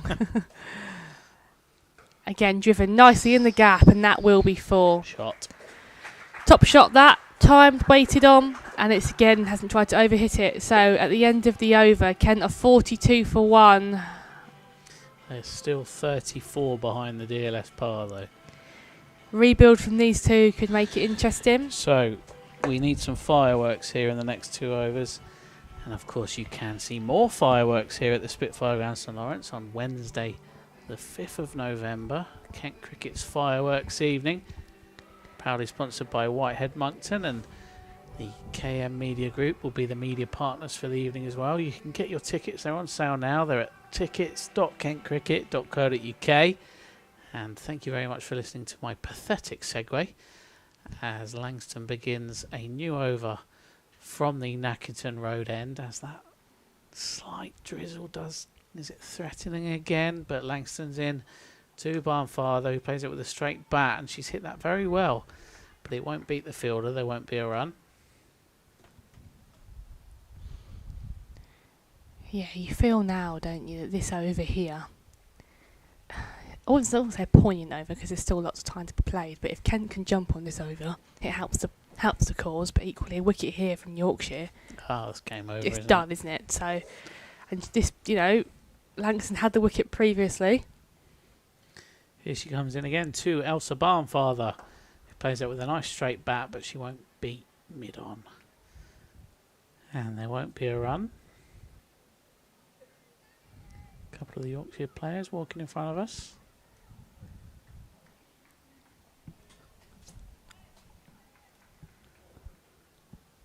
And Langston goes to the top of her mark again.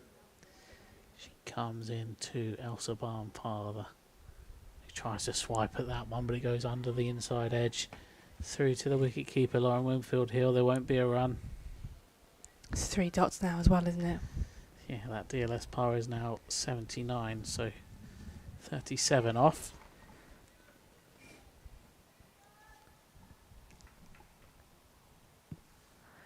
Yeah, as Langston comes back in. Here she is to Elsa Barnfather, who defends that again, and it can be slightly frustrating from a Kent point of view, where you don't buy a ticket, you don't win the raffle, but I think this is a slightly rigged raffle from a Kent point of view, where it's very much a Yorkshire win is on the cards. But Langston will come in again to Barnfather, who's on 2 from 10 She hits her on the pads, but it's going down the leg side, so half-hearted appeal, but no real one. And we're in danger of a maiden over here when Kent are desperate for runs. The DLS par is now 80, so they're almost drifting away from any chance of the steal of the century here. And with one over to come after this to constitute a match, it's very much Yorkshire's game now. Yeah, the rain on our windows as well now. Yeah, it's getting quite heavy now. Be interesting to see if the umpires just let one more over come through, and that is a maiden from Beth Langston. Very well bowled indeed. See now, okay, so rain is getting a lot harder here. They are absolutely trying to motor through this. So Woolston has almost snatched the ball from Mel Juniper and gone, no, let's get one more in. So Kent here are probably not going to want to complete this over, but she's already at her mark. Now, we saw this sort of gamesmanship from Zach Crawley in the Test series, didn't we, where he needed a drink, he needed some new gloves. So in comes Woolston. It is hard. It's raining hard now. And again, that's well fielded. Now, the umpires are... Dot ball. So Mal's going to just the umpire here, well, back to her mark. The Yorkshire bowler is practically running back to her mark. This is incredible scenes. We've seen some incredible scenes today, but this is what cricket does to you. 5 balls Yorkshire have to get through here to constitute a game, as again she comes back in. Again, that'll be another dot ball, and Yorkshire return that ball very quickly. It's the umpires lock eyes again, but for now they're keeping them out there. Kent coaches are bringing all the bags in. They're trying to make a point as if to say it's raining. Again, it's obviously on our window we can see, but if I look out to the pitch, it's probably more spitting than it is heavy. As Woolston now back in. Again, another dot ball. As you say that, Molly, it's definitely raining outside now. Yeah, heavily. The wind is coming through. So there's 3 balls to have to be completed here for Yorkshire. What Kent could do with now is finding a boundary to make Yorkshire go and collect the ball. And it's blowing so hard that there's dust coming off the wicket here. That's how windy it is, and it's driving the rain in. Wilson back in this time. Full toss, but it's hit straight to mid-off again. So the umpire, Mal, goes back to her mark. So they said it's 2 balls left of the over. She's signalled 2 balls left. You get what they're doing, but this is actual rain, and I think any other circumstance they would have come off by now. Alston back in. And that's flashed at. Dot ball's a point. So there's 1 ball left of the over. Umpires aren't looking to come back in. Bowler Woolston running back to her mark to say, give me the ball, give me the ball. So last ball here to come out of the power play, but more importantly, this consists the game. Woolston top of her mark. Running into Sturge. Inside edge means I get maybe a couple for it. Just be the one. Ball goes back into the keeper. We have a match. We have a match. Kent are 43 for 1 after 10 overs. And we now have a constituted match. So DLS now comes into play. And the par at the moment is 87. So if they were to come off now and not get back out there, Yorkshire would win quite, let's say, quite handsomely. They'd win by a fair few. Over 300. So, still going to be Langston to bowl from the Nackington Road end.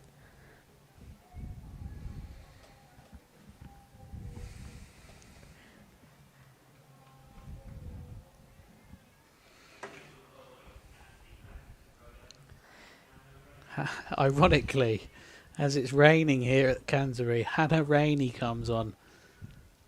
I'm sure the irony isn't lost on anyone here. And she's in from the Nackington Road end to Megan Sturge, who top edges that, but it's almost a controlled edge, as sad as that sounds. And she'll get 4 for it. She's picked the gap there. Sturge moves on to 24 from 27, and Kent are up to 47 for 1. The DLS par is now 88.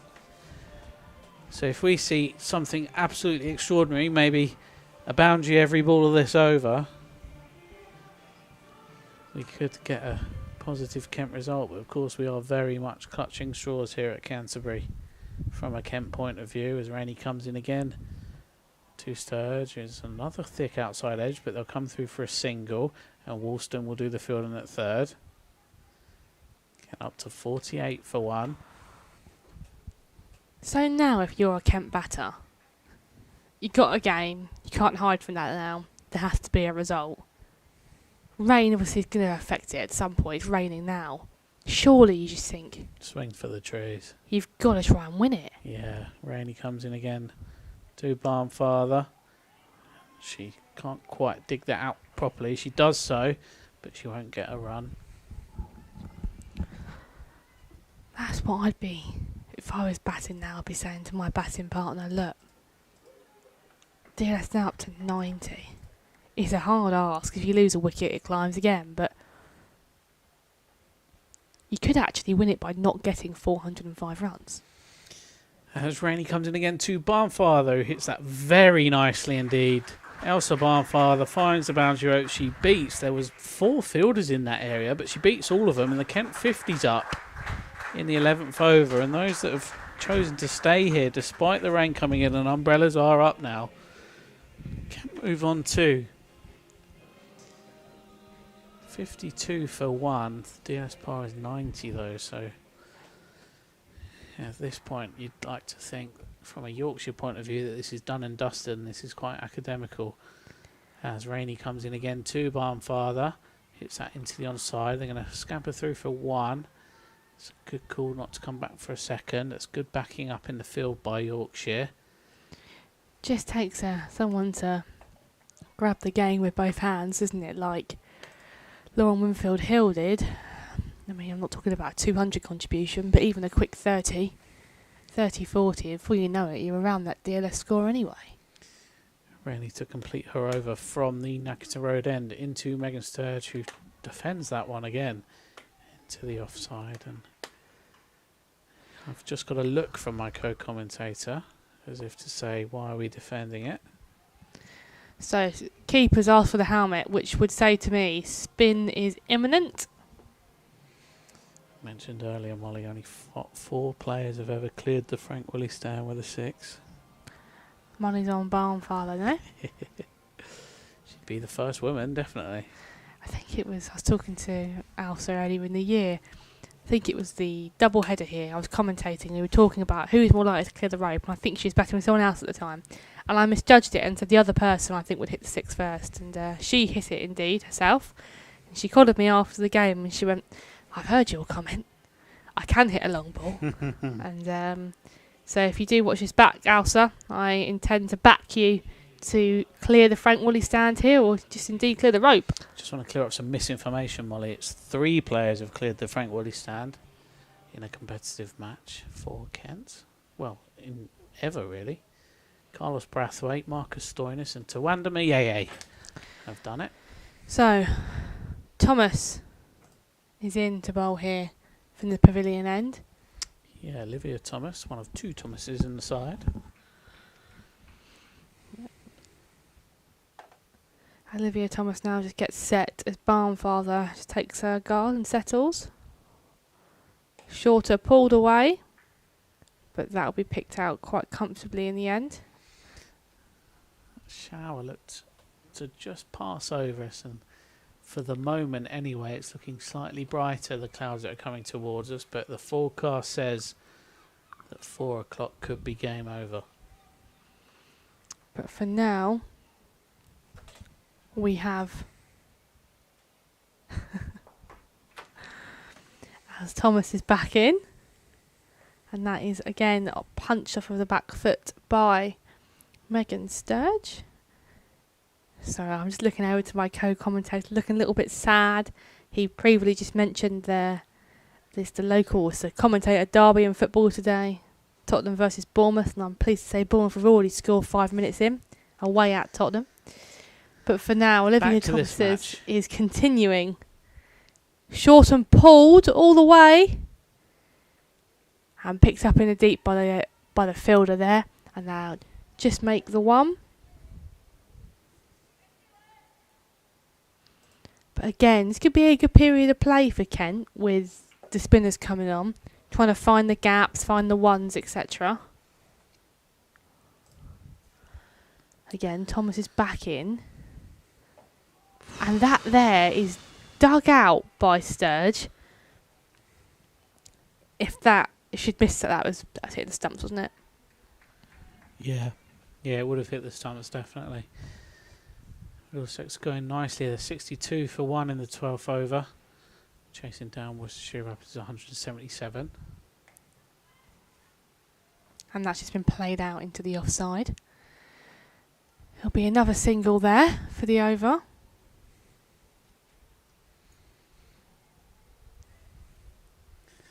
Father just looks around, see where the fielders are being set. If she does try and scoop it or slog sweep it, behind her right shoulder is a lot of room. Again, that is pulled out into the deep of the leg side, just be a single again. So good rotation of the strike there by the Kent batters.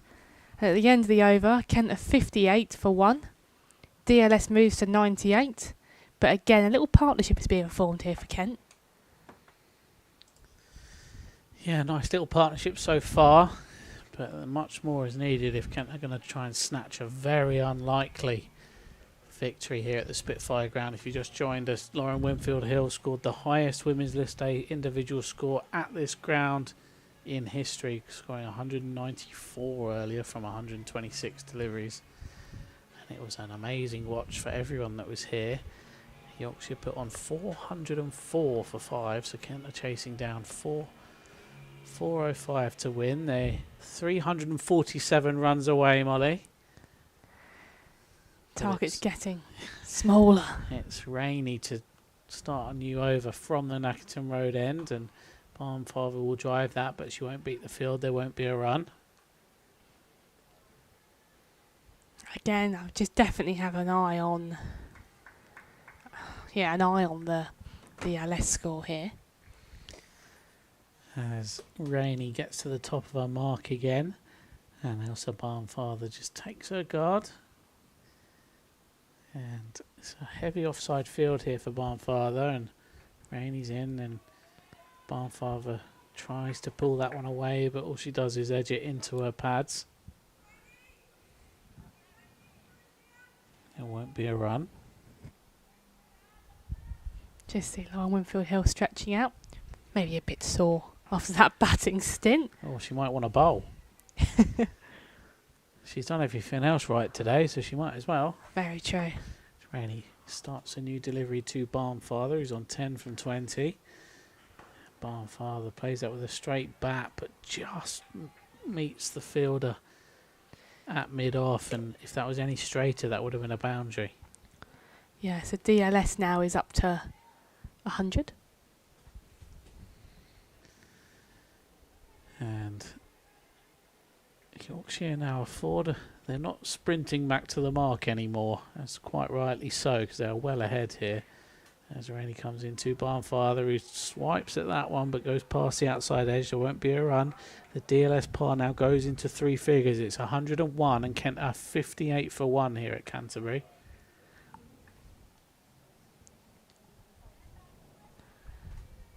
Yeah, Barnfather's just looking around the field now to find her option. Been a tight over so far, lots of dots. And Rainey's in again. Bowling to Barnfather. Again, a nice straight drive, but the fielder cuts it off just again. There's close to getting boundaries here at Kent, but Yorkshire just find the way to block it up with fielders. So that's 5 dots now in the over.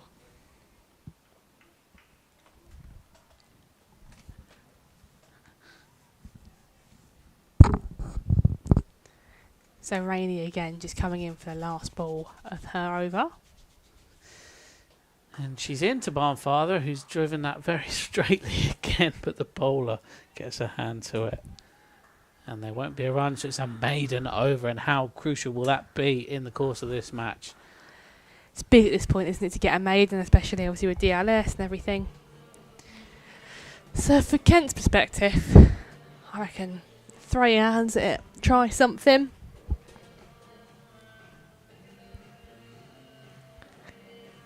But for now, it is going to be... Is it still going to be Olivia Thomas?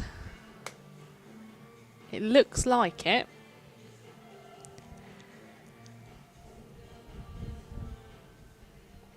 So, Olivia Thomas now to bowl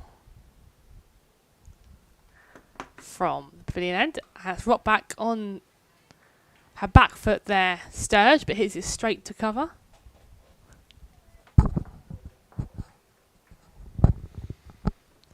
So Thomas again now to Sturge. And again, Shot. she's dropped her hands on that and split the keeper and slip, and they're going to come just the one. So they're going to come back for two. She turned her down. Good placement, that. Absolutely, that was a lovely shot. No more wickets have fallen in the other games elsewhere. So, 105, it's moved up to now DLS, just to update you to see how far Kent are behind it. As again, that is driven, but Splice the bat sends it to point, where there's no run. Talked about big scores here today. In the Yeah. other competition that we won't name, there's been another big score. Teenager Davina Perrin has hit a 42-ball century Wow. for the Northern Superchargers. Wow. Swept this time from Barnfather. Didn't quite get all of it, so just be the one as Ward does the work.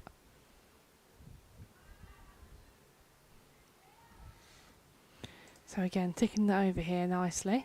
What's your fastest ever ton, Molly? That's a great question, I don't know. Again, this time into Sturge. Driven but on the up, and she'll... She's wrong-footed the fielder. Yeah, she'll squirt it past the fielder, and it's a run.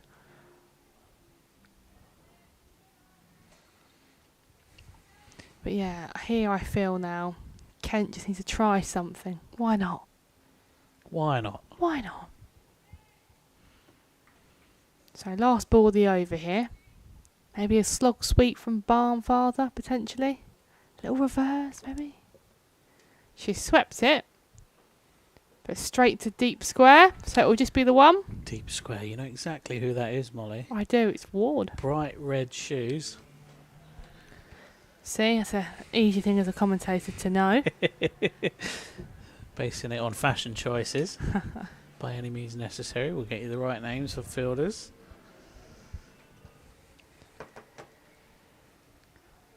So, rainy again. I do feel bad making the pun every time, but it is ironic, isn't it? Don't you think? There we go.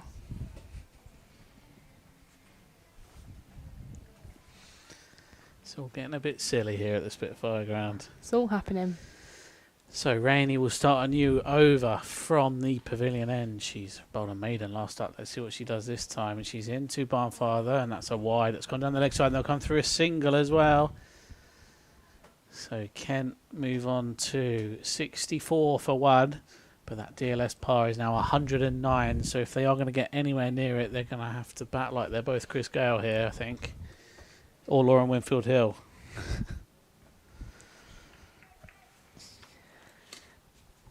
Barnfather has it in her locker, so I'll be interested to see what she does. And Sturge defends that one from Rainey, and I think Molly's a bit scared. She's giving her the commentator's curse there. Yeah, indeed. I feel that we want to see a big 6 over cover here from Sturge, don't we? Absolutely, yeah. Into out, send it on its way. Sturge is on 29 from 36. She's facing this next delivery from Rainey, and it's hit her in the stomach there. She's gone up to it on her toes, and it's hit her in the midriff. She's just practicing a stroke as if she was going to whip it into the onside. There would have been a fielder there anyway if she had made connection with that shot. Again, DLS creeping up to 111.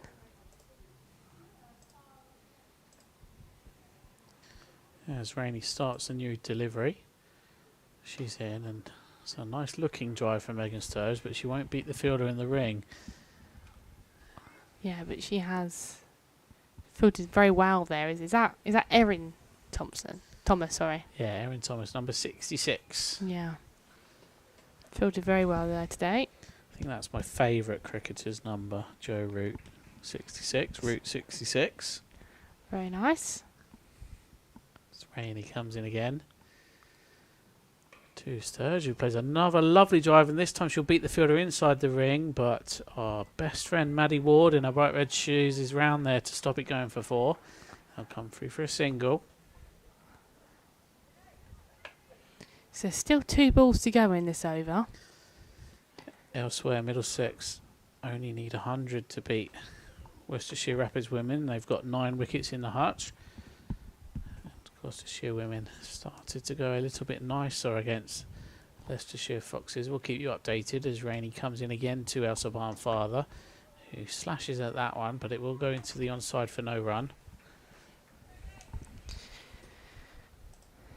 Yeah, obviously. Kent still needing 340 to win. Yeah, just on Middlesex, Molly, they have been the best team in this competition, haven't they? And in the arguably in the Blast as well. Yeah, I was about to say, they've been brilliant all year, really.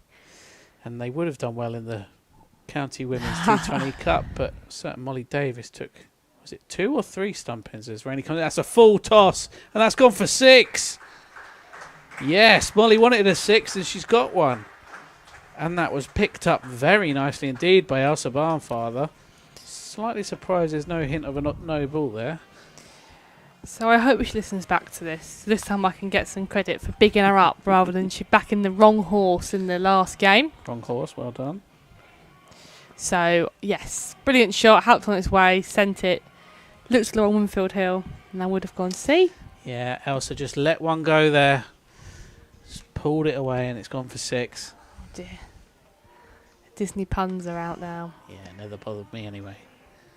So, it looks like it'll be Thomas continuing from the pavilion end. So, Sturge now setting up strike. Thomas comes in and she pulls her into the leg side. Be the one. So now Barnfather, maybe slog sweep, maybe. Who knows? But Kent are looking to fight back here. As she comes in to bowl. And it is more backward of square though. So it is going to be the one. But arguably you do wonder what the play here is for Kent.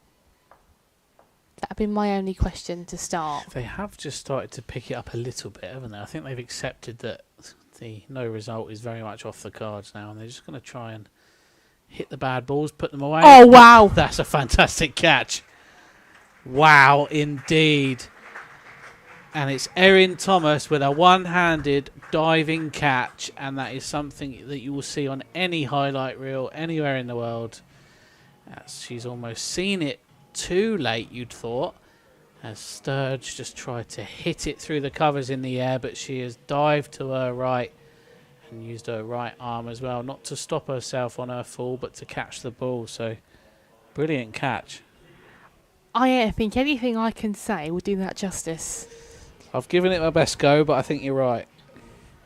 So, the Erin Thomas fielding there at cover where she's been pretty good all day, plucks one out of the sky, goes very late to her right, and just says thank you very much. We spoke about the best catch we've seen this year at Beckenham, Northants. Now that's going to be my next question to you, Molly, but carry on. I would say that for me has topped it. I'm not sure about that. I think that was incredible. It's definitely up there. It was a fantastic diving grab. And again, I don't think you would have seen that on your live stream at home, but any young cricketer, we spoke about watching Lauren Winfield Hill bat earlier, watch Erin Thomas field, because that is a standard. Vice skipper Coco Streets comes into the middle, and that DLS par has now jumped again to 141. So there I would comfortably say there is no chance of Kent stealing a win here, and it would be a case of if not when for Yorkshire. Sorry, when not if. It's been a long day. Yeah, indeed. I think Yorkshire obviously one eye sort of on now, trying to take the rest of these wickets. Streets walks out. 73 for 2 then, Kent, in the 16th over. I wouldn't be surprised to see potentially Rainey stop bowling now from Nackington Road End to see spinner come on. Who knows? Talk it in to becoming real. As that turns. That's very well bowled there by Thomas. And she's still got 2 balls left here. I think that's what I'd expect to see now from Yorkshire's point of view.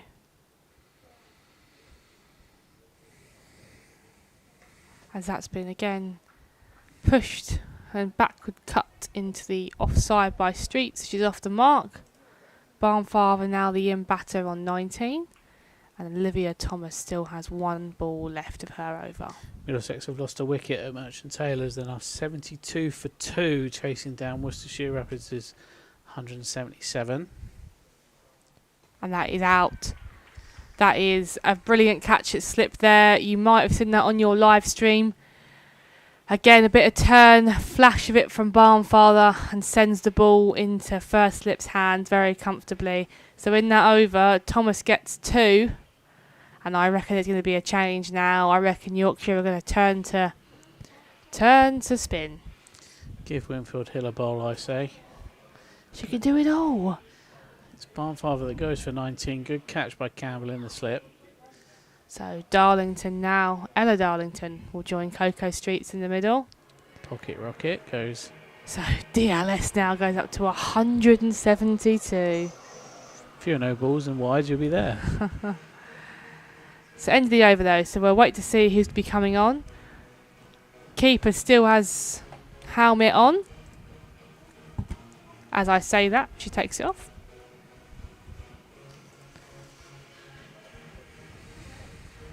But again, good passage of play there from Yorkshire.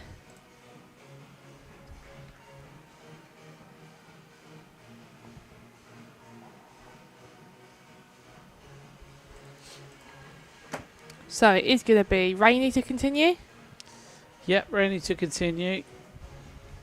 She's bowled well. She's taken no wickets yet, but she's bowled a maiden over, and that was at a crucial time in the game.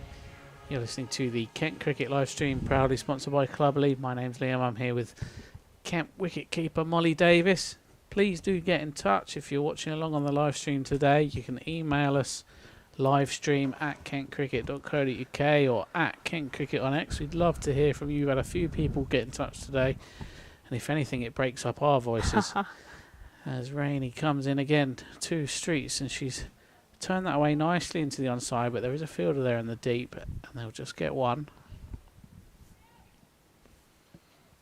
Yeah, I think now is a turning point, isn't it? Yorkshire hunting for these wickets. 75 for 3 now, Kent. Losing Barnfather, Sturge and Gordon. 3 of the batters this year that have probably been Kent's biggest run makers. I think that's fair to say. Yeah, absolutely. Darlington did score 150, not out on a list day debut, but she hasn't hit 3 figures this year yet. And she won't get a run there. Looks like leg buys, isn't it? If obviously it hit the batter's pad, I should say. Winfield Hill with some more jazzy shoes. Nice. Sky blue there. Must be a thing here. All keepers have to follow the Sam Billings trend. That would mean you'd need one. Indeed, indeed. Rainey comes in again. That's left alone by Ella Darlington. Faces her second delivery there, but she won't try and hit out there. Let's just look at the forecast again, and 80% chance of rain at 5 o'clock. So we might not get the full allocation of overs here. We'll have to wait and see here. But Yorkshire are probably going to want to try and bowl Kent out. Rainey comes in again from the Nackington Road end. And Darlington's hit that very nicely indeed into the offside, but yet again there is a fielder out there.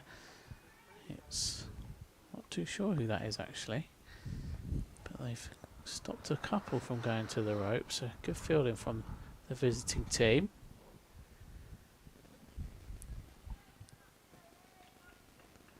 Yeah, positivity from these two that are back at the crease now, trying to rebuild for Kent. And Rainey comes in again. To Streets, who tries to reach at that one, but it goes under the bottom edge through to the keeper. There'll be no run. Just trying to work out who that fielder is, Molly. Yeah, they're facing us. We can't see a number either, which makes life a little bit more tricky. And there's no jazzy trainers, so it's not Ward. No, it's not Ward, it's not Winfield Hill. Put Rainey's in from the Nackington Road end. That comes up a bit at Streets, and that may well have been a run out if Sturge wasn't in her ground, because I think Rainey got a finger to that as it went through, but there's no run from it, and Kent are 76 for 3 after 17 overs. Yeah, Darlington made her ground well there. So now, I imagine it still will be Olivia Thomas to continue. We may be about to find out the identity of our mystery fielder. Number 18, Rebecca Duckworth. There we go. Duckworth. Purely on name basis, the best name to say in the team. Rainey and Duckworth on a rainy day at the Spitfire Ground. You couldn't make it up, really, could you? It's all going on, isn't it? But it is going to be Olivia Thomas now to continue to where she left off pretty well last over. She's got 2 wickets to her name, as Darlington is just going to be taking her guard. And you feel it was turning as well. Barnfather holding out the slip. She's got 2 wickets already, so she's doing well from this end. She's in, and that again turns, doesn't it? Darlington thought about it.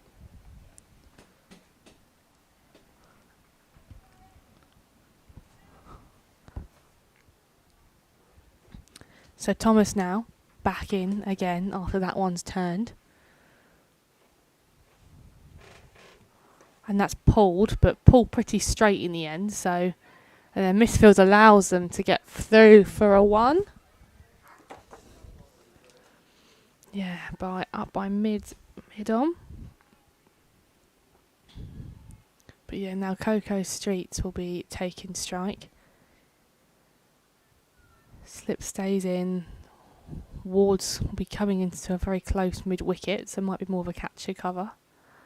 Full toss, and that is hit hard, and that will go all the way for 4. So she's been gifted that slightly, Coco Streets, but she has cashed in. So that is 4 more to her, 4 more to Kent's total. And again, good positivity by the 2 Kent batters. So there's 3 balls left in the over here for Thomas. Whereas me and John, our Kent women historians, love that shot. This one's punched off the back foot, but it'll be out to the fielder, which we think is Duckworth. Or is that Claudie Cooper? It is Claudie Cooper. They've moved. They've moved. Keeping us on our toes. They are. It's very. We keep saying it, but it is quite far away. So to have to use my best eyesight. Yeah, Duckworth is now closer to us a little bit, but still quite far away. Yeah, indeed. As that's in the air, and it will fall short. So there a chance there created by the spinner Thomas. Yorkshire got to be really up for this, haven't they? Just trying to cash in now. Yeah, they might know that results at the halfway stage were going their way, so they want to do well here. And again, that's been played off the back foot, and we'll probably get a couple for it, you know. And she does. She's pretty quick, Ella Darlington. Worth saying that they need to go at 10s now. Just a small matter of going at 10 though. Yeah. So I think The smart money here is on a Yorkshire win, but I don't think you'd get very good odds if you were going to bet on it. Yeah, I think it wouldn't be great, would it? So, looks like it's going to be a change of bowler here for the Nackington Road end. And it looks like it is almost for one. Claudie Cooper. Claudie Cooper. Claudie Cooper comes into the attack from the far end from where we're sat inside the pavilion. And she will bowl to Coco Streets, the Kent vice-captain, with probably should mention her in our names of best players to say in commentary, Coco Streets. She's facing up. And that's a very good delivery first up from Cooper. Coco, yeah, not her real name. Well, it is her real name. It's her middle name. Georgia is her first name. As Cooper comes in again to Coco Street, she just plays that into the offside. There won't be a run. Yeah, I'm sure she'll be thankful for you telling everyone that. Well, it's like calling you Willow, isn't it? It is. As Cooper comes in again to Coco Street, who just defends that one back to the bowler's proximity, and it'll be fielder there. I've lost my scorecard, Molly. You've stolen it from me. I did steal that. Here comes Cooper again.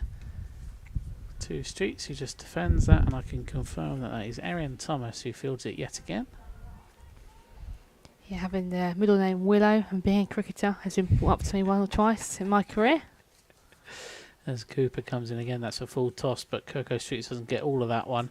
And it is Thomas again who does the fielding.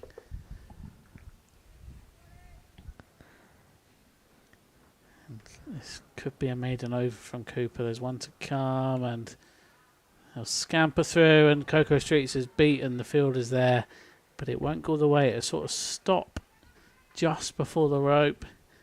And Maddie Ward will do the fielding to throw it back in. They'll get two, so just two off the over. And Kent are staring down the barrel of a massive defeat here at the Spitfire Ground. So Lawrence, if you're just joining us, we were witness to a fabulous innings earlier on by Lauren Winfield Hill, who scored 194 from just over 120 deliveries earlier on. And they were going everywhere, weren't they?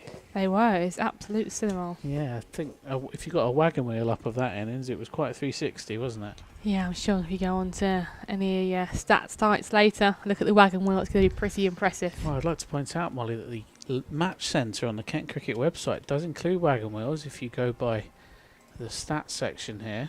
There we go. I'm just going to have a look now. So if we select Lauren Winfield Hill, yeah, look.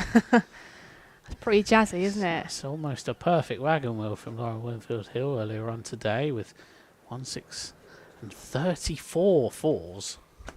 So there has been a change of bowler here, and yeah, it is. It's Rhea Fackrell. Yeah, Fackrell comes on. And Fackrell bowls with her cap on, which it's different. Different. It's different, but it works.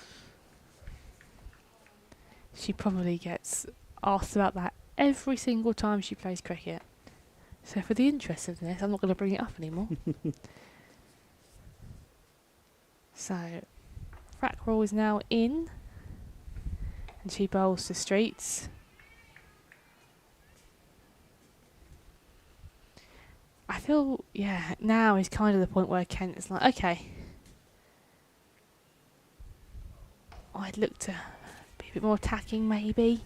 Playing devil's advocate. I know obviously 318 runs to win is a tall ask, and 186 of DLS is also a tall ask, but that's a great shot by Streets there. Out to the boundary fielder. She gets the one. But you just think, don't you? Try and decrease that deficit as much as you possibly can.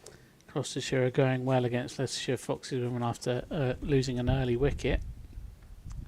As that's been defended away from Darlington. They're now 108 for 1 after 23 overs in pursuit of 260, so they're doing well there. And at Merchant Taylors, it's more slightly upsetting news for Yorkshire. Middlesex have lost another wicket. Has that been swept behind square? And it will go all the way for 4. Yeah, good shot from Darlington. As the applaud comes down from the members' areas in front of us, or below us, I should say. Middlesex women now 91 for 3 in pursuit of 178. So it's still doable. Still very doable. Yeah, indeed. I think that just keep plodding away. But it will be Cooper now from the Nackington Road end here.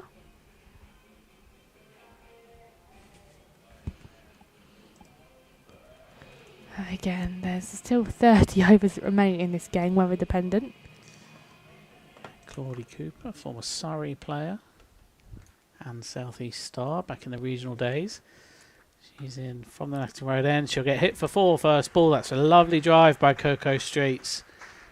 She goes underneath Erin Thomas, who's fielded so well in the last over from that end, but this time she can't stop it going for 4, and Maddie Ward gets sent back to the rope in that area as a result of that lovely shot by Coco Streets, who moves on to 14 from 17, Kent up to 96 for 3.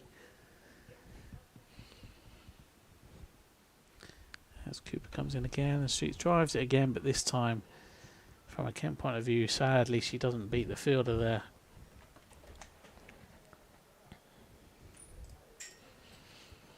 Cooper gets to the top of her mark again, comes in and bowls.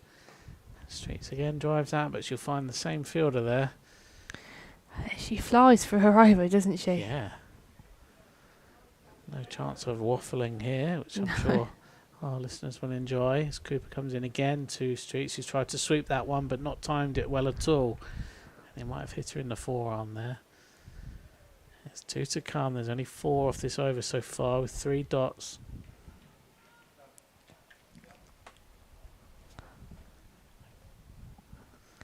As Cooper's in again. And that beats the yes. That's a very good delivery from Claudie Cooper. It is good. But it's another dot as well. The DLS par is now 191. Kent 96 for 3. And Cooper's in again. And Streets this time just chooses to defend it after having her edge beaten last ball. So it's the end of the over, and Kent remain on 96 for 3. And they need 309 more runs to win, Molly. Like I say, it's a tall ask, isn't it? It's a tall ask, and DLS is not looking likely. So, test of character here for Kent. Yeah, they'll want to finish the season on a high. This is their last game of the summer, both home or away, and they just so happen that they are here at the home of Kent Cricket for their final match of the season. Yeah, indeed. So, track roll to continue here. Darlington is just taking strike, and she's in them bowls, and that comes off the inside edge, so there'll be no run.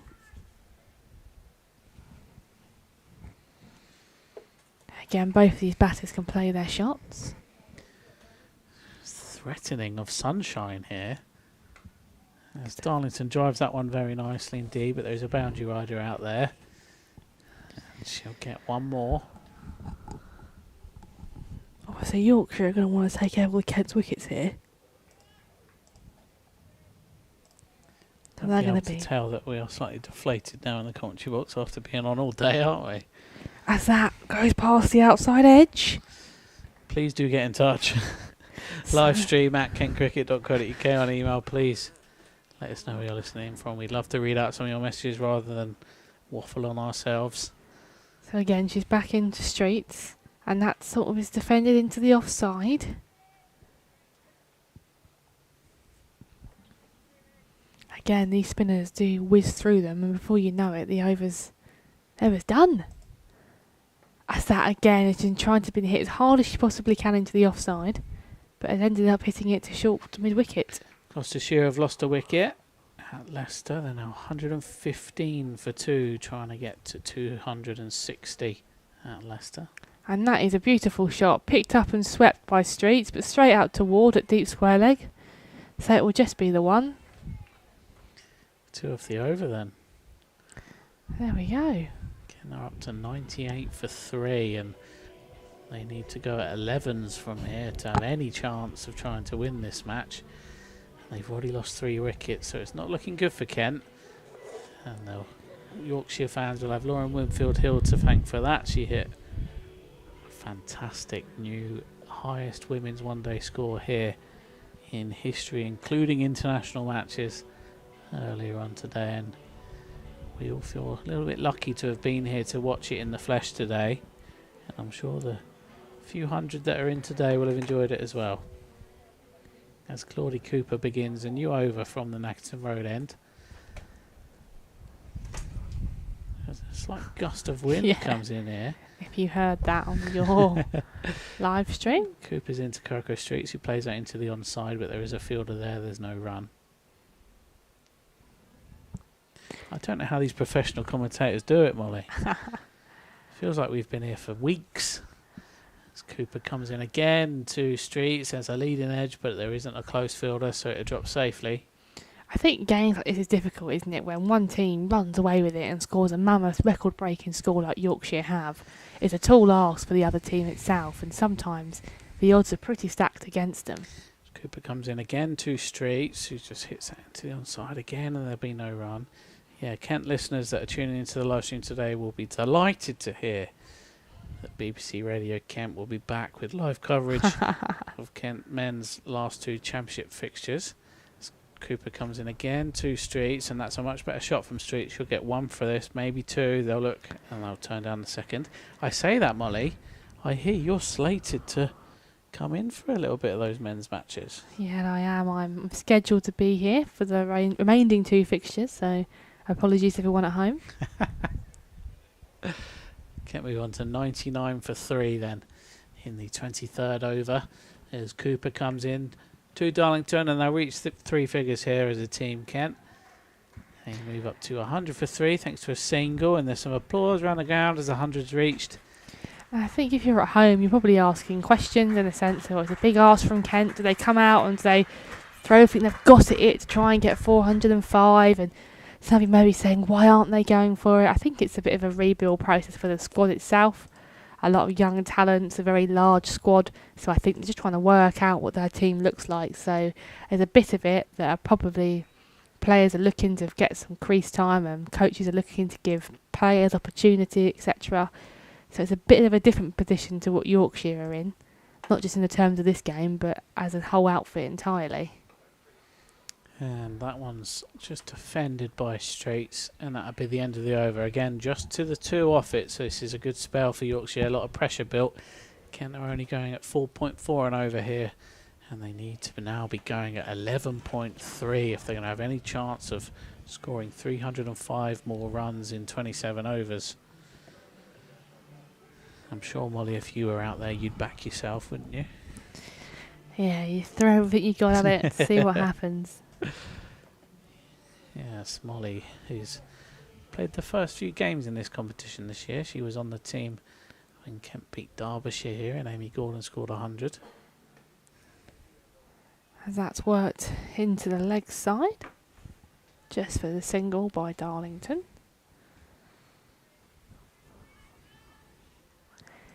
Sure, Yorkshire are slightly thinking about that long journey back home now, all the way up the motorway.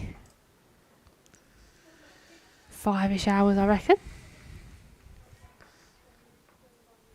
As Frackroll is now in to Streets, and that is worked into the onside again, off of the hip of Streets. We spoke the other day, didn't we, on commentary about the Joe Denley and Jaden Denley on them long bus journeys, and how they different choice of bus snacks and stuff. I'm sure Sainsbury's will be raided tonight by Yorkshire. They always do a roaring trade, don't they? As that, I think, it's hit Darlington on the pads, but I assume there's some bat beforehand, because there's not an appeal by the Yorkshire team. End of this over, we'll go for a bit more news from the club that's come out this week. And again, that tried to be pulled, but it ended up going very straight, so there'll be no run there. Yeah, you're right. Sainsbury's do a roaring trade by players and visitors and spectators. Yeah, nectar cards are at a premium here. As that's swept in the air. and it got it over the Yorkshire fielder at very short mid-wicket, so they get a single. There was a period of time there, I think, where Campbell thought she was in the game. And she sort of reaches to the skies. You go, how have I caught that? But it was a tough chance, I think. And again, that one's worked straight to her this time, but on the ground. So at the end of the over, Kent are 103 for 3. 26 overs remain. And they need 302 to win. Yeah, let's go through some news from Kent cricket. Maybe you're a Yorkshire fan, you haven't quite seen these, or you're a Kent fan and maybe you've been working hard this week and you haven't been on social media as much. First bit of news we want to give to you is that the club is set to launch a new state school academic cricket scholar programme, which will host a number of academic sites within Kent where the programme will be based, and it'll deliver 4 hours of cricket training, a strength and conditioning programme and ECB coaching courses as well inside state schools in Kent, as Cooper then almost bowls Darlington, and I think Winfield Hill got a bit excited there, taking the batters away without the ball in hand. But yeah, it's really good to see state schools now being represented in the Kent pathway, Molly. Cooper comes in and beats the edge again. Yeah, it's brilliant, isn't it? I think it's something, when I worked here in the community team as well, that it was something we really drive, especially for women and girls. Yeah, if you are a state school and you're listening in, you can register your interest to become one of these hubs. Just go on the Kent Cricket website to find out more information. There's a appeal for LBW here, and it's given, and Cooper has got her first wicket. She's trapped Ella Darlington in front, and Darlington goes for 13. Claudia Cooper has bowled really well this over, and she's got her reward. And Darlington has to go for 13. Yeah, very well bowled in the end. I think there was a lot of patience there from Yorkshire to wait out the last sort of 8 overs or so to try and get their wicket, and they do. They've got the scalp of Ella Darlington, a good bit of bowling now, and I think this brings Jodie Hobson out to the crease. Yeah, Jodie Hobson, next bat. Well done, Molly. Yeah, eagle eye spot there from me. They walk out just in front of us here at the Spitfire Ground, so we get a good view before anyone else. Bit more news from the club this week. If you're tuning in and you're a Kent fan, we've had the inaugural summer of the Kent Cricket Regional Development Programme here at the club, which is just sits under the talent pathway. So maybe there are players that aren't quite at that level. They're still being coached by Kent coaches, and there's 5 regional teams that have taken part in the KCRDP this summer. Just looking at the map now, we are very much in the eastern sector of those 5 regions, Molly. And when you're a community coach, where were you based? If you're looking at this map here. I was firmly in the east. Yeah. The east was, a lot of me. So this sort of mirrors the community sector, doesn't it? But this is more of a performance pathway structure. So hopefully we'll get some players picked up through there that will then go into the club's talent pathway and then hopefully push on for second 11 and first 11 appearances. So these are all new initiatives from Kent Cricket this year, and they affect, we must say, both the boys and girls pathways. So we're hoping that more talent will be coming through the ranks here at Kent. So Director of Cricket Simon Cook has made some changes to how the pathway works, and hopefully that means that more players will be coming through the system. I think it's such a good initiative in the sense of it exposes boys and girls to cricket and being seen by coaches that can really help mould their future in a sport that they may not have thought would have been possible.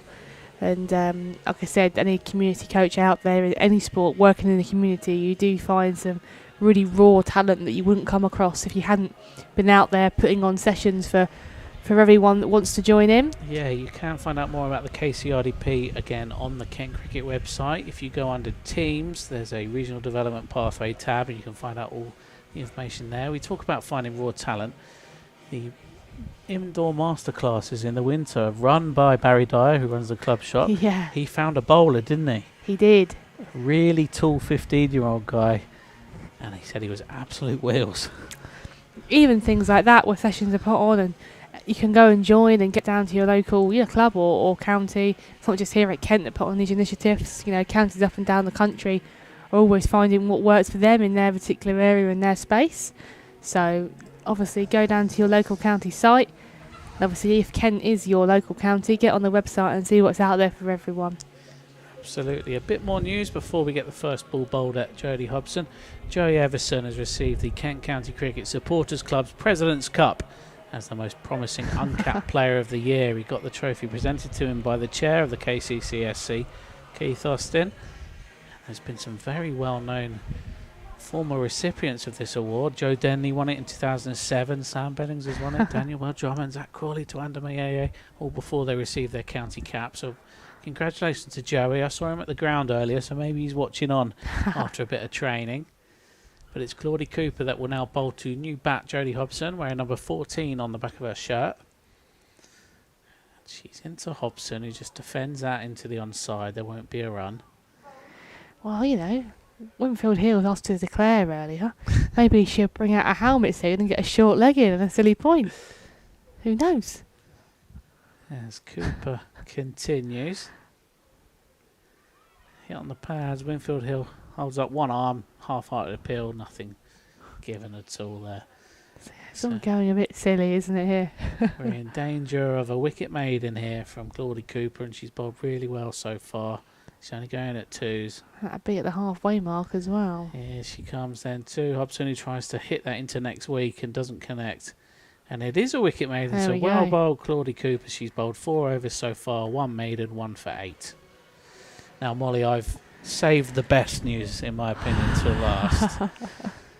And Yorkshire fans will know this name as well. He's obviously been there on loan a couple of years ago now. We're delighted to announce that former club captain Sam Northeast will come home to Kent and rejoin the county from Glamorgan at the start of the 2026 season on a 2-year contract. He needs no introduction to Kent fans, and it was very surreal, Molly, when we filmed the video to announce his return home. Yeah. Just seeing him with a Kent shirt on again, it was very strange. He's been away for nearly 10 years, 8 years in fact. He's not been at Kent, but he will be home next year. But for now, there's a bump ball there. Oh, no, apologies. Not a bump ball. That is out. Coco Streets is caught at point off of Frackrell. Again, it looked like a bump ball, didn't it? It did. It very much did. I think Streets' bat has hit the ground after she's made contact with the ball, and it made it look like that something hit the ground afterwards. But that is a wicket, nevertheless. So that is another one for Yorkshire. Streets departs. Lovely little passage of play here for Yorkshire. Obviously, have was wicket maiden previously, and following up with a wicket in the first ball here. So, Zina Bilal joins Jodie Hobson at the crease. yeah, you'd like to think that the game is very much up from a Kent point of view now, and it'll be when Yorkshire win this game. Yeah, I remember when I was in the age group, there was a time when Sam Northeast was the club captain here. So I grew up with Sam Northeast being at Kent and being quite a big sort of character at Kent. And He's been to a few of your games, you said the other day at Polo Farm. Yeah, he's a local himself. So I remember when I was coaching on the pathway, he'd just come down and support, see what was going on with his family. So yeah, he's a real supporter, I think, of talent coming through the ranks, not only in the boys sector but in the girls section as well. Yeah, worth mentioning, a slight mention that he did leave under a bit of animosity in eyes of some when he joined Hampshire in 2018, but he's very much back now and very much a passionate man about Kent cricket is Sam Northeast. So again now Bilal faces her first ball and she just places it out to point. So looking in the Kent lineup then, who have we got remaining in the dugout, as they would say? We'll have Megan Belt, Isabella James, Sydney Gorham and Alice Grant. So I think it's fair to say that they aren't recognised batters. Yeah, I think after Zina Bilal you sort of hit the bowlers, don't you? As that's been defended away. We did see though at Beckenham, Laura Bailey, she might be listening today. Bales, you were unreal with the bat. It was reverse, slog sweep, reverse, and almost like a switch hit as well, which was that's defended lovely away to see. Yes, that's defended away again by Zina Bilal. We were on comms that day, weren't we? We were. That's driven hard, but straight to the fielder, which is Erin Thomas.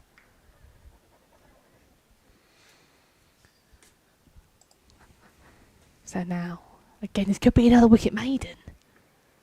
High up in the air. And they will scamper through for a single, so it won't be a wicket maiden. Yeah, it dropped short of the fielder. So yes, end of the over. Azina Brown steals the strike. 104 for 5. Interesting that Yorkshire spinners have been so controlled, but Kent spinners were very expensive, weren't they? Yeah, indeed. I think, again, sometimes it's how the flow of the game goes and the experience of the spinners that Yorkshire have, and down to the batter as well. Obviously, Long Winfield Hill loving spin coming on. I think Kent favour pace slightly. But, again, the field position here, you can see a very short, would you call it square leg? I'll come on to that in a second. There's a shout for caught behind but not given. It's almost where Ben Dawkins was fielding on Tuesday, wasn't it? He was under a lid and he was technically a short leg, but it was like a backward short leg. Yeah, a very strange position Deep here. short leg. And I must point out, she's probably only a yard away from having to put a helmet on. I was going to say, Dawkins was that far away on Tuesday and he had to put a lid on, so slightly strange that the Yorkshire women fielders here aren't helmeted up. That's the delivery, isn't it, that they want to go to her. I think that's Olivia Thomas that's in that position. Yeah, I think you're right. But yeah, it's strange in the sense there hasn't been a helmet pulled on for her. Maybe she's still far enough away the umpires are happy for. Yeah, you can't see her on the live stream, No. but she is very much just off picture. As Kent lose another wicket, Jodie Hobson goes for a 3-ball duck. And Cooper has got a second wicket. And they're saying that Beckenham, one of the umpires, had a very theatrical out signal. That's another one, isn't it? It is. So Hobson goes without scoring, and Kent are 105 for 6. And they need exactly 300 more to win this game, but the required run rate is now 12.9. So I think it's fair to say that Yorkshire are going to win this game. I think so. I think without being negative but leaning that way, I think it is going to be a Yorkshire win. Hobson departs for a duck though, 3-ball duck. And it does mean that Captain Megan Bout strides out to the crease. Captain, leader, legend. Is she going to hit the first ever Kent Women Triple 100? If she does, I will personally I'll cook her food for a whole month. I think you've over promised there and reined it in at the last second. Because you think she's going to do it. Yeah, of that's why I course. love cooking. Happily batch cook. So Claudie Cooper, who's now got 2 for 9, is bowling to Megan Bout, who leaves that one alone. And from where we were stood, that's an incredible leave because it looked quite close to the stumps. Yeah, usually she favours the ramp first ball. But obviously can't do that to Claudie Cooper. And Cooper comes in again to Bout, who tries to play that with soft hands down to third, but misses it. And Winfield Hill, with a bit of theatrics, she takes the ball, but it hasn't found the edge, so it won't be a wicket this time. And at the end of the over, there's one from it and a wicket, so Kent now needs 13 and over. And Claudie Cooper has got 2 for 9. Yeah, indeed. Again, spinners seem to be winning it here for Yorkshire. So again, there will be number 77. Rhea Fackrell. Rhea Fackrell, yeah. She's in again from the pavilion end. As the sun again threatens to come out here, I think the forecast needs to be adjusted slightly. Have a word. Anyway, we continue here at Canterbury. As that's been pushed off the back foot, and it will be a single. So we're now up to a 90% chance of rain at 5 o'clock. But What is personally, I can't see it coming. no. There's now acres of blue sky to our right. Yeah, obviously Yorkshire are needing 4 wickets as well. So without tempting fate, I'm sure Yorkshire are not going to want to be fielding at 5 o'clock. No, the runs required goes under 300 now, so small win for Kent. As this one swept but ended up going very straight and well fielded in the end. She's almost taken out Zina Bilal there as Megan Belt. Yeah, but Woolston's done well there, I reckon, to somewhat cut that off because it was hit hard. Same again, isn't it? Carbon copy almost. It's a good shot though. It doesn't beat the fielder, but it's a good looking shot from Megan Belt. But yeah, it'll be, again, a similar thing.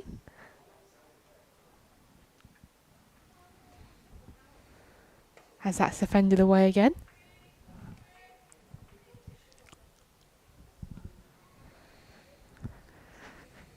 So again now, Megan Belt is going to be thinking what's she going to do. She always likes to try something a little bit different. So you never know. You might see a bit of flair here from Belt. Why not? Why not?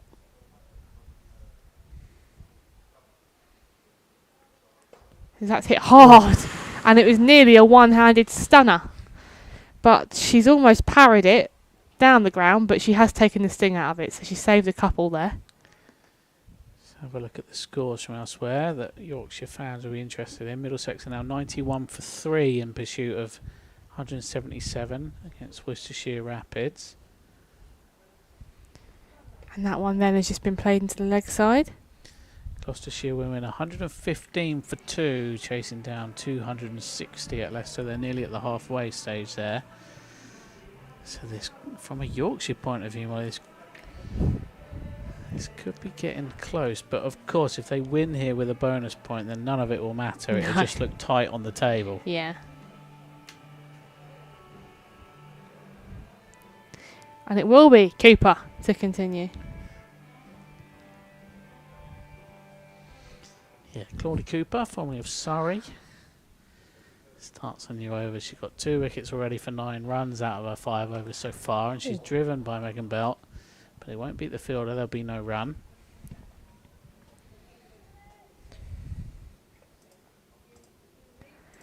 Again, she'll sort of blitz through this over, won't she? Yeah, she's in again, and again Belt drives, and Belt is playing every single of these deliveries very straight. Yeah, she's sort of playing with a nice straight bat there, isn't she? For sure. Cooper's in again, and Belt just tries to nurdle that down to third, but doesn't get all of it, and there is a fielder there at point. There won't be a run. Do you reckon you see a paddle in a minute from Belt? I'd love to see one. Why not? As Cooper comes in again to Belt. He's on the back foot, defending that back to the bowler. Another dot ball. This is good pressure. Cooper's now going at under 2 and over. I guess it could be a maiden.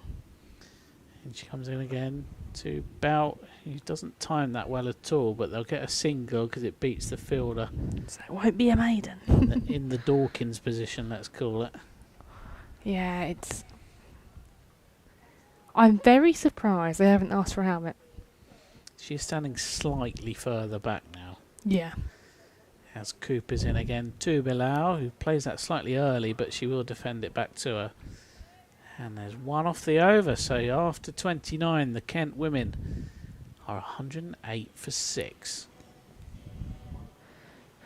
So, another over goes, 21 overs remaining. Kent need 297. And Yorkshire need 4 wickets. They do, they need 4 wickets, or they need to stem the flow of runs here.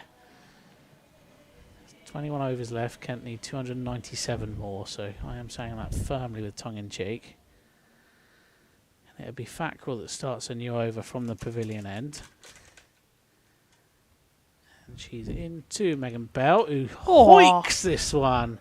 And it's a 1 bounce 4, and Molly, you enjoyed that. That has been biffed. It's a great shot. Yeah, biff and chip from Megan Belt, and she'll be looking to do a few more of those, I think, to try and put a few smiles on faces.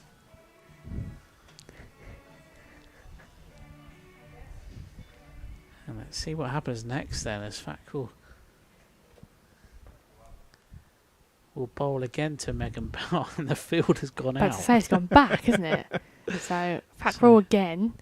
It's been driven back, isn't it, at that time? Yeah, nice straight pat again. from Megan Belt. Again, back into bowl shorter, up in the air, and she'll chip it over. Good shot. And she'll get, I think it might be 4 for it. Bout's on the charge. Yeah, Belt's on the charge. 8 off the over so far, and Kent need to go at 14s. So if you carry on like this, Molly, Scenes.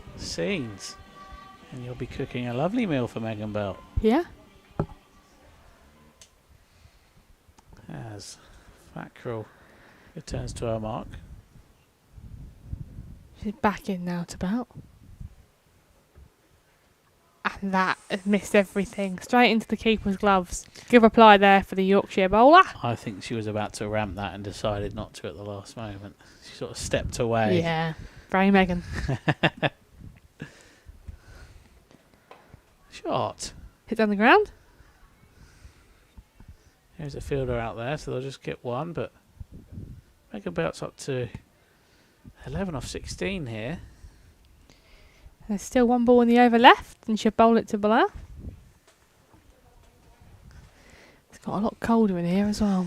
It has, and that blue sky has already disappeared.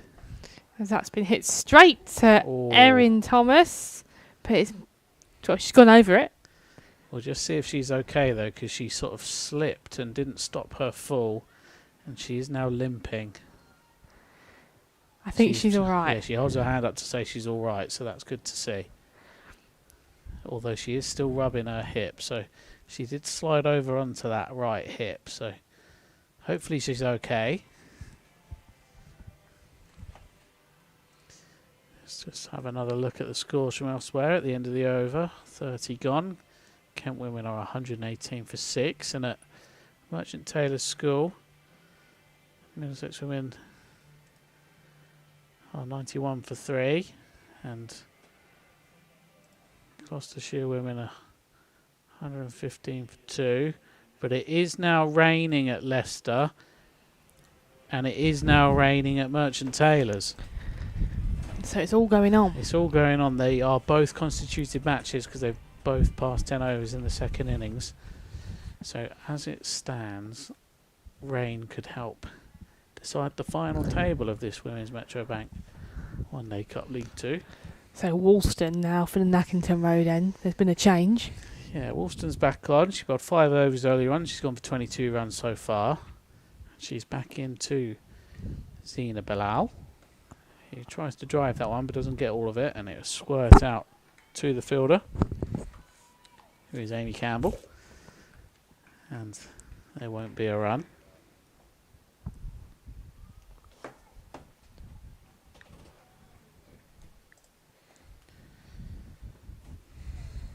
And Woolston reaches the top of our mark again. And Bilal's on 4 from 13. But in comes Woolston again. And Bilal just waits on that one and plays it into the third man area. But there is a fielder out there, so they'll get a single. Keeps the scoreboard ticking over. Okay, they're up to 119 for 6. Yeah, I like the idea of bringing back on your seam attack here from Yorkshire, moving 4 wickets to wrap up the game. I'm sure they're banking on their frontline seamers to be able to do that, so you might see a few of them as well return. Hankston might come back. Just a quick change in the field, and thirds come up into the ring. Woolston will continue this over from the Nackington Road end. She's into Megan Belt, who drives that nicely again, but it won't beat the fielder there. It's Thomas again doing the fielding in the covers. And there won't be a run. Yeah, I feel like Megan's Bout's now going to think, right, might as well play my shots. There's 19-ish overs left, so I'm sure she'll try and make things a bit entertaining.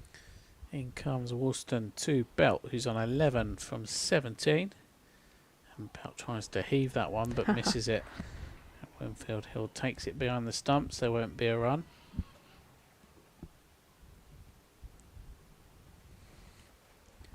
So will it be a spin from the pavilion end, or do you reckon no return to pace? Or seam, I should say. I think seam. Like you say, you want to get these 4 wickets, wrap the game up, otherwise it could rain and then we could wait for umpires and inspections. As Woolston comes in again to Belt, who's back on her toes at that one. It's a slightly quicker ball from Woolston, and Belt defends it out into the offside for no run. The fact at this stage, obviously Kent are a long way off it and nowhere near it, but for a DLS par, Kent would need to have 303 on the board. Yeah, and they've lost 3 wickets in 3 overs, and they've only scored 2 runs. So they now need to go at 15s if they're going to win this game. So Woolston bowls to Belt, and there's the potential scoop, and she's bowled her. So Molly, you asked for the Megan Belt scoop, and she's tried it, and unfortunately it's removed her middle stump from the ground, and Woolston has a wicket. Belt goes for 11 off 20. What's got me there is the reaction from keeper Winfield Hill. She's like, "Oh dear, that middle stump is nearly taking me with it." Yeah, it did go backwards. It did, at some didn't it? Rate. She was a bit terrified probably at one stage. So Kent are 119 for 7 here, and they need 286 more to win. And somehow, Molly, I don't think that's going to happen, as Isabella James comes out into the middle now, and Megan Belt looks frustrated with herself there. Yeah, I think she'd want to have that shot to be her run scoring shot, but it hasn't quite worked. So Isabella James now comes out, which leaves Gorham and Alice Grant in the shed. So yeah, all going on. Obviously, James can wave her bat about. Yeah, we've seen her hit some boundaries this year. I seem to remember a game here where she hit a few boundaries. Yeah. I think it was one of the T20s. By no means. She's very capable with the bat. But yeah, for now we'll have to see what happens. So it will be spin to continue from the pavilion end.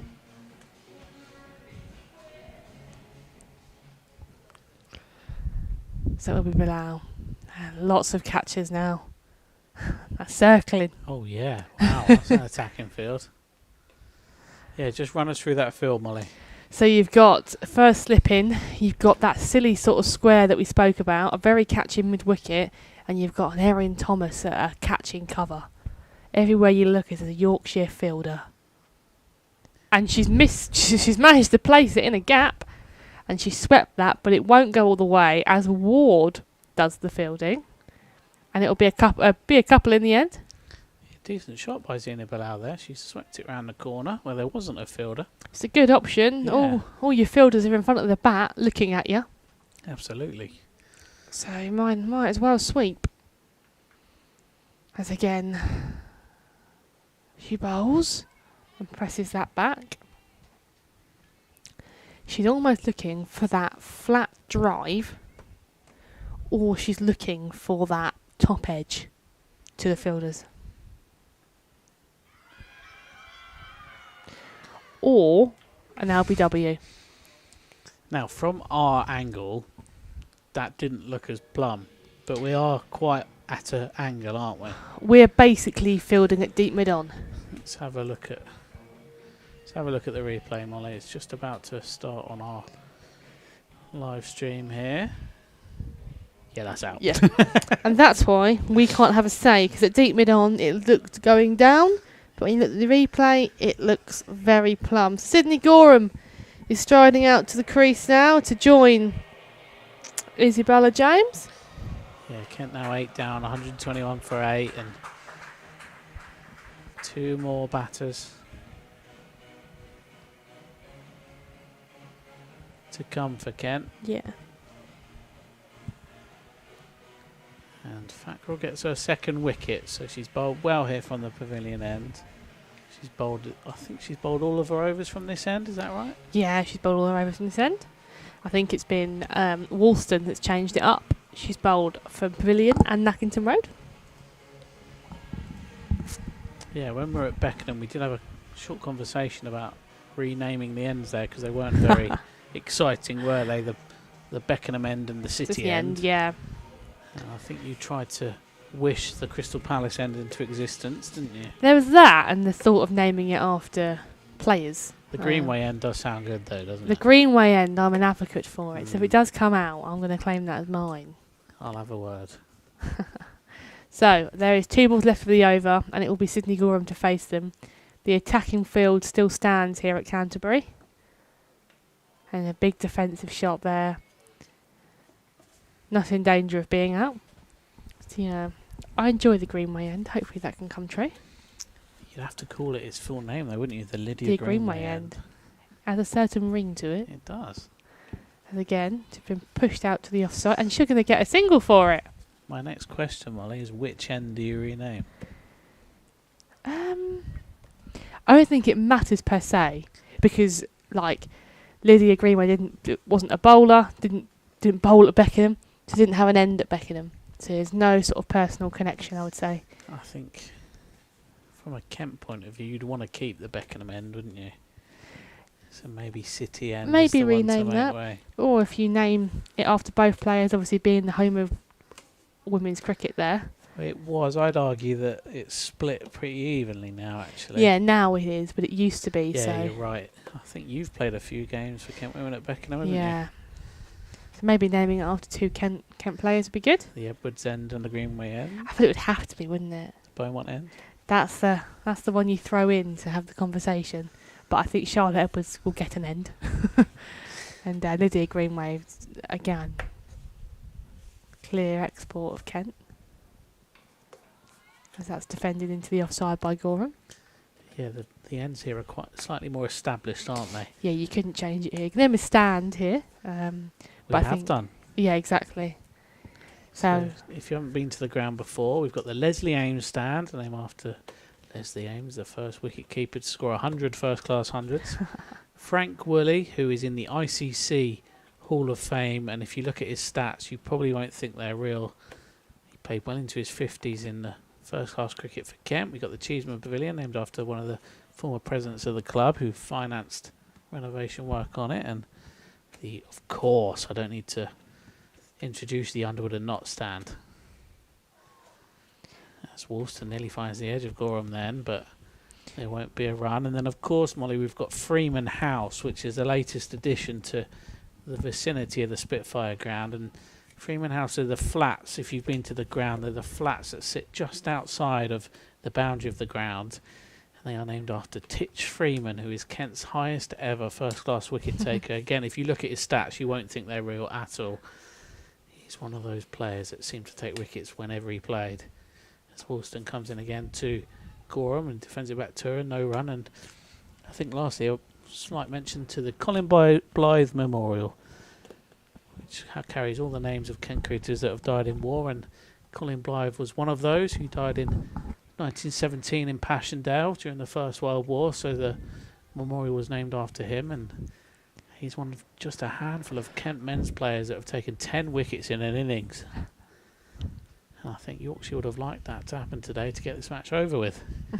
As Woolston's in again to Gorham, he just defends that into the ground and there won't be a run. yeah, so as Liam just recap there of all the history that goes into the 2 grounds we have here at Kent. Yeah, I should really get out more, shouldn't I? But no, I do think there's a place maybe at Beckenham to honour a few of them capped female players. Yeah, so we are funny you should mention that, Molly. We are looking at putting a plaque up in the pavilion to mention all the current Kent women cap players, and that obviously that will be added to as more players get capped as well. We were one of the first counties to cap our women's players, so plans are being made to put those names in the pavilion. I think, any women's cricket fan will know that the capped players here at Kent, the majority of them have gone to represent their country in one format or another. Not just England, play people like Susie Bates, as Liam mentioned earlier. Yeah, we gave her a county cap when New Zealand played England here a few years ago, and she was absolutely over the moon, she was, to get her Kent cap. And Sarah Bryce as well. Yeah, Scotland international. As that one is just played to that funny little short square leg position for no run. See, there are actually 2 female names in the pavilion so far. There's a plaque with the Wisden Cricketers of the Year that are Kent players. Obviously, Charlotte Edwards and Tammy Beaumont were both named Wisden Cricketers of the Year whilst they were Kent players, so they're already in there. But obviously, we need to put much more about the famous successes of Kent women, who are technically, Molly, still the most successful county in the country with 10 league titles and 3 national T20 titles in their history. That's why they've got a star above their badge in the One Day Cup. They've won 10 league titles, including the Women's Area Championship that was the precursor to the Women's County Championship. Yeah, so Olivia Thomas now is taking over from the pavilion end, and it will be James to face up for this one. So Olivia Thomas, who doesn't have a number on the back of her shirt, but we've got her down as number 44. She's in. So that's just pushed up to mid-on.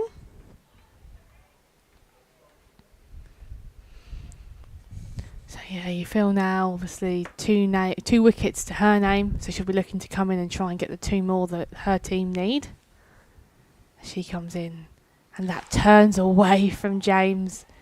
It's funny, isn't it? Spinner to spinner there. James is usually the one getting the ball to turn away from the batter and sort of tying them up and causing problems, but now the shoe's on the other foot. Thomas then comes in here again. And that's pulled away. And she might get a couple for that. As just the one in the end. I think, I'll have to confirm, it is Woolston that does the work out there alongside Ward. So it'll be Gorham now to take strike. As that's worked into the leg side. I've forgotten another name building here. Sincere apologies, Molly. The Ames Levitt Indoor Sports Centre. It's named after Les Ames, but in his coaching capacity, and Hopper Levitt, a very good name, who was a Kent wicket keeper as well.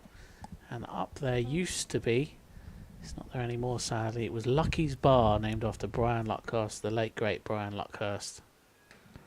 As that is out, that has been pulled straight to mid-wicket. Trap works, Yorkshire get their, well, their penultimate wicket, as they would say. And Isabel James departs. Kent are 124 for 8. So it will be Alice Grant to join Sydney Gorham out in the middle. Yeah, so not to bang on about this catch we saw at Beckenham, that was a similar shot that Isabella James played then, wasn't it? And Northants fielder just stood there and took it like time had stood still. But on that occasion, Fackrell steadied herself and put out her hands in front of her and took it very nicely with 2 hands. But it means that Alice Grant will come in at number 11 for Kent women. We're in number 63. And hopefully Ali G can get a few runs here. I'm not sure how much she likes that name, but she has it. At Beckenham, we were much closer to the outfield, and every time she bowled, it was yes, Ali G. Yeah. So, Ali G, also known as Alice Grant, is now going to be out there to face her first ball of the day. And Kent are in a fair bit of trouble. Yeah, we won't shy away from the fact that Yorkshire are going to win this game. It's a matter of when they do. Yeah, indeed. It's all looking Yorkshire, isn't it? It is. As last ball of the over, and Thomas bowls to Grant. And it's just defended away. Worth mentioning that Thomas has now got 3 wickets for 22, so very well bowled. Yeah, she's bowled very well.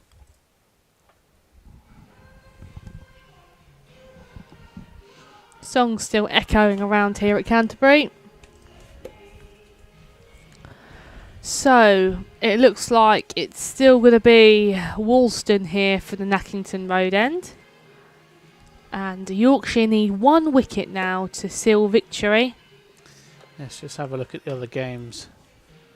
And it looks like, yeah, the Middlesex game is still off for rain, but Gloucestershire women and Leicestershire Foxes women are back out there now. And Gloucestershire women need 129 runs to win from 22 overs with 8 wickets remaining. So Woolston now into Gorham.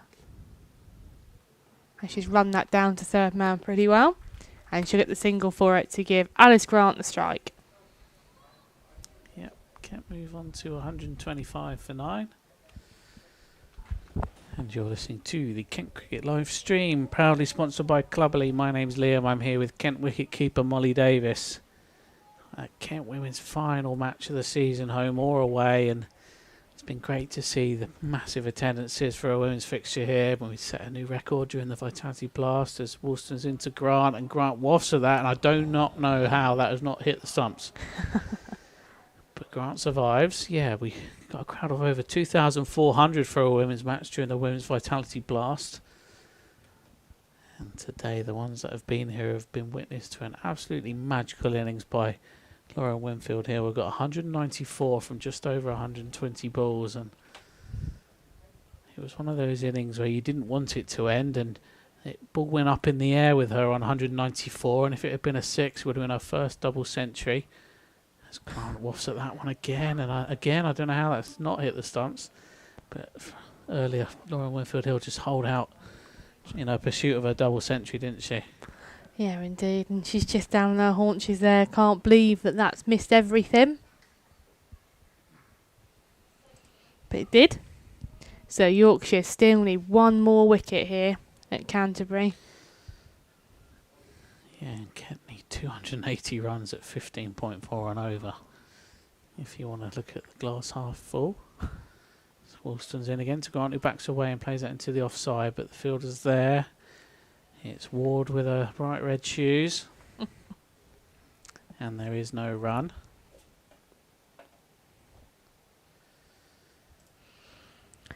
So you think now, clear your front leg, Alice Grant. Try and hit it over mid-on. You never know. Yeah, give us another highlight clip that we can use.